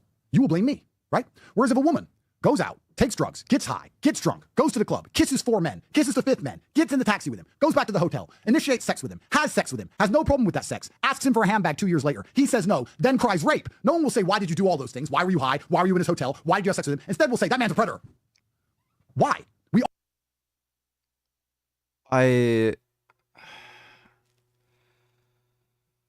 So, first of all, when women get drunk and high and then go to a hotel room alone with a dude, or drives in a car with some dude they don't know and she gets raped, people do ask that question. Why would you do that? People do it all the fucking time. So this idea that society just coddles women to an extent where if they do the most retarded, insane shit imaginable, like take drugs and then just randomly decide to go home with some dude that they just met in some shitty fucking like car, and then they get raped on the side of the road. People do that. They're like, why the fuck are you doing drugs and then driving off with some dude you don't even know in some like shitty fucking ratty car? And I don't even understand this analogy. He's analogizing a guy marrying some crazy bitch to some woman falsely claiming rape 2 years later because she didn't get a handbag from somebody. What the fuck is he talking about? You always blame the man. Women are not held accountable ever. It's always the man's fault all of the time. My argument to that is, if that's the paradigm, if the men are permanently the only ones we blame for anything, then how can you make women better than us at everything and give them any kind of autonomy? You have to either say to women, listen to your father, then listen to your man, because you don't know good for yourself, or you have to say, you know good for yourself, so you're responsible for the scenarios you find yourself in. All of the world's problems come from the fact that we're picking and choosing, like Schrodinger's cat, picking and choosing at random, depending on the scenario, whether a woman is better than a man, or a completely helpless child who is fooled all of the time. And when you apply this to society, there's not a single problem you can't tie back to this exact thing. And it's scary and it's dangerous. There's not a single man on the planet now in the Western world that can even truthfully get consent to have sex, because consent can be retrospectively taken back. So you could be a man and meet a woman and have sex with her and have a full, happy relationship. You could be with her for 2 years. That is not true. And you could be together. And she can live with you. And everything could be fine. And then the second she doesn't like you, she can say to the police, he abused. Yeah, so this is again coming from the guy who's being charged with rape. Me. Like, did he abuse you? Well, he didn't hit me, but he emotionally abused me. Oof. How? What does that mean? I felt sad sometimes. Okay, arrest him. What? What? This is an impossible scenario for a man to be in. This is why also I have my women, I have my wives. I'm done. All these beautiful Instagram models, stop begging. I'm sorry. I'm done. I don't trust any of you. I'm done. Because if I talk to any new girl, it's going to be great until I don't buy the handbag. It's going to be great until I don't put her on that jet because another girl's on that jet. Now I got all these problems. I've had enough. So I'm done with women. But isn't it absolutely insane that we're living in a world now where no one wants to address the fact that women can weaponize the legal system to destroy men absolutely at random? And they do it to every single man. This is why they attacked me with sexual crimes, because even the accusation is enough for them to get what they want, which is to damage your reputation. And they can simply do it by lying by omission. Let me ask you a question as a professional. Let's be pertinent. Let's be smart here. If I'm the police and I want to destroy a man, and I call 100 women who he's ever known, and 99 say he's a great guy, and 1 says he's a bad guy, I don't have to mention that 99 said he's a great guy. I can lie by omission. I can ignore all 99 who defended him, all 99 who say he's a great guy, all 99 who says the one other girl is a psycho liar. We can ignore that too. We can take this one girl and destroy the man. What's this one girl's motivation? Well, he's no longer giving her money. He's famous, he's rich, he's well known, he's living his life, he has a new girlfriend. Let me ask you this, and I don't even know the answer. What percentage of women are on mental health medication? What percentage of women are depressed? You think women don't lie? I would argue, and I'm going to guess, 17 to 24% of women are on drugs because they can't control their own brains. But we're going to listen to the one we find out of 100 saying a man's a bad guy because he made her feel sad once 4.5 years ago. Destroy this man? Pretty sure the rates of mental health medication between men and women are pretty close to even. I think women are on more. Got me sitting on my left arm. Antidepressant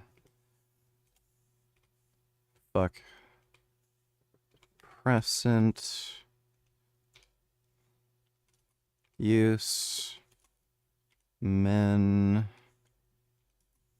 and women. Significantly more women than men were prescribed antidepressants, 5.3% of men, 9.8% of women.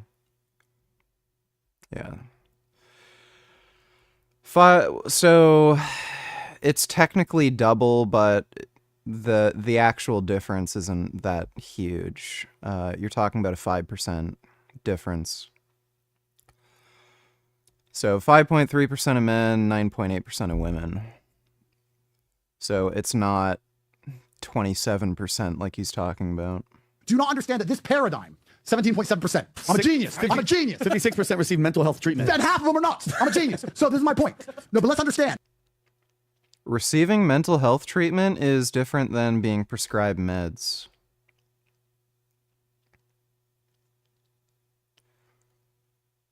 %26 of women. Hey man, here's the interview with Vance.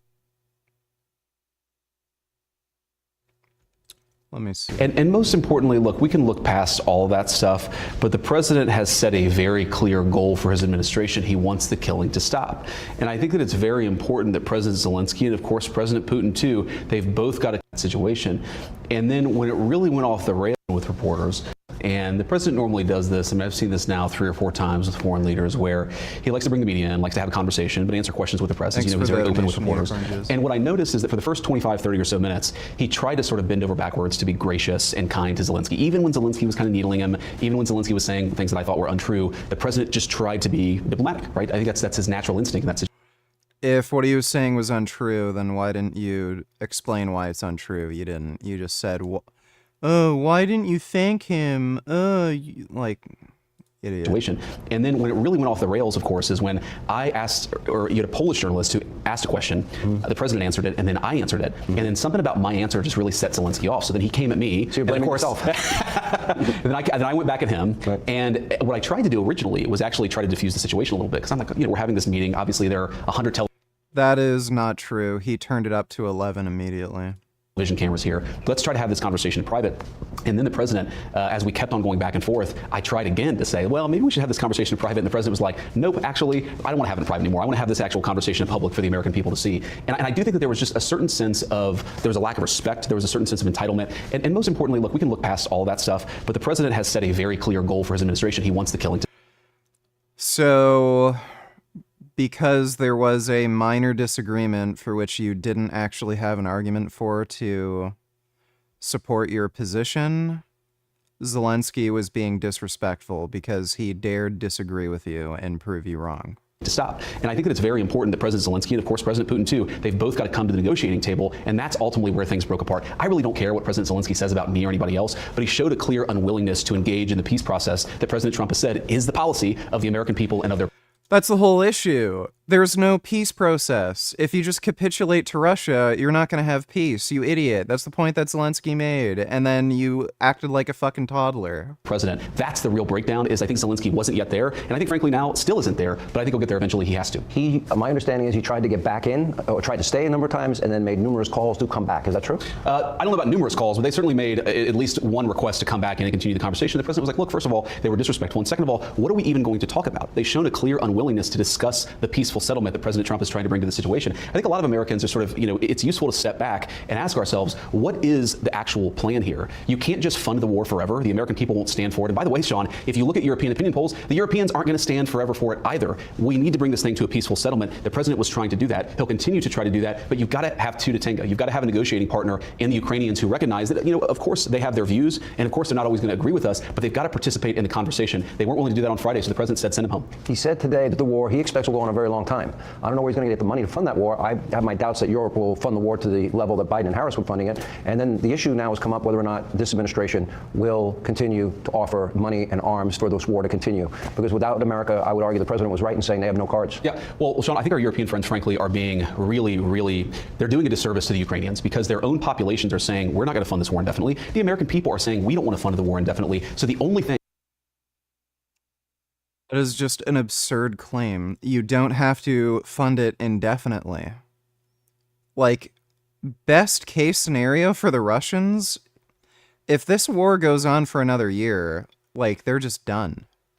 That is in the best interest of America, of Russia, of Ukraine, and of Europe is to bring this thing to a close. What happened, Sean, is you have Zelensky. He goes to Europe, and a lot of our European friends puff him up. They say, you know, you're a freedom fighter. You need to keep fighting forever. Well, fighting forever with what? With whose money, with whose ammunition, and with whose lives? The president is actually taking a much more realistic perspective and saying, this can't go on forever. We can't fund this thing forever. The Ukrainians can't fight forever. So let's bring this thing to a peaceful settlement. When I interviewed Zelensky, he wouldn't give me direct answers. I asked him about the mineral deal to pay the U.S. back.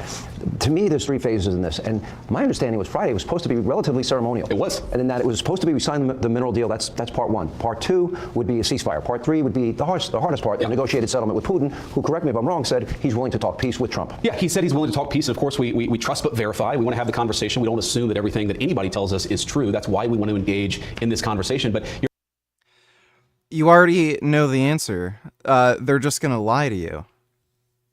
You already know Putin is going to lie about everything. You're exactly right, Sean. When the Ukrainians came to Washington on Friday, it was supposed to be ceremonial. You know, there had been some public back and forth, some disagreements, some words spoken in public. And the president was like, let's have this moment. We give some credit to the brave Ukrainian fighters. And of course, it's a very brave army that they have there in Ukraine. Let's sign this minerals deal, which importantly does 2 things. It allows the American people to get some of their money back, but it also shows the Ukrainian people that America has a long-term investment. By the way, the U.S. is not really technically spending any money by sending weapons to Ukraine. They're saving money by doing it, so that whole claim is ridiculous. And their sovereignty, you do those things, we'll sign this thing, we'll have a robbery. Having, having dirt movers in Ukraine is not a deterrent, so that's just horseshit. Rob moment, and then we'll get to the tough talk of negotiating peace. We couldn't even get the Ukrainians to a point where they could talk about the peaceful settlement. And look, in some ways, Sean, I get it. I get the frustration. I get the rage. It's their country. Of course, it's not our country, but you've got to accept cooler heads have got to prevail. This thing cannot go on forever. This is the important point. I'd say this to our, of course, most importantly, the Americans who are watching, but people all over the world. When you talk to leaders in private, whether they're Ukrainian or European, when you talk to people in private, they will tell you this cannot go on forever. There aren't enough Ukrainian lives, there isn't enough American money, and there isn't enough ammunition to fund this thing indefinitely. The only realistic pathway to bringing this thing to a settlement is President Trump's pathway. The United States is saving money by sending weapons to Ukraine. This is the most ridiculous horseshit imaginable. We encourage both President Zelensky and President Putin to follow that path. Well, I mean, hundreds of billions of dollars have been spent, and this... So he's just spouting Kremlin propaganda. Came up in the discussion Friday. The Biden administration called Putin every... Like, imagine how, it's just so ridiculous what he's saying, and it makes the United States look so weak. The United States isn't even engaged in the war. All they're doing is sending weapons. And it's old stocks that they would have had to dispose of, which would be more expensive than just sending Ukraine those weapons. And then on top of that, they also get to do weapons testing. They get to analyze battle strategies, how some of the U.S. Weapons fare in combat, and then you don't have to spend R&D and shit like that to actually test these weapons and shit. You can just test them in a real battlefield. So the U.S. is actually saving money by doing this. They're not even sending in as much aid as they possibly could. And then here's J.D. Vance saying, we're going broke. We can't even afford this. And the U.S. isn't even engaged in the war, and we're sending old weapon stocks to them. It's like, what? The U.S. has the most military expenditure out of any nation on the fucking planet, and somehow the U.S. can't afford to sell send old weapons and munitions to Ukraine. Like it's just so ridiculous. He's basically saying the U.S. is weak and broke and we can't keep supporting them. Name in the book, and they've been trying to get the president. And he still invaded anyway. Okay, he still invaded anyway. Well, remember, it depends if it's a minor incursion. Let's go back to that moment, which I thought as troops were amassing on the border. But I go back and I think about this, and Biden spent all of this money, called Putin, all of these names. The media and the Democrats, they want Donald Trump to call him names, and the president addressed that. And then he's supposed to call him and say, Vladimir, are you ready to talk a peace now? Yeah. That's not going to work. No, it's diplomacy 101, right? Is you have to have a reasonable relationship with somebody to be able to even start the conversation. We have to remember, Sean, Ukraine, half of the country, a third of the country is totally destroyed. The economy is depressed. You've got hundreds of thousands of dead Ukrainians. Of course, a lot of dead Russians as well. The president wants to negotiate a settlement. How can you negotiate if you can't even talk to somebody? And that's what he said. He's not saying, nobody's suggesting, as Secretary Rubio said, no one is suggesting that we give the Nobel Peace Prize to Vladimir Putin. What we're saying is it's important for President Trump to be able to have a conversation. That's not well served by standing up at a press conference and calling the guy every negative name in the book. By the way, as we just said, President Biden called Putin every single name in the book. What did it lead to? It led to war. It led to destruction. It led to conflict. President Trump is trying to bring... Are you fucking kidding me? He's accusing Zelensky of starting the war because he said mean words to Putin. J.D. Vance is just a troglodyte, worthless piece of shit, and his parents should have been sterilized. Bring this thing to a close. You got to be able to talk to somebody to do that. Is the door open? President Trump said Friday he can come back if he wants peace. Is that door still open today? What President Trump has said clearly and consistently is, of course, the door is open so long as Zelensky is willing to seriously talk peace. You can't come into the Oval Office or anywhere else and refuse to even discuss the details of a peace deal. Look, this is not going to... Vance seems like a psycho to me. His eyes are weird. He's probably just a fucking manipulative, lying dipshit. Don't think he's a psychopath, but he's clearly a useless, retarded, lying, manipulative dipshit. Thanks for the donation, David.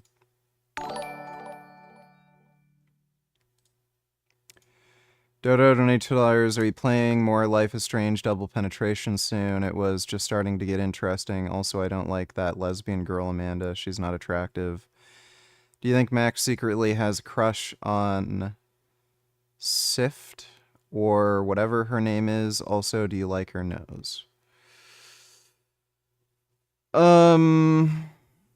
Maybe. She had an alright nose. We'll probably play it again soon. I might even play it tomorrow. Depends on whether or not I take the day off for training. My elbow is pretty swollen right now, but if it gets better tomorrow, then I'll train, and then, you know, we'll see. But thanks for the donation, Dodo. Jason Cock donated $2. Why the fuck are we still talking about Tate? It's 2025. Gotta stop giving this perv clout. Fuck Trump for bringing him to the USA. Also, buying a Hellcat soon. You should get one with me. We can do street races for money. I'm never buying a Hellcat. It's just not my type of car. They don't handle great, and they only really travel fast in a straight line. So it's just not my type of car, but thanks for the donation, Jason Cock. Demon cunt, whatever, donate $2. Is this how you get jacked? There's a concept. Alright, let me see this dumbass. There's a concept we practice in the dojo. You keep pushing yourself once you feel like you're tired and you can't go any longer. It's called progressive overload. What I like to do is implement negatives in my training. Let's say you're doing dips and you're at your max, you can't go anymore. Do you stop? No. Once I finish doing dips, I can't go longer. I push myself up and I come down slowly because I want to increase and saturate and destroy the muscle as much as I possibly can, which is where you take your muscle to the next level. So this is an intensity technique that can promote more growth, but most of your training probably shouldn't be like this. So yeah, it can help get through plateaus and if you're stagnating and stuff like that, but generally speaking, the majority of your training shouldn't involve these sorts of intensity techniques. It's probably more effective for hypertrophy than actual strength building. If you actually want to build strength, you should actually avoid failure, but yeah, this is something you do sometimes, not all the time. Thanks for the donation, Demon Cunt Ding Sungwoo. Going to make anybody happy. The Russians are going to have to give up stuff. The Ukrainians are going to have to give up stuff. You can't come to the Oval Office and say, give us security guarantees. We won't even engage with you about what we're willing to give up. That's been the Ukrainian posture. When that posture changes, as President Trump said, when they're willing to talk peace, I think President Trump will be the first person to pick up the phone. Well, I got to imagine that they're probably rethinking it. What did you make of European leaders, quote, their voices of solidarity this weekend? Because it's Lindsey Graham, who's been very supportive of Ukraine in this conflict. I mean, he was livid. Yes. And he said, if they want to now defend their own continent, let them go ahead and do it. Good luck to them. Yeah, and my message to Ukrainians, by the way, to President Zelensky is, when you've lost Lindsey Graham, that means you need to come to the negotiating table and recognize Donald Trump is the only game in town. He's the only person who I think has a meaning. The only reason Lindsey Graham is saying that is because he's a pussy who's afraid of Trump. Plan to save that country. But Sean, here's the problem with the Europeans. And a lot of these guys are our friends, they're our allies. We, of course, the president has a great relationship with a lot of European heads of state, and so do I, but they need to be realistic. Mm-hmm. And the craziest part about this, Sean, is that sometimes you'll have European heads of state who in public will puff up their chest and say, we're in it with President Zelensky for the next 10 years. And then in private, they'll pick up the phone and say, this can't go on forever. He has to come to the negotiating table. So I honestly don't care what the European... He's lying, by the way. If you had to choose between a BMW M car versus any Hellcat, which would you choose? I think an M2, M3, M4, M5, or M8 is miles better than any cat. They're well balanced, fast as fuck in a straight line and especially on the track. BMW for the win. Do you agree? Yeah, if I wanted to buy a performance car, I'd preferentially get a BMW. Because not only are they extremely fast, but they actually handle well. If you don't have as much money and you want a more reliable car, and you don't care so much how well the car handles, and all you're going to do is like drag race or just accelerate really fast on the highway, then Hellcat's probably a better choice. But yeah, if you want just better performance, then BMW would be the way to go. Thanks for the donation, Cock. Oh, and which BMW would you choose? I have a friend who has an M4. I'd get the M4. Jason Cock something donated $2. First word that comes to your mind when you watch this video has to be racist. Fucking Audi driver.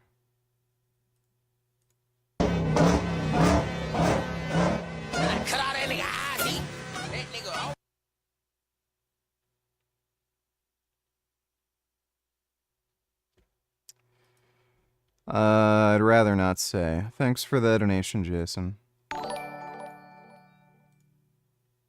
You refuse to read anything related to the cycling YouTube. And say in public. What I care is what they say in private, and what they need to be saying to President Zelensky is this can't go on forever. The bloodshed, the killing, the economic devastation, it's making everyone worse off. The only pathway to think back to peace and prosperity is what the president is trying to accomplish. And now we look back in time and we see Joe Biden was beginning to understand that the patience of the American people is running thin. That's right. Hundreds of billions of dollars. We're a nation with nearly $40 trillion in debt. I mean, it's too much. Well, Sean, that's an important point, though, because I was a United States senator, for the last 2 years of the Biden administration. I got elected. I think you like this job better. I think I like this job a lot better. I certainly like the president a lot better. And here's the thing, when you would talk to the Biden administration officials in private, this is another example of a terrible situation the Biden admin left to the Trump administration. When you ask them, what's the plan? Okay, we're going to spend tens of billions of dollars, hundreds of billions of dollars in Ukraine. What is your plan? And they would honestly tell you, well, what did he just say? It's another example of a terrible situation the Biden admin left to the Trump administration. When you ask them, what's the plan? Okay, we're going to spend tens of billions of dollars, hundreds of billions of dollars in Ukraine. They haven't spent hundreds of billions of dollars in Ukraine. And on top of that, you save money by doing it. He's such a lying fucktard. What is your plan? And they would honestly... Who do you think wins the Audi RS series versus the BMW M series? The Audi RS line is better than the M cars. Sorry bro, you're misled. Fucking faggot. BMW, obviously, BMWs are faster, they handle better, they actually win races, whereas Audis don't. You're a fucking idiot. Thanks for the donation, Audi fanboy.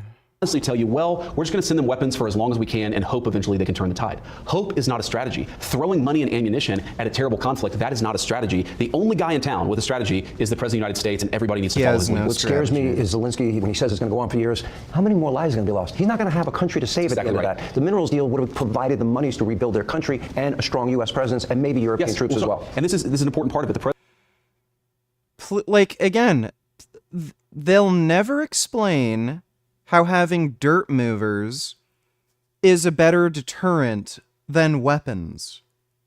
Having dirt movers is going to stop Russia from invading, but sending weapons won't. Just fucking retarded. The president knows that, look, if you want real security guarantees, if you want to actually ensure that Vladimir Putin does not invade Ukraine again, the very best security guarantee is to give Americans economic upside in the future of Ukraine. That is a way better security guarantee than 20,000 troops from some random country that hasn't fought a war in 30 or 40 years. The security guarantee and also the economic guarantee for Ukraine is to rebuild the country and ensure that America has a long-term interest. You're not going to do that if you come to the Oval Office, insult the president, and refuse to follow his plan for peace. If he called, and I hate hypothetical questions, sure, forgive me. If he called tomorrow and said, I am ready to adopt your plan for peace, he can come back? I think that if he called and had a serious proposal for how he was going to engage in the process, look, there are details that really matter that we're already working on with the Russians. We've already talked to some of our allies. He needs to engage seriously on the details. I think once that happens, then absolutely we want to talk to you convinced Putin and the Russians are willing to meet them? I don't know. Bro, you claim to have a friend with an M4. It's not even that fast of a car. I bet everything that if he goes toe-to-toe with an Audi RS he would get smoked. Ask him next time, you fucking clown bitch nigger. Fuck boy nigger bitch. Faggot nigger. He races Audi RSs on the street all the time, and he absolutely smokes them. Audis are not very fast. Thanks for the donation, dummy. I want to say the word halfway. They're willing to do their part to achieve a negotiated settlement. Am I convinced? No. But do I think that there's a real pathway? You got to trust but verify. You got to engage in the negotiation. You've got to see what steps people are willing to take. This is another thing, Sean. Obviously, I'm biased because I really love the guy. But when the media attacks President Trump as somehow on the side of Putin, two big problems with that. First of all, the only president in 20 years where you haven't had the Russians take a bunch of territory was under the first term of Donald J. Trump. The second part of that is you've got to actually accept that President Trump, he's not just assuming that every The fuck? Like, what sense does that make? They invaded Crimea during the Obama administration, then Trump did absolutely nothing about that. And the only reason they didn't invade during the Trump administration is because of the COVID pandemic. It's the only reason. Everything the Russians tell him is true, he's negotiating with them. There's a give and take. There's a trust but verify. That's called diplomacy. We used to have some respect for that in Washington, D.C. J.D. Vance is just a piece of shit. One of the worst vice presidents of all time. I'm a genius. 56% receive mental health treatment. Then half of them are nuts. I'm a genius. So this is my point. No, but let's understand. Why has the Matrix put this paradigm together? Why do they allow and continue to tell us that women are better than us to destroy masculinity? They're equal to us, even though they need DEI. And at the same time, they're children who are susceptible to our godlike powers to control their minds, and that we're responsible for all of their decisions. It's very simple. Because by putting together that paradigm, they can pick any man at random they don't like. Me? Democrats are sincerely the most spineless faggots. Whiny bitches with no sauce, no gumption. We need to revive the Dixiecrats, except instead of hating blacks, hate white women. We'll confuse the fuck out of MAGA and excise leftist cuckoldry.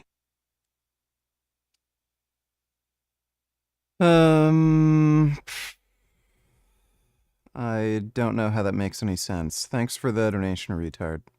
Trump, Hegseth, I think, had this. Matt Gaetz had this. They can pick any man at random they don't like. They can call every girl he's ever known, and they can get a criminal case. That's how they do it. Let me tell you something else about women. This happened to me. I had women who didn't even intend to rat on me, and they didn't. But the police bring them in. Women are not prepared for 10-hour police interviews. If you bring a woman in and go, did Andrew ever hurt you? No. Did he ever abuse you? No. He's abusive to women. Well, he wasn't abusive to me. Are you sure? Yeah, I'm sure. Well, did he ever make you sad? Well, we argued sometimes. Yeah, so that's abuse. Well, I don't think it is. Well, when you were sad, what did you do? None of that ever happened. Well, we just went out. You just ignored me and went to work with another girl, right? Yeah. So he's just lying again. I think so. After 10 hours, they end up believing they're a victim. They brainwash. Oh my God.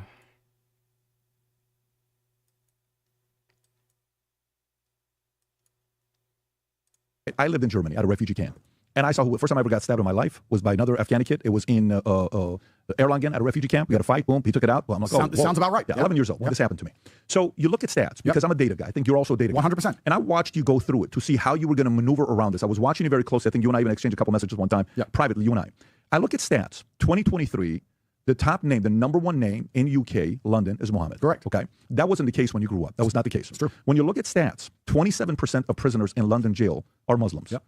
Where the population's only 6%. That's right. You hear the arguments about Sharia law, what they're saying. You hear your fellow who you've spoken to before, you guys have collaborated before, Tommy Robinson. He makes his arguments on what's going on with the, with what do you call it, with UK. Gangs. Yeah.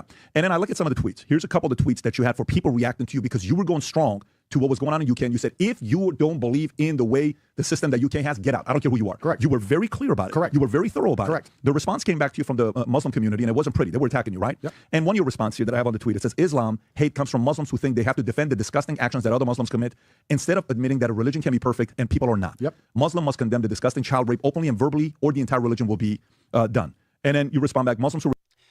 Andrew Tate is a child rapist, by the way, and the Prophet Muhammad was also a child rapist, so... refuse to understand. There's also nothing within Islam giving, like, minimum age of consent, and throughout the Quran, it is mentioned that you're able to keep even underage children as sex slaves, so... I don't know how Islam is perfect, according to Andrew Tate. And decrying Islamophobia instead of addressing the serious issue is only going to garner reassessment. These grooming gangs would not be tolerated in an Islamic country. It's time for Muslims to stand up against all. And then there's more of these that I can read. Yep. Okay. Grooming gangs are absolutely tolerated in Islamic countries. It's just that, generally speaking, they don't attack other people's children, but they do sex traffic women. Hezbollah is a great example of this.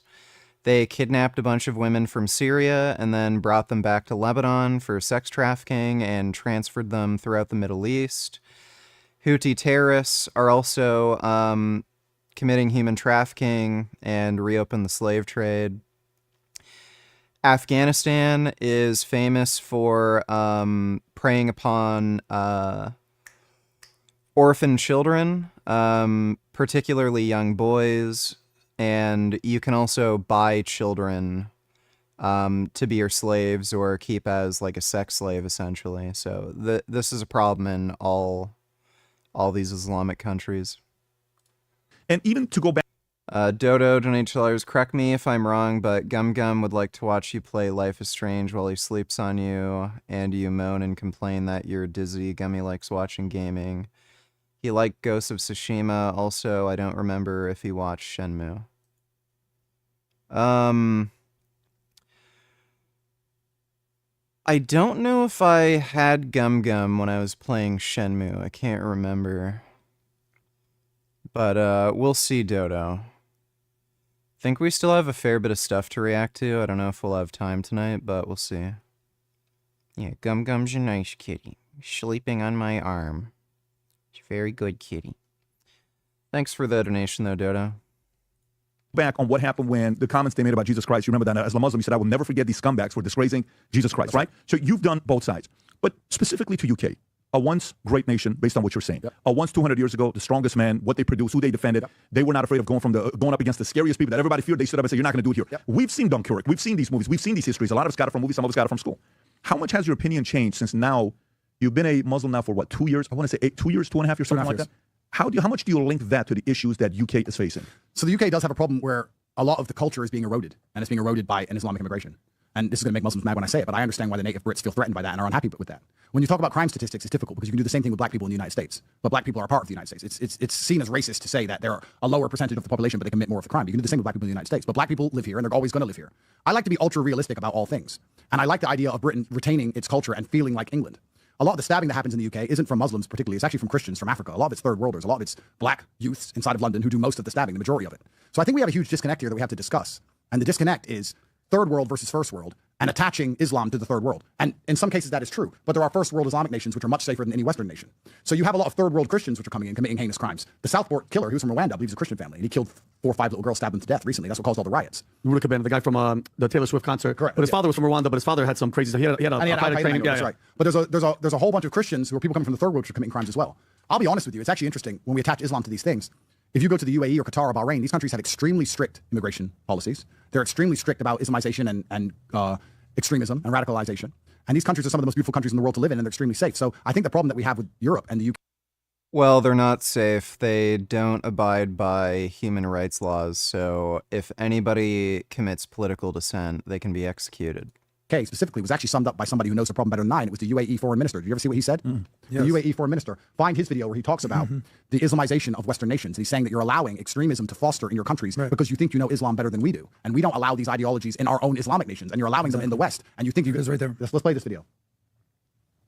There will come a day that we will see far more radical extremists and terrorists coming out of Europe because of the lack of decision-making, trying to be politically correct, or assuming that they know the Middle East and they know Islam and they know the others far better than we do.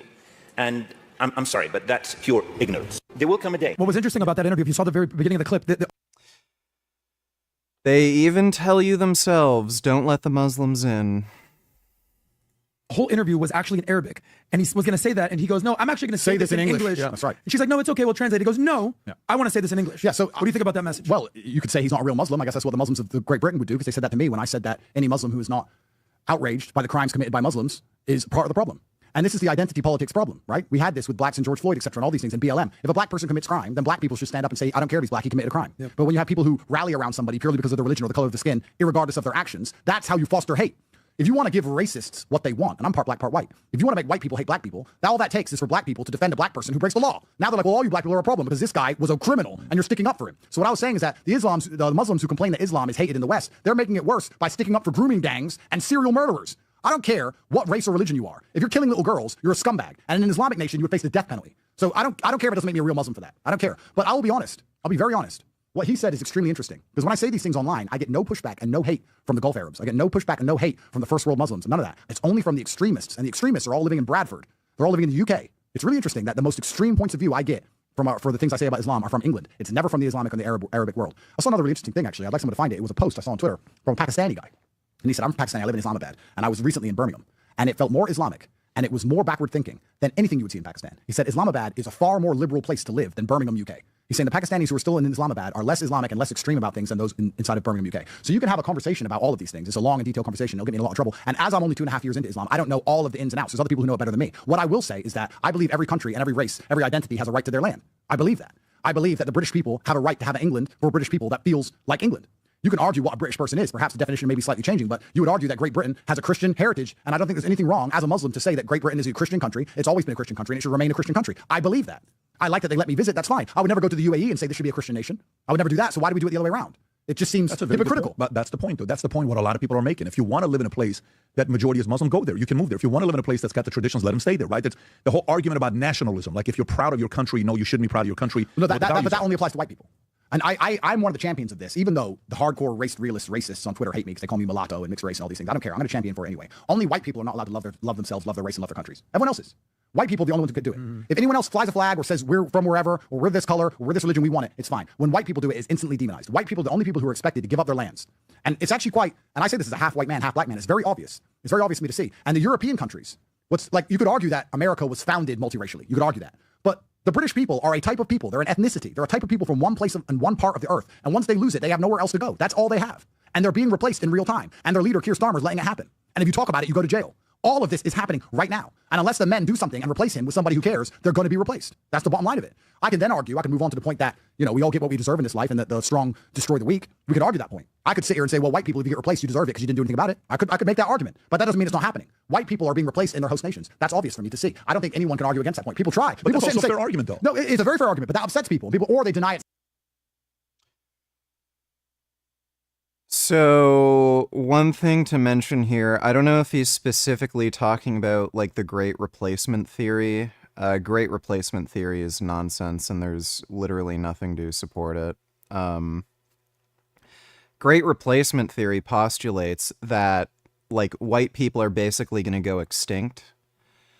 What you're seeing is there are demographic changes where a higher percentage of the population is becoming non-white. But that doesn't actually mean white people are going away. There's still more white people because the population is increasing. It's just that the population demographics as a percentage of the population is decreasing, but there's actually more white people. It's happening, but it is happening. White people are going extinct. Yep. You are going extinct. Okay, yeah. So he's talking about Great Replacement Theory. That's just pure nonsense. White people aren't going extinct. And then when you tell people this, they have lots of different answers to it. But nationalism is feared when white people band together. And then, you can argue, this actually ties back into something that's very interesting. The reason they fear nationalism when white people get banded together is because they apply it to World War II. They say, well, white nationalists do what Hitler did because he was a white nationalist. So they say that when white people get together and are nationalistic, it's like the Nazis. When other people get together and they're nationalistic, it's not. Is this actually true? Is this the largest psyop in history? I mean, World War II has had such a profound effect on our culture.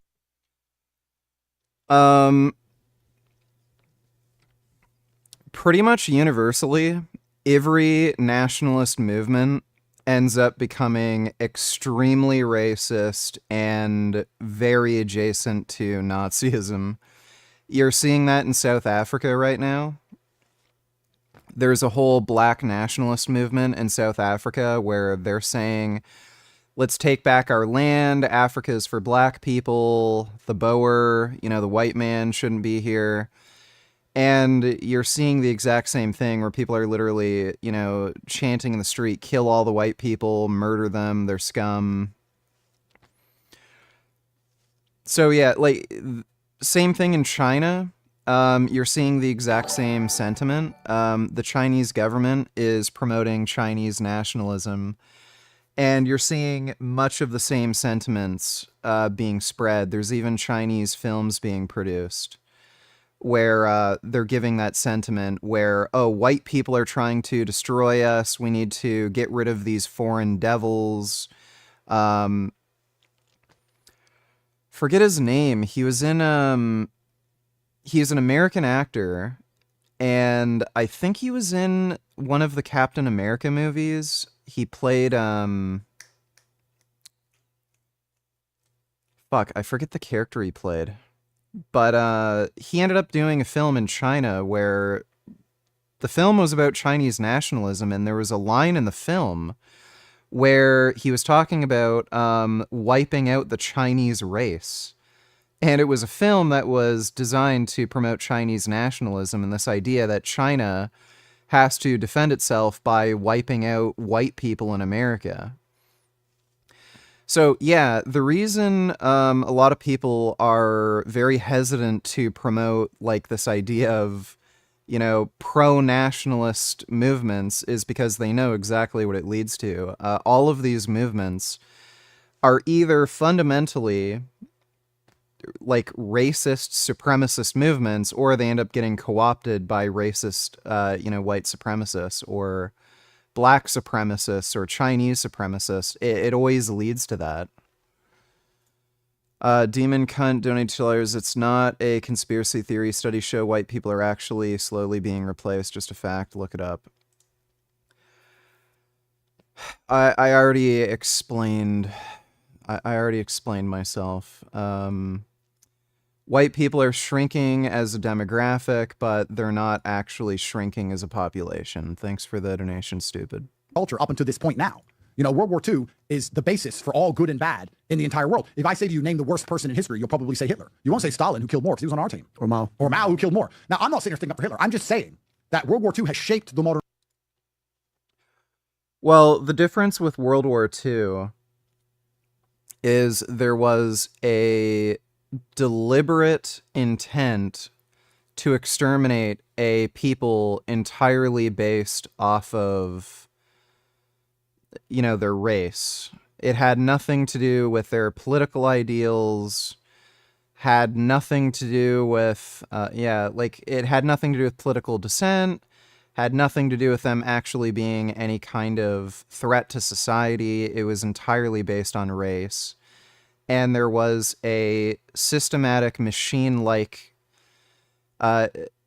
system put in place to exterminate the people. It's very different compared to what happened in Russia or communist China, where they were trying to eliminate a certain political class because they saw it as, you know, a threat to the communist regime, or in China's case, it was in large part a just incredibly just vicious and cynical decision to try to earn more money for the government at the expense of its people.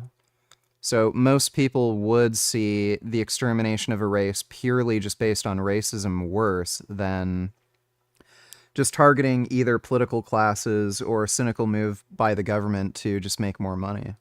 World. And they use it as an emotional trigger. And to in prevent China's white case, people too, there was just sheer incompetence involved, too. from sticking up for themselves. Guess what I saw in the car on the way here?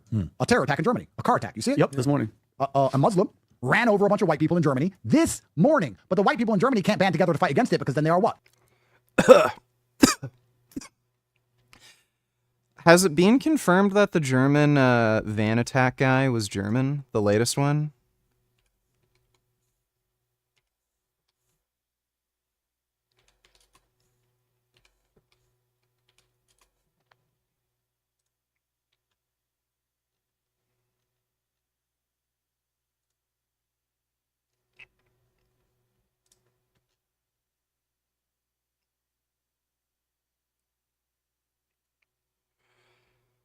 Attack does not appear to be motivated by political or religious factors.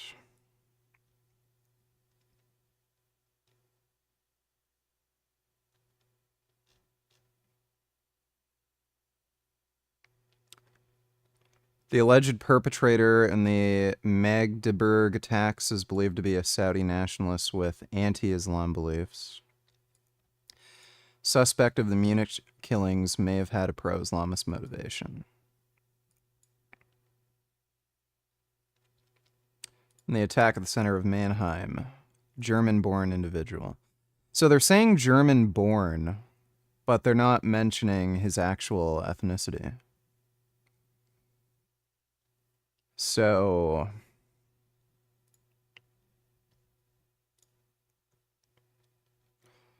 he has a history of mental illness. 40-year-old German.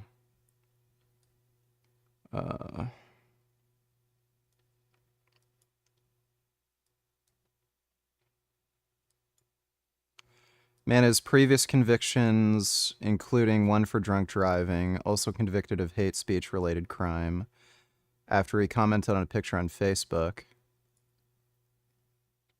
in what was adjudged to have been a politically motivated right-wing crime. Taken to hospital after shooting himself in the mouth with a blank gun. Yeah. So Tate's just talking out of his ass. Racist. Nazis. Yep. Nazis. Yep, for sure. So they use World War II. Let me ask you guys a question. If they use World War II to subvert white nationalism to the point of extinction, wouldn't it be truly treasonous if the story of World War II wasn't even true? What if there's another story to World War II? Is it true, the story that we know? The version of events that we know? Hitler's just crazy and he just lost his mind. I'm asking questions because in my world, I understood that Victor's right history. I think it's being more and more recognized that Hitler probably had schizophrenia or the beginning stages of schizophrenia, like he had mild psychosis. His decision to attack Russia was clearly based out of a paranoid delusion. So he likely had schizophrenia, and he was also having severe physical problems that seemed to be related to like Parkinson's or something. He was a meth addict. He was doing very high doses of methamphetamines, and that likely was triggering psychosis. Winners write history. Winners are always the good guys. Loser was always the bad guy. Loser had no point of view at all. The winner had all the right thing. They were doing all the right things. So I'm just asking you, if this war is what's shaping the modern world and it is bringing on the ideology which is going to lead to the extinction of the white race, isn't it important we find out if the story we're told is even true? So let me apply this to modern time. If you listen to the media and the story, they tell you Putin's crazy. Putin's nuts. And he's lost his mind. And he has no point of view at all. And he has no reason to invade Ukraine. There's no possible reason. If you research, you'll understand he actually has a pretty good argument. I'm not saying he's perfect. I'm saying that he has his beliefs. We have our beliefs. Some right, some wrong. There's no such thing as black and white. There are different varying shades of gray in every single conflict. But the Hitler story, the World War II story, is black-white. Because that's how the winners want to write it. And that's how it always goes when the war is over. And the story of Russia-Ukraine is black-white. Ukraine's innocent, we're innocent, Russia's nuts. But if you actually analyze things and understand them really, you'll see it's not that way. So this is a very interesting thought experiment. And that's what I'm doing before the media attacks me. I'm not advocating for anything. Oh my God. So he is apologizing for Hitler. Not saying anything. This is a thought experiment. If one particular ideology is shaping society to the point where an entire race will go extinct, shouldn't we understand that period of history intimately? Yes or no? I would argue yes. And if that's the case, perhaps when we understand it better, perhaps white people might save themselves. Perhaps. So I got to go change it. When you were talking about the UK, and I mean we do so many stories that, and you even mentioned that it's fallen. When it comes to the was it the Pakistani rape gangs? Yep. The Pakistani rape gangs are doing their thing. In Germany, I remember we reported on this. A bunch of guys raped that 15-year-old girl in the park, and then the girl that went after the attacker on WhatsApp or Instagram, whatever, they went and they put her in jail. And then Keir Starmer and all these guys, it's as if this group is protected. They're covering it up, and they don't want it to come to light. Why would they hide the fact that these guys were Pakistani? Why are they putting in jail the girl that's going after the guy, the Muslim guy that raped the girl, and not the guy? Then they walk out of jail. So this is the problem, right? What they're afraid of is they're afraid of racism and of nationalism and highlighting the problems amongst a certain demographic and subgroup because they feel like it's going to build resentment, and it will. Mm-hmm. So their solution, and it will build resentment, and I'm not saying that resentment's wrong, it's quite rightful resentment. So their solution is, let's try and hide the problem. But I would argue that one of the key elements, one of the key backbones to a multicultural society is at least fair treatment under the law. Mm-hmm. How can you expect all these different types of people to live together if they're not treated fairly under the law? How does Dubai survive? Dubai's 80% immigration from people from all around the world, all different colors. Why does everyone get along? Why does everyone go there? Fair treatment under the law. It's a harsh law, but we're all treated the same, right? So in the UK, now we have a double problem. You have the problem of the natural resentment for the results of actions of people who don't share British values, on top of a double standard in the law they're using to try and hide the issue. This is a time bomb. This is a time bomb. That's why they're doing it. Because they're scared of white nationalism, and they're scared of that because of the World War II story they told. That's what they're scared of. White people are being replaced in real time. And you know, to lighten the mood a bit, my friend group is as diverse as possible, which means we have the best racist jokes ever. Because it's black guys, white guys, an Algerian guy. True friendship is racism, you know, and we're all, it is. You're actually not wrong. I have another kid and they're like, oh, you're black. And like, we all make fun of each other. It's fun, right? But it's also very interesting. There are key ideological differences that we're not allowed to address or talk about, which are extremely important for a society. Like the average white family, I would argue, has a different approach towards their financial stability and their emotional investment towards children than third worlders. I would argue that point. You can call me racist, you can attack me all you want. Third worlders will have kids and just have kids. They won't sit and go, can I afford this kid? Can I put this kid through private school? Do I have a college fund? Is it responsible to have a kid now? If you just grab third worlders from anywhere, doesn't matter if they're black, brown, white, wherever, you get third worlders from anywhere, they just have kids. So when you let them into a... Part of the reason why a lot of people from third world countries just have kids is because it's basically a retirement plan. It's kind of expected that your kids will take care of you once you're elderly. Like, they don't have Social Security and government benefits in a lot of these places. So the way that you ensure that you'll have money into elderly age is that you have kids that make money and then they can take care of you. And another reason, too, is a lot of these places are undeveloped societies, and when you have children, that's more people who can make money for the family. So, you know, if you're living in a shitty rural area with no real industrial development, and you're basically just living off the land, farming, well, kids will help you do the farming work and shit, so they kind of just have children without really even thinking about it. A country, you have to be prepared for them to have more children than the native population. It would be irresponsible for a leader of any nation to sit down and say, no matter how many of them we let in, they will outbreed the natives. This is a math calculation that should be done if you're a responsible leader for a country. Am I right? But they refuse to do it. They refuse to. Immigrant populations do not outbreed native populations. Within the... Do you do cardio before or after your actual strength workout? And how are you so time efficient with managing your training schedule consisting of cardio, strength training and streaming? Cutting of some hours of sleep, maybe? Well, I only do about 2 hours of training per day. And then I might stream for like...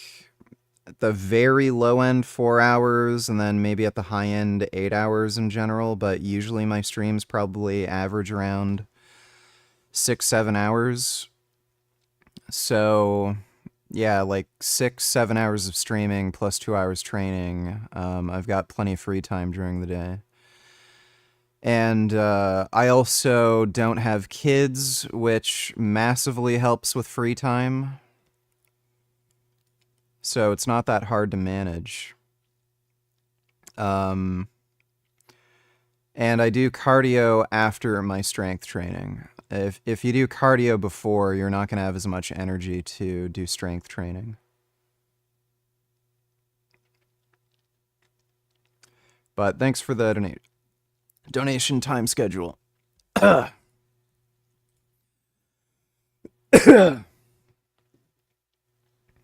So, immigrants do not outbreed the native population. First-generation immigrants have more kids, but by the second generation, they have the same like breeding rate as the native population. So if you have an immigrant coming from, I don't know, Afghanistan, they might have 4 or 5 kids, but their kids will only have like, I don't know, 1.6 or 2 kids, whatever the normal rate is for that population. The reason you're seeing such huge demographic shifts, especially in Europe, like the UK, is entirely because of immigration itself, not because these immigrants are outbreeding the native population. To even acknowledge it.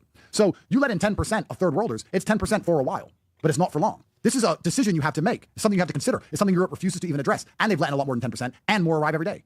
I think 1,200 people arrived yesterday on boats in England. I saw on Twitter. So it's nonstop. The only possible end result is the absolute replacement of the native population, which then begs the question, is a country a place on a map and a name, or is a country the people who live in it? Because I would argue that if you replace all the British people with people from somewhere else, it doesn't become Britain anymore. If you took all the Norwegians out of Norway and replaced them with Indians, would it be Norway? Sure. What he's saying does not make sense. Nobody's replacing British people. They're still there. You're not taking British people, moving them somewhere else, and then moving in immigrants. Bend over, donate $2. I was misled by the title of this post. Let me see. Some great tits from Sweden. I'm assuming these birds are called tits. Those are really nice birds. I like birds. Thanks for the donation, Ben.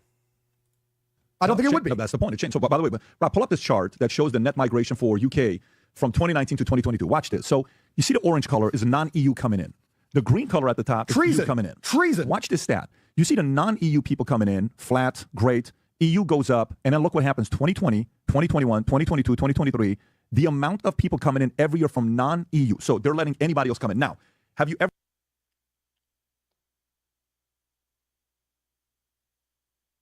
What does it say here?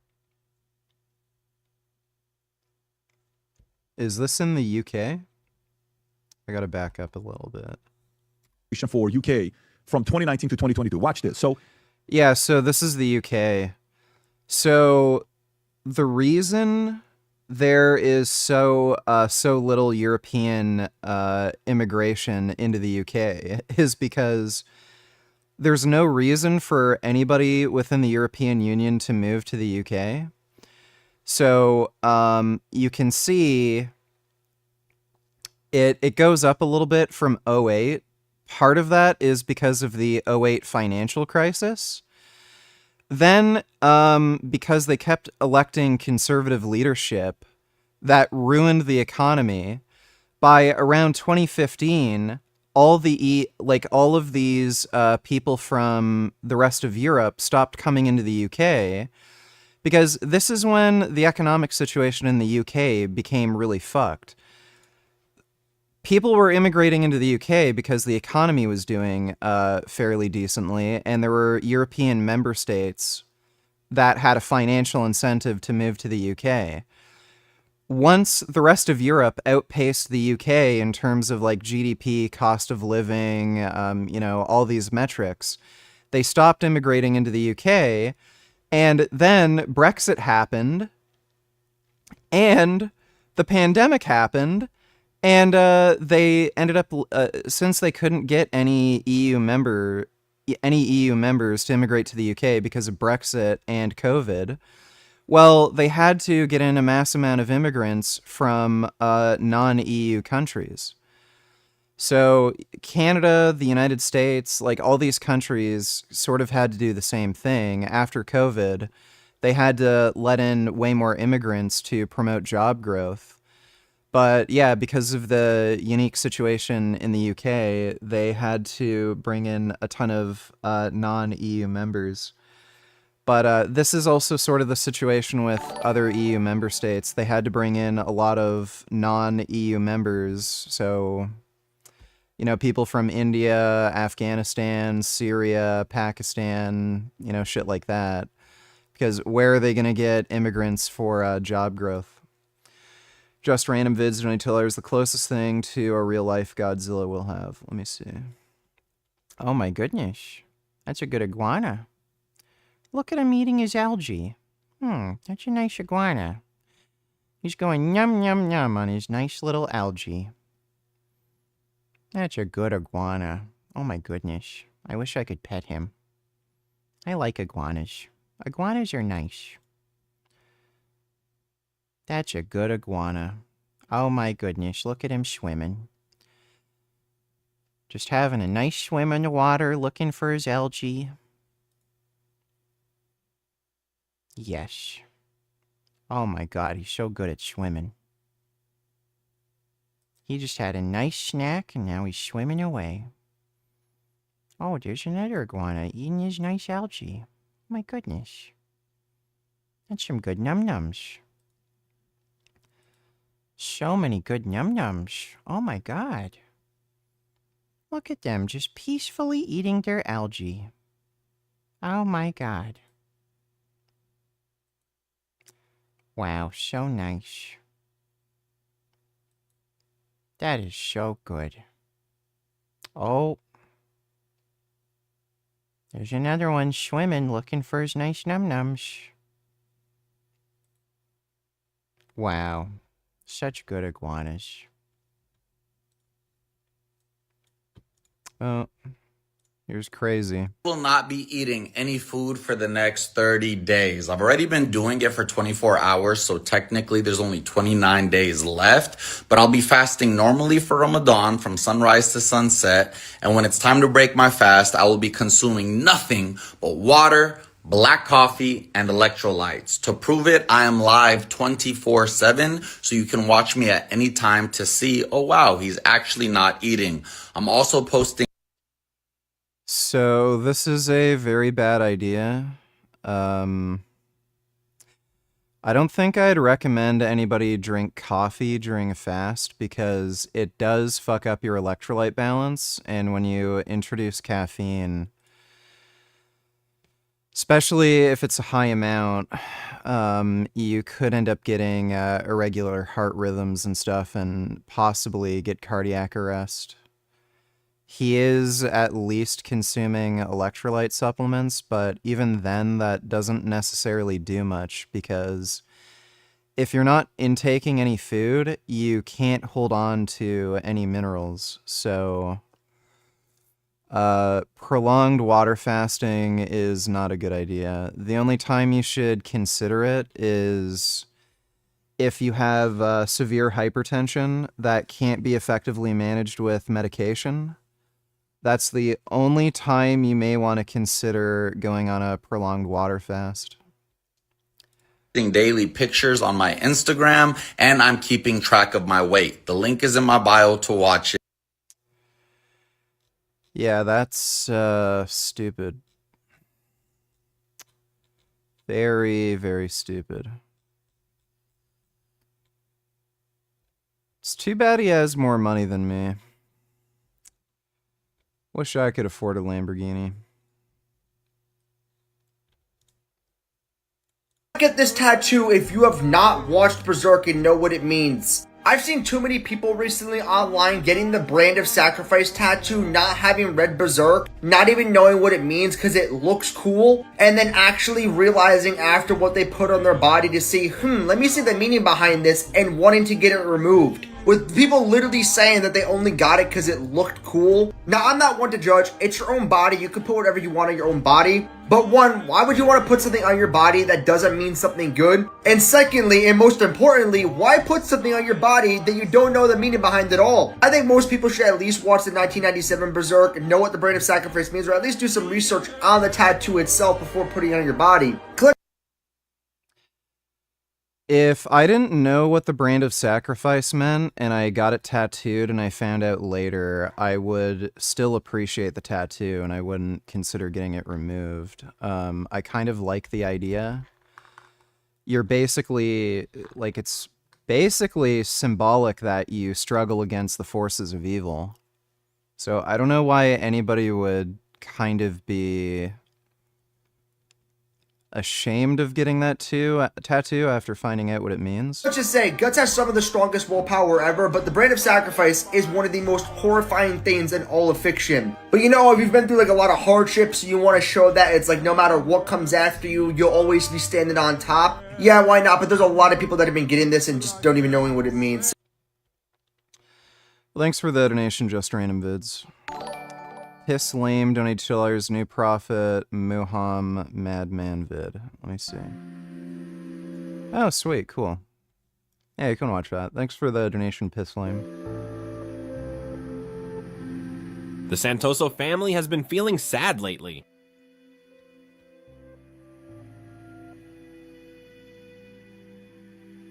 We felt this way ever since my daughter Ranti married Abdullah. Yes. They come from different religions. We're all Christians, and Ranti converted to Islam to marry Abdullah. Now, she often treats us as if we are impure, najis, unworthy of contact, just like what happened yesterday. Ranti and Abdullah visited her parents' house. Welcome, welcome. Please have lunch with us. Yes, Mom. We brought our own plates and cups. Why is that? Why don't you want to use ours? I'm sorry, Mom. But now that I'm Muslim, I can't use the same plates. You used to eat pork and keep dogs.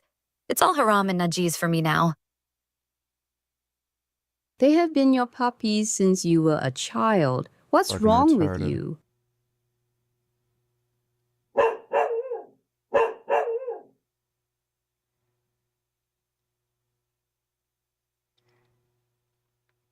Huh? Do you consider us najis too? I'm sorry, ma'am, but that's what Allah says in the Quran. Huh? The next day, Mrs. Santoso went to a small department store owned by Mr. Effendi, a man of Turkish descent, to do some shopping.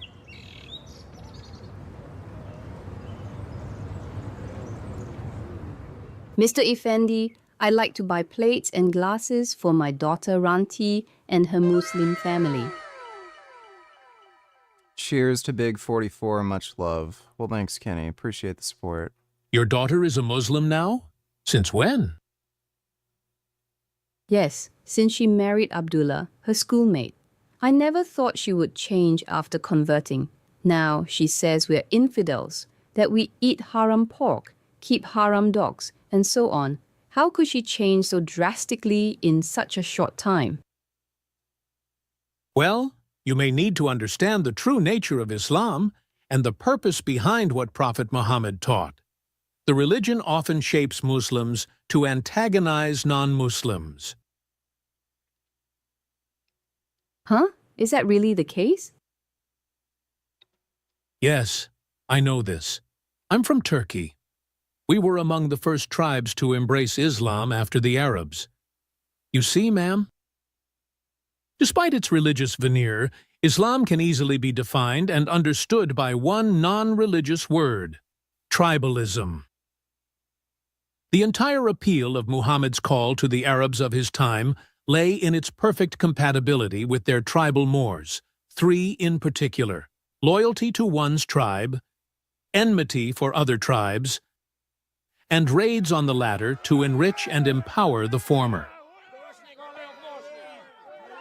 For 7th century Arabs, and later tribal and pastoral peoples, such as the Turks and Tatars, or Mongols, who also found natural appeal in, and converted to, Islam, the tribe was what humanity is to modern people. To be part of the tribe was to be treated humanely. To be outside the tribe was to be treated inhumanely, period. Muhammad reinforced this ancient dichotomy of tribalism, but by prioritizing religion over relatives.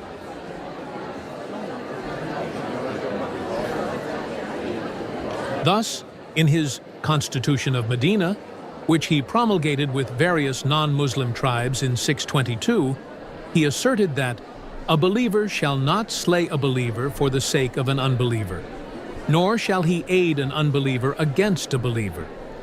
Moreover, all Muslims were to become friends one to the other to the exclusion of outsiders.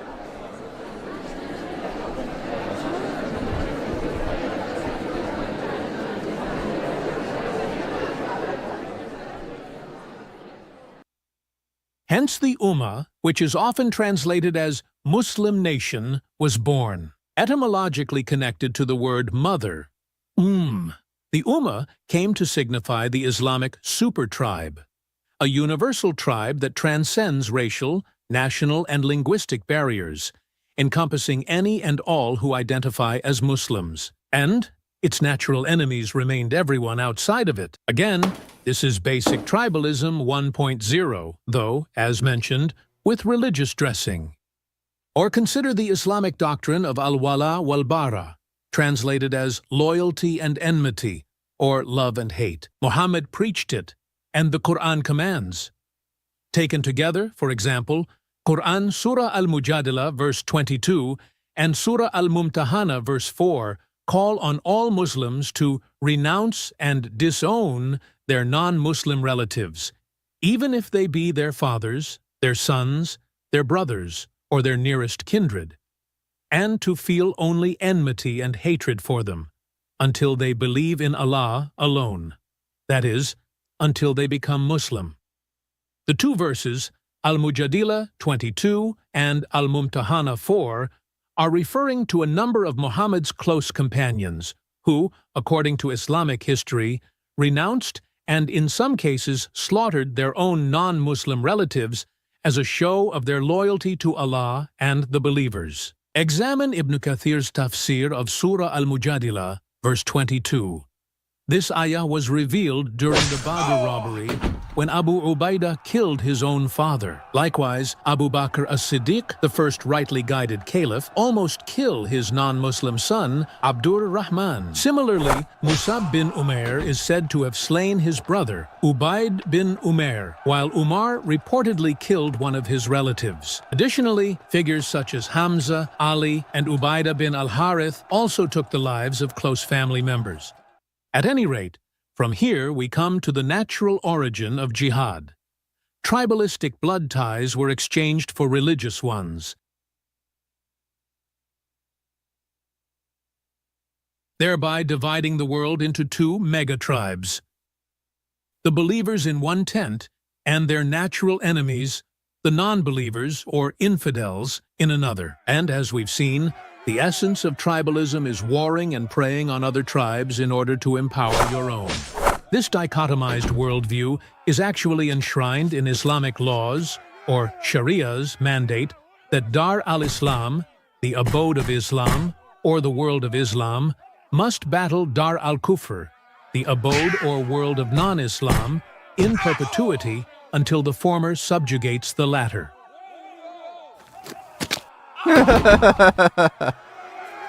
In, for example, the Encyclopedia of Islam, we read under his animations are hilarious. The entry for jihad, that the spread of Islam by arms is a religious duty upon Muslims in general.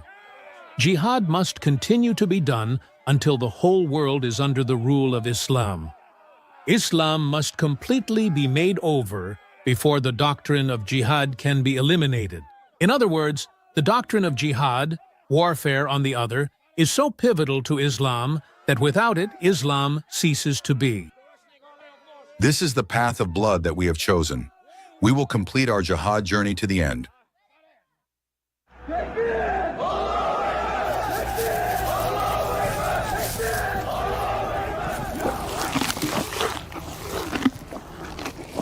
Islam's apotheosis, or deification, of tribalism also... Dodo, $22. I'm deleting you, Brother Burgess, heir, true brothers of Islam are irreplaceable. I could never delete you, brother. Send this to 10 other mujahideen who would give their lives for Allah and play Life is Strange or never be called brother again, inshallah. Well, I don't think Life is Strange is haram. But, thanks for the donation, Dodo.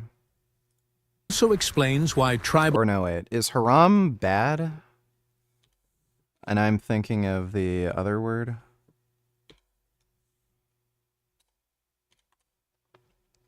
Forbidden. No. Yeah. So, Life is Strange would be haram.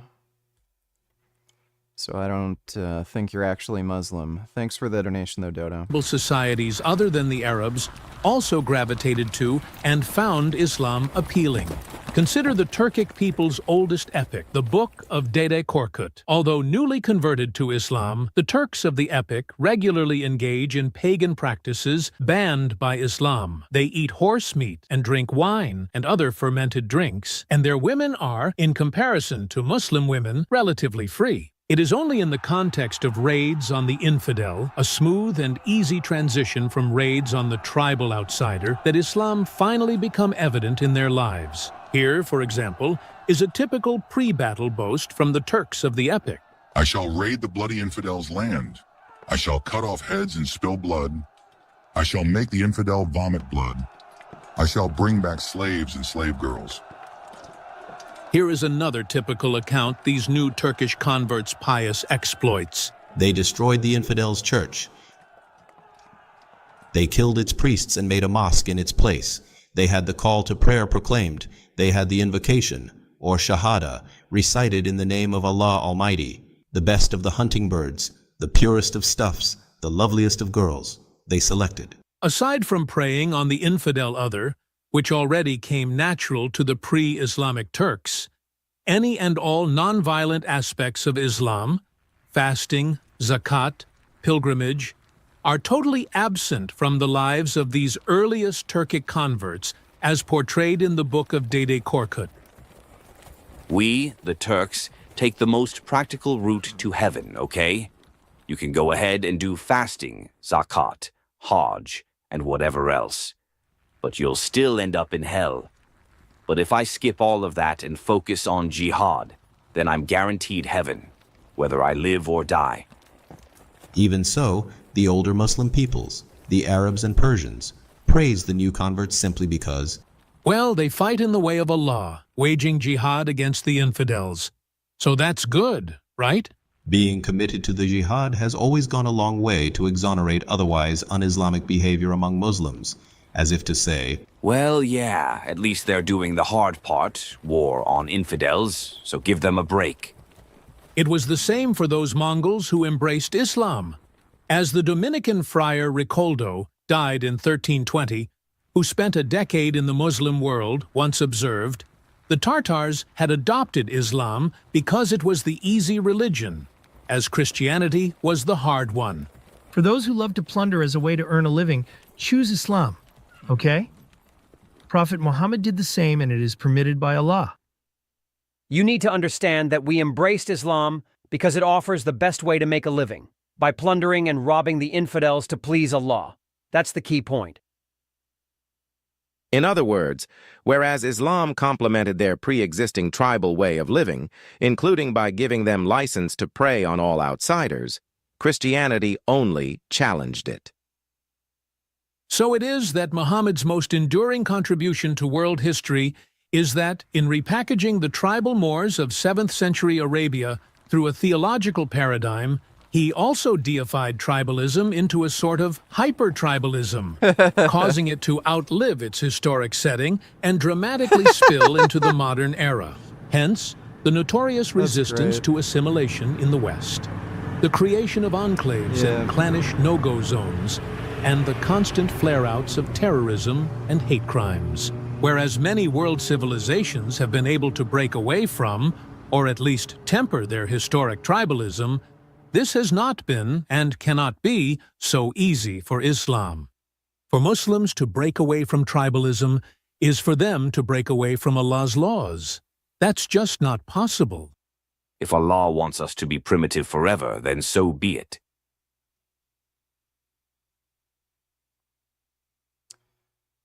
Based video. Islam isn't that extreme here.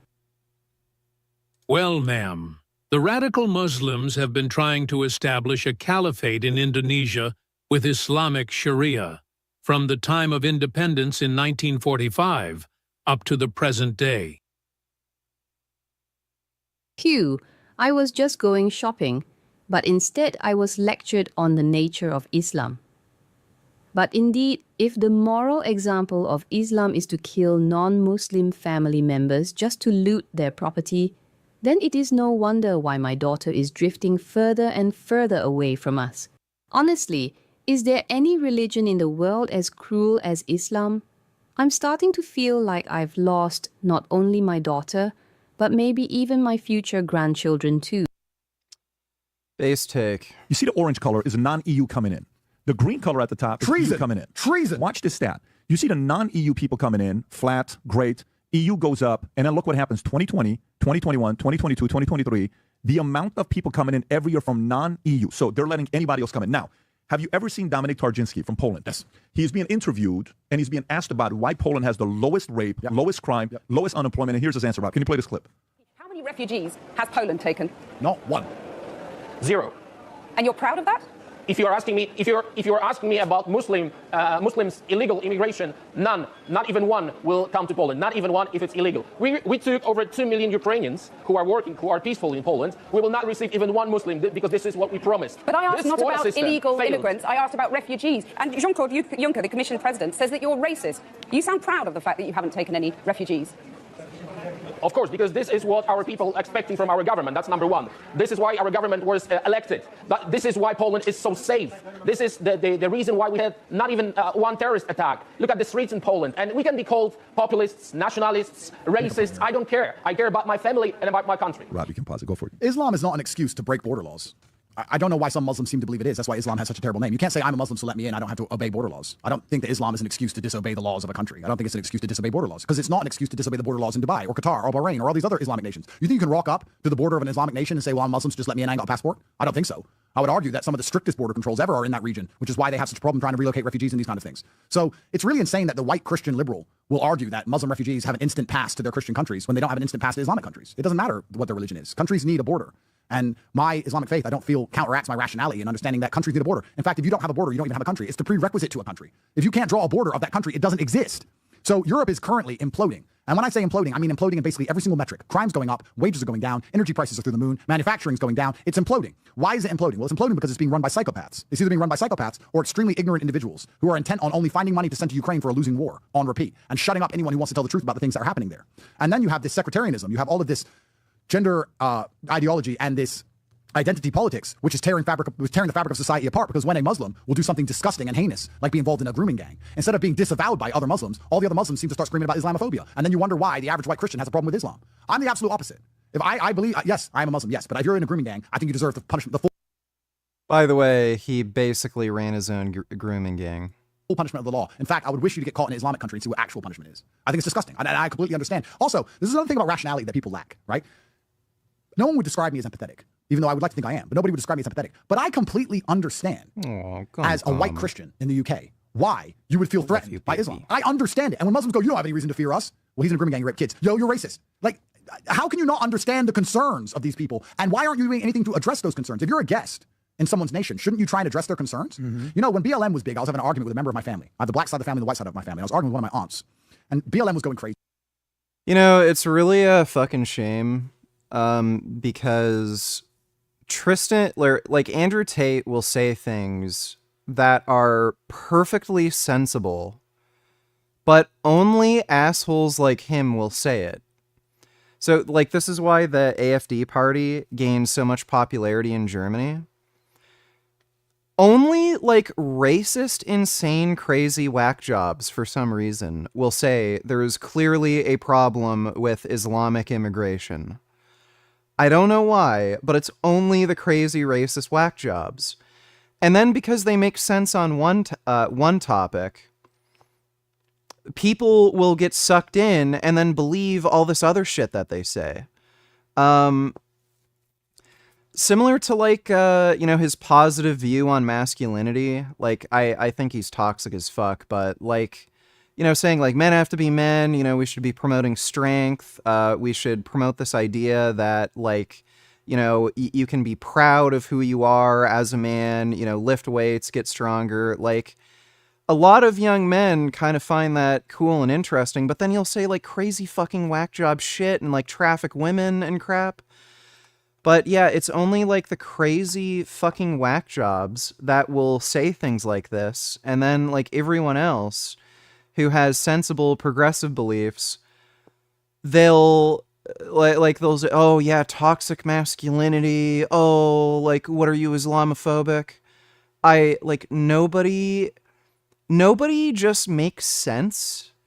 Nobody has, like, an understanding for nuance, and it's, like, again, people are basically chimpanzees. Rather than them coming to any of their beliefs through just sheer rational thought, you see these patterns of behaviors where, you know, crazy, stupid, idiot, right-wing conservatives will, like, just gravitate to certain beliefs just because of, like, emotional feelings. Like, they'll be pro-gun, they'll be anti-vaccine, they'll be pro-fascism, be friendly with Putin, they'll be racist, just because, like, there's these weird personality types that just coincide with those beliefs. And then you have the opposite end of the spectrum, like, oh, let's allow all the immigrants in, anti-gun, toxic masculinity, give gay and trans people rights. It's not because they came to any logical conclusion, you know, based on a preponderance of evidence or anything. It's just because, for some reason, there's just these personality types that jive with these things. And everything was burning down. She was saying that black people are not scared, they're not safe to be assaulted by police. And she bought into the narrative fully. And I said, if that's the case, I would argue that holding large protests and burning things down is going to make it worse. Why don't you hold large rallies saying, we're Americans, we respect the law, we're citizens, and promote a culture of obedience to the law amongst Native African Americans? Wouldn't that fix the issue? I'm not saying that it's fair. She said, why should we have to do that? Life's not fair. I'm not saying you should have to do that. I'm saying, wouldn't it fix the issue if you promote obeying law enforcement as opposed to promoting burning everything down and disobeying law enforcement?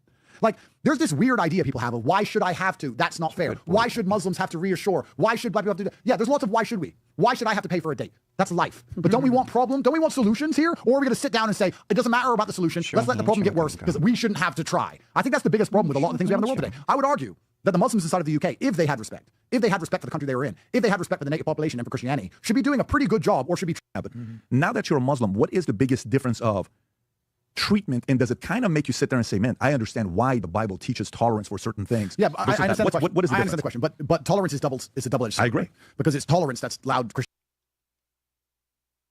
are Epstein incapable of having files. rational, subjective conversations ever. And that is why we end up in the positions we end up in. Great breakdown. We can move on from this topic and talk about something. How about a light topic? We've been too heavy. Let's talk Epstein a little bit.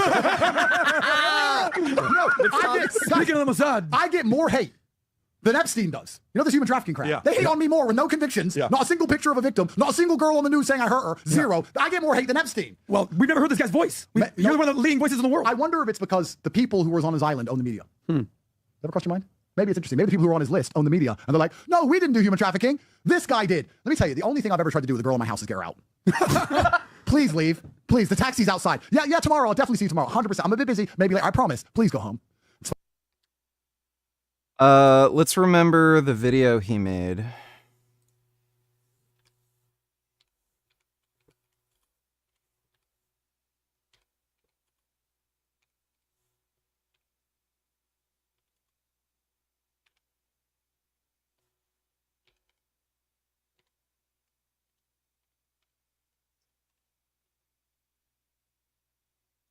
So for me, fighting was just an outlet, because if I didn't put it into fighting, I would end up in jail. But I stuff, and it was like, who is this dude? Like, surely. And it got to the point where it was easier if I just typed myself. So me and my brother would do all the talking. The girls would just $1,000 in cash just as a one-off. studio. So I had beautiful women sitting on computers talking to guys on web. The recruitment process is the same as the PhD course. You message them on Instagram. The PhD course is my recruitment system. Trying to find the clip where he says no leaving. Webcam until the bribe kept going up because it's Romania, right? Money. Doctors have followed the rules their whole lives and they're driving Citroens. Completely head over heels in love with me. It's not even just about sex, because porn is effectively free now. It's about attention. Let me see. There was a clip where he was screaming, saying, "I don't let women leave. No leaving." So let's first loud out. Restricting somebody of their movement is part of force, fraud, or coercion. If he ever decides to testify. End up with all these chicks just stuck in their house, sitting there bored, and of course they don't go out. They're not allowed out. So I got all these chicks. They're in love with me. There you go, right there. Of course they don't go out. They're not allowed out. So I got all these. Yeah. Oh, the only time I'm ever telling a woman to do something is to get them to leave. And then there's a video clip of him. They're not allowed out. They're not allowed to leave. Suppose I'm kidnapping. Garbage. So the fact that my brother and I get more hate for human trafficking than Epstein shows how susceptible people are to matrix programming. Let me before we move to Epstein, I want to make this very clear. But when the media is attacking him, I sit and think. I don't sit and think. All right, we've seen enough of that. Fucking idiot.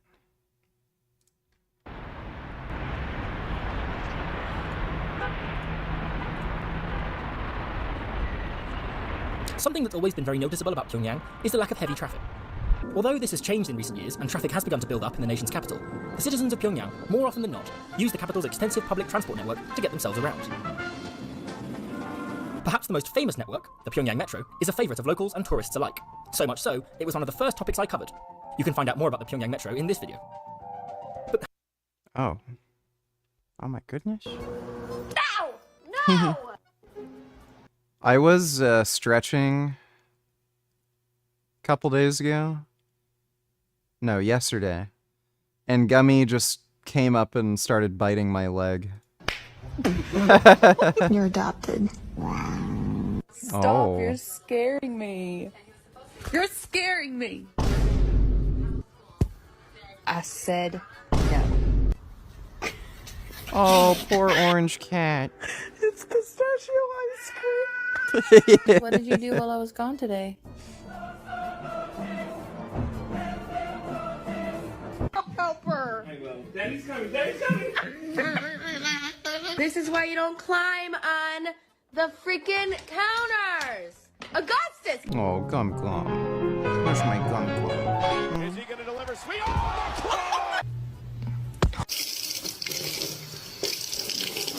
Oh, To you too.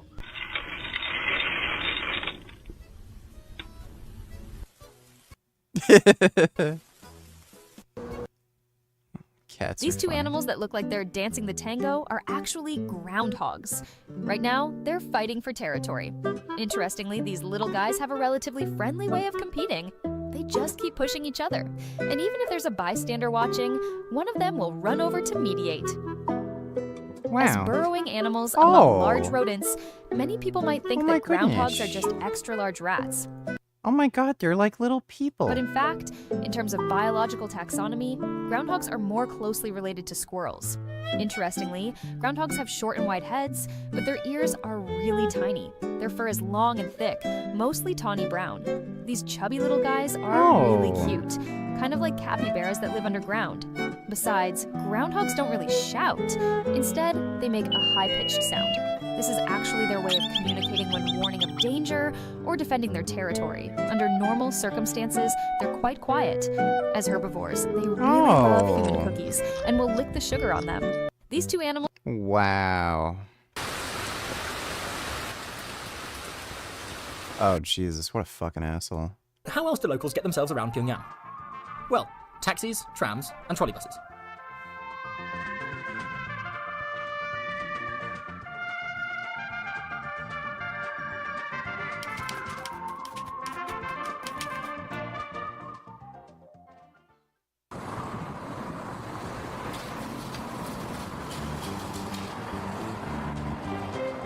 Perhaps the most extensive and popular forms of public transport in Pyongyang is the trolleybus network. Providing the most coverage out of all of these options, the trolleybuses in Pyongyang are fed by overhead cables, providing electricity for the vehicles as they trundle about Pyongyang. Opened in April 1962, the network has shifted and changed since its opening. Today, there are 10 lines, crisscrossing the nation's capital. Line 1 runs from the Pyongyang railway station, past the Pyongyang Grand Theatre, over Kim Il-sung Square, after which it passes many other monuments, such as the Cholima statue, the Arch of Triumph, and the April 25th House of Culture, before terminating in northern Pyongyang, just beyond the Three Revolutions exhibition. Line 2 departs from Pyongyang Station before turning right up Cholima Street, along which it passes the Pyongyang Ice Rink, the Palace of Culture, before looping around the Potong Gate and heading up to pass the mammoth Byugyong Hotel and the Victorious Fatherland Liberation War Monument. After crossing the Potong River, it trundles north, before terminating at So Pyongyang역, or West Pyongyang Station. Line 3 follows almost exactly the same route as Line 2, passing the Ryugyong Hotel, over the Potong River and down Cholima Street. At the end of Cholima Street, it passes over the railway station to terminate at the Pyongyang Thermal Power Plant. Line 4 originates in the suburbs, winding its way through East Pyongyang before reaching Seis Halim Street, which it runs along until it reaches the Taedong River, just down the road from the Juche Tower. This line originally ran further. Dodo donate $2 gummy, waiting patiently for gaming. Good gum gum.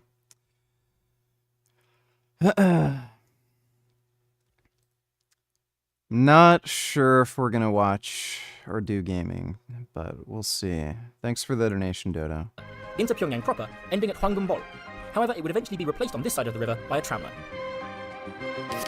Line 5 begins at the Munsu Water Park in the Munsudong district of Pyongyang, from where it travels along Sanwon Street. Okay, well, The city whatever. Somebody wanted me to watch that. And Canadian Prime Minister Justin Trudeau speaking right now after the U.S. slapped Canada with 25% tariffs. Let's listen. So today, the United States launched a trade war against Canada, their closest partner and ally, their closest friend. At the same time, they're talking about working positively with Russia, appeasing Vladimir Putin, a lying, murderous dictator. Base take from Trudeau. KM donate $2. I want one. Scientists created a woolly mouse with mammoth traits. Oh. Oh my god. I want one too. It's a fuzzy mouse. Wow. Oh my god. It's a woolly mouse. I want a woolly mouse. It's a nice mouse. Oh my god. Such a nice mouse. Thanks for the donation, KM. Make that make sense. Canadians are reasonable, and we are polite, but we will not back down from a fight. Not when our country and the well-being of everyone in it is at stake. At the moment, the U.S. tariffs came into effect in the early hours of this morning, and so did the Canadian response. Canada will be implementing 25% tariffs against $155 billion worth of American goods, starting with tariffs on $30 billion worth of goods immediately, and tariffs on the remaining $125 billion of American products in 21 days' time. Should these tariffs not cease, we are in active and ongoing discussions with provinces and territories to pursue several non-tariff measures, measures which will demonstrate that there are no winners in a trade war. Now, just like I did a month ago, I want to speak first directly to the American people. We don't want this. We want to work with you as a friend and ally, and we don't want to see you hurt either. But your government has chosen to do this to you. As of this morning, markets are down, and inflation is set to rise dramatically all across your country. Your government has chosen to put American jobs at risk, at the thousands of workplaces that succeed because of materials from Canada or because of consumers in Canada, or both. They've chosen to raise costs for American consumers on everyday essential items like groceries and gas, on major purchases like cars and homes, and everything in between. They've chosen to harm American national security, impeding access to the abundant critical minerals, energy, building materials, and fertilizers that... Gay niggas VG donated $3. Let me see.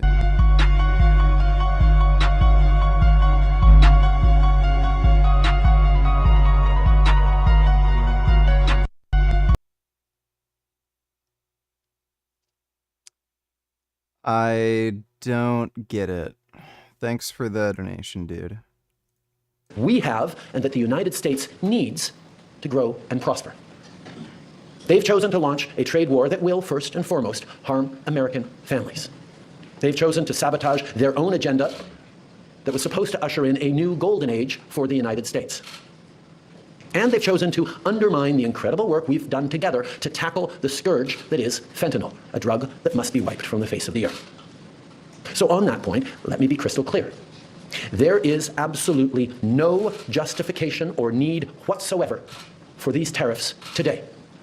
Now, the legal pretext your government is using to bring in these tariffs is that Canada is apparently unwilling to help in the fight against illegal fentanyl. Well, that is totally false. Let's look at the facts. Our border is already safe and secure. Far less than 1% of fentanyl flows and less than 1% of illegal crossings into the United States comes from Canada. But we acted because we know we can always do better. We responded to concerns, including from the president, by implementing an ambitious $1.3 billion border plan. A border plan that includes generational investments in new AI and imaging tools to stop the flow of fentanyl in its tracks, stronger coordination and information sharing with American agencies, along with the deployment of drones, helicopters, and additional personnel to keep our border secure. Now, a month ago, as part of an agreement with the United States... Sadie N-word donated $2. Let me see. Pav, you moved to the UK for a better life. Now you want to move back to Poland for the exact same reason. Yeah, that's the situation of a lot of people. Because the UK has been going down, the rest of Europe's been going up, so... yeah.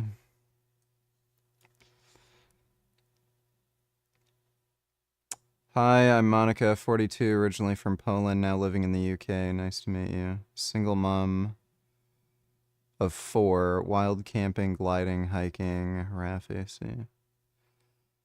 She looks pretty damn good for 42. Are there a lot of hot Polish women?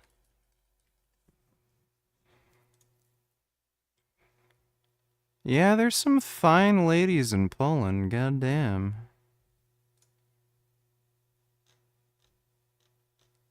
Yeah, there's a lot of hot Polish girls. She's really pretty, goddamn.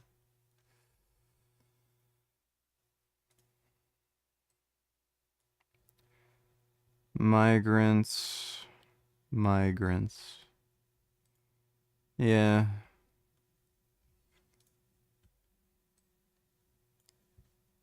Allahu Akbar, kill the infidels. We are here to protect you. I just said I don't want my children to get stabbed. You are going to jail, Nazi.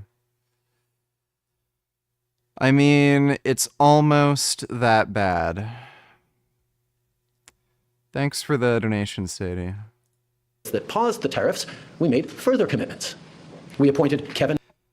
Yes, it is entirely possible that Trump is a Russian spy.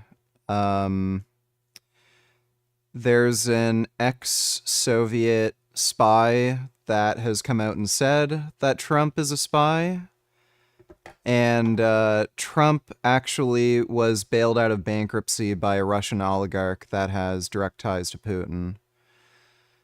So, yep, there's actually a very high likelihood. And Brosseau as our fentanyl czar, a man who dedicated his multi-decade career in law enforcement to combating organized crime networks and drug trafficking. We designated 7 drug cartels, sick, evil groups who cynically profit off the pain and suffering of people on both sides of the border, as the terrorist organizations that they are.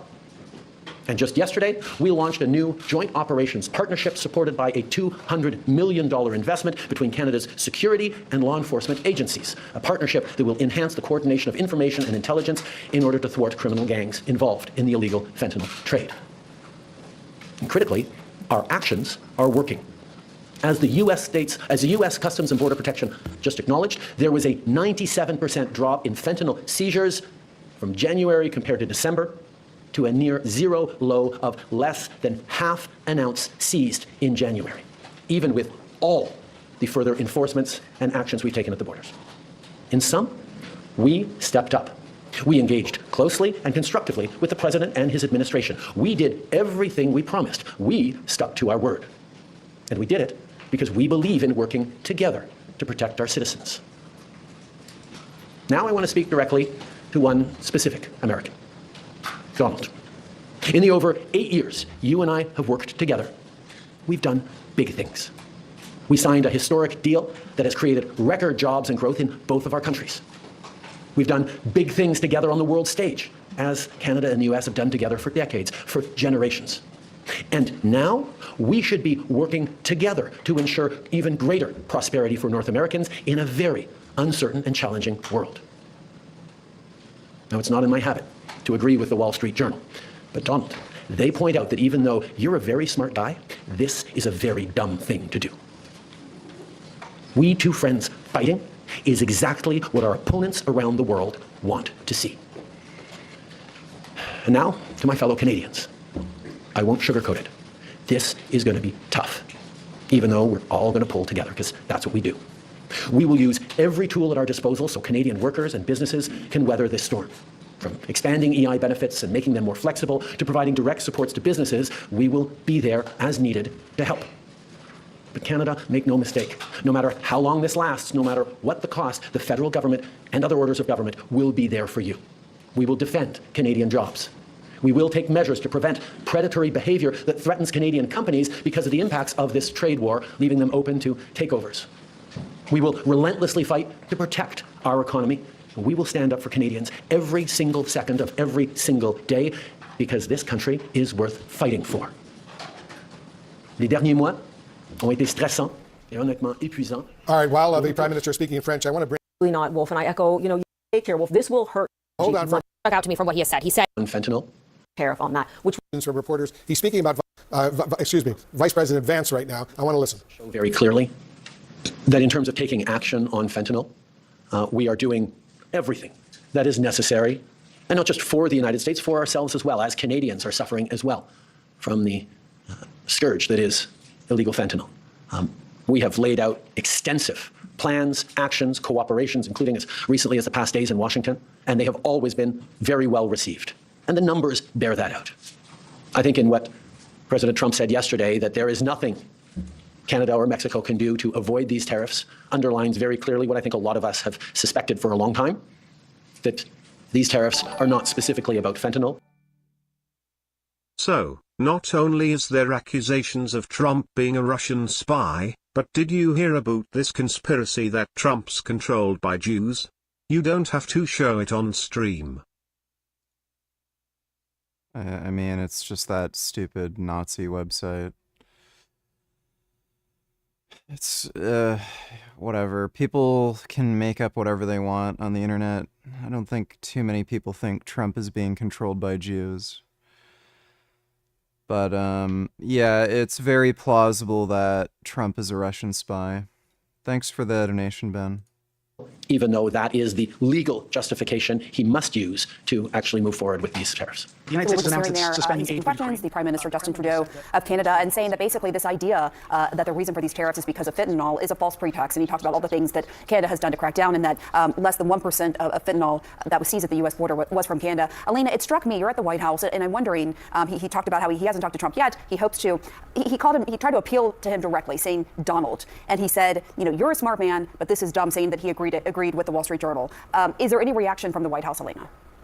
From the moments that we've heard him say that, not yet that I've heard, Paula. But look, this is something, or Pamela, excuse me, this is something that I think is definitely going to receive a reaction from the president and the White House. This is some of the strongest language we have heard yet from the Prime Minister. A couple of things that really struck out to me from what he has said. He said that they have stepped up, that they have been engaging repeatedly in conversations as recently in the last couple of days with the Trump administration, that they are doing everything that they can. As you mentioned, I think the point where he was addressing Canada.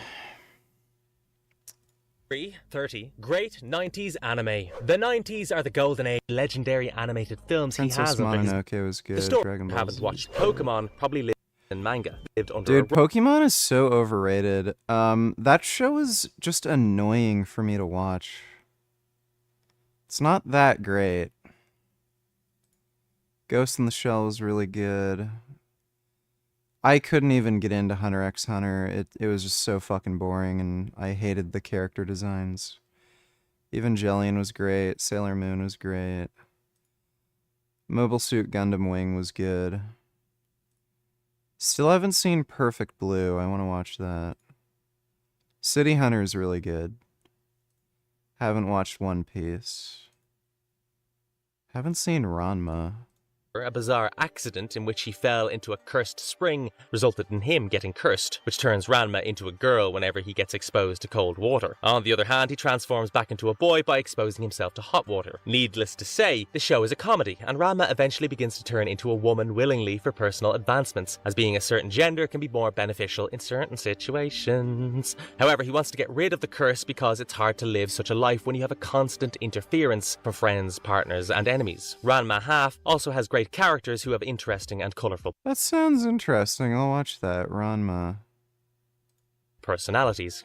Card Captor Sakura. This story was written not by a single person, but by a manga group called Clamp. Today, Card Captor Sakura is one of the most renowned shoujo animes to exist. The story focuses on a 10-year-old elementary student named Sakura Kinomoto. One day she opens a mysterious book in a basement and releases a set of magical cards free into the world, albeit by accident. Because she opens the seal and sets the cards free, Sakura soon learns that she has magical powers. She goes on to work on her powers, however she also needs to capture those cards back in order to prevent a catastrophe. The thing is, one needs to have inherent magical abilities to activate the magical powers within the cards, so Sakura is assisted by her friends in finding the cards, fighting its magical personifications and sealing it somewhere else, someplace safe. She teams up with Cerberus, that is the beast of the seal, who was assigned to protect the cards in order to retrieve them.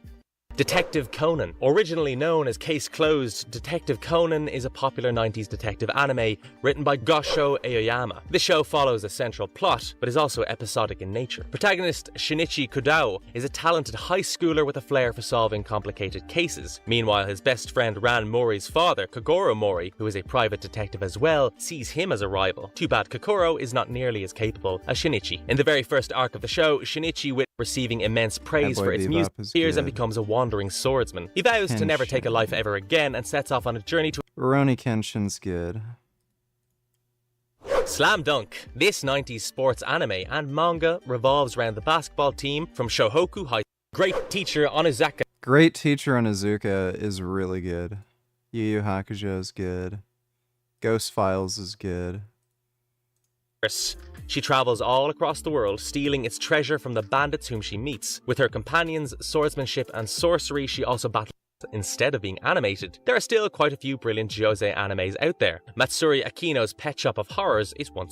Cyber 6. This anime follows a 1991 Argentinian comic book series created by writer Carlos Trio and artist Carlo Meglia. The story is centered around the survivor of a failed genetic engineering experiment conducted by former Nazi von Richter, who created artificial humanoids with enhanced strength and agility for his cyber series. Due to the cybers expressing free will, much to the scientist's displeasure, he destroys them to prevent the possibility of a rebellion. When one of the humanoids escapes of Chinese history and mythology within its story, as it focuses on the last member of the incarnation of a PC 9801 game. The story has been described by critics as a vampire story with a bit of a twist. Protagonist Shido. Nightwalker was okay. Trigun, not so much. I don't get why people like Trigun. Serial Experiments Lane, an anime that can be harder to understand than Neon Genesis Evangelion itself. Serial Experiments Lane dives into the psychological horror and cyberpunk territory. Written by Shiaka J. Kanaka, the anime follows introverted protagonist Lane Iwakura, who starts off as a cute girl in love with her teddy bear onesie and plush toys. However, things begin to change as she leaves her cute side in the dust to get closer to the Wired, which is the communication network within the story that is similar to the internet. Lane's life changes as she begins to receive disturbing emails from her classmate Shiza Yamoda, who has recently committed suicide to fight them. The writer took heavy What the fuck happened there? emails from her classmate Shiza Yamoda, who has recently committed suicide. Shiza convinces her to join the Wired, which leads to her getting an advanced Nabi or computer, much to her tech geek father's pleasure. However, as Lane gets more and more integrated within the Wired, she receives cryptic messages and even begins to observe mysterious men in black outside of her house. Others claim that a person named Lane, who looks exactly like her, is a raging party girl within the Wired, which continues to confuse Lane for a while. However, as more and more time passes, Lane begins to leave her reality behind to dive into the digital world, which is a lot deeper than it seems. Dragon Quest: The Adventure of Dai. This manga series has been written by Riku Sanju, with illustrations to continue their lives again, but this time he trains Dai. Similar to Pokemon Digimon. Digimon was stupid. I hated Digimon. Old boy named Shin-chan. Set in Tokyo's Kasukabe, Saitama Prefecture, Shinosuke Nohara, or Shin-chan, is a very naughty kid who is... Yeah, I would not watch that. Alright. I am going to head to bed now. But I hope you all had fun. We might play some more of that. Damn, dude. That is a nice derriere. Well, I'm gonna head to bed now. Might play some more games in the afternoon, like Life is Strange. But in any case, I'll be on tomorrow night, so I'll see you all then. Hope you all had fun. Big thanks to everybody who donated on Streamlabs, really appreciate it. And I'll see you all tomorrow.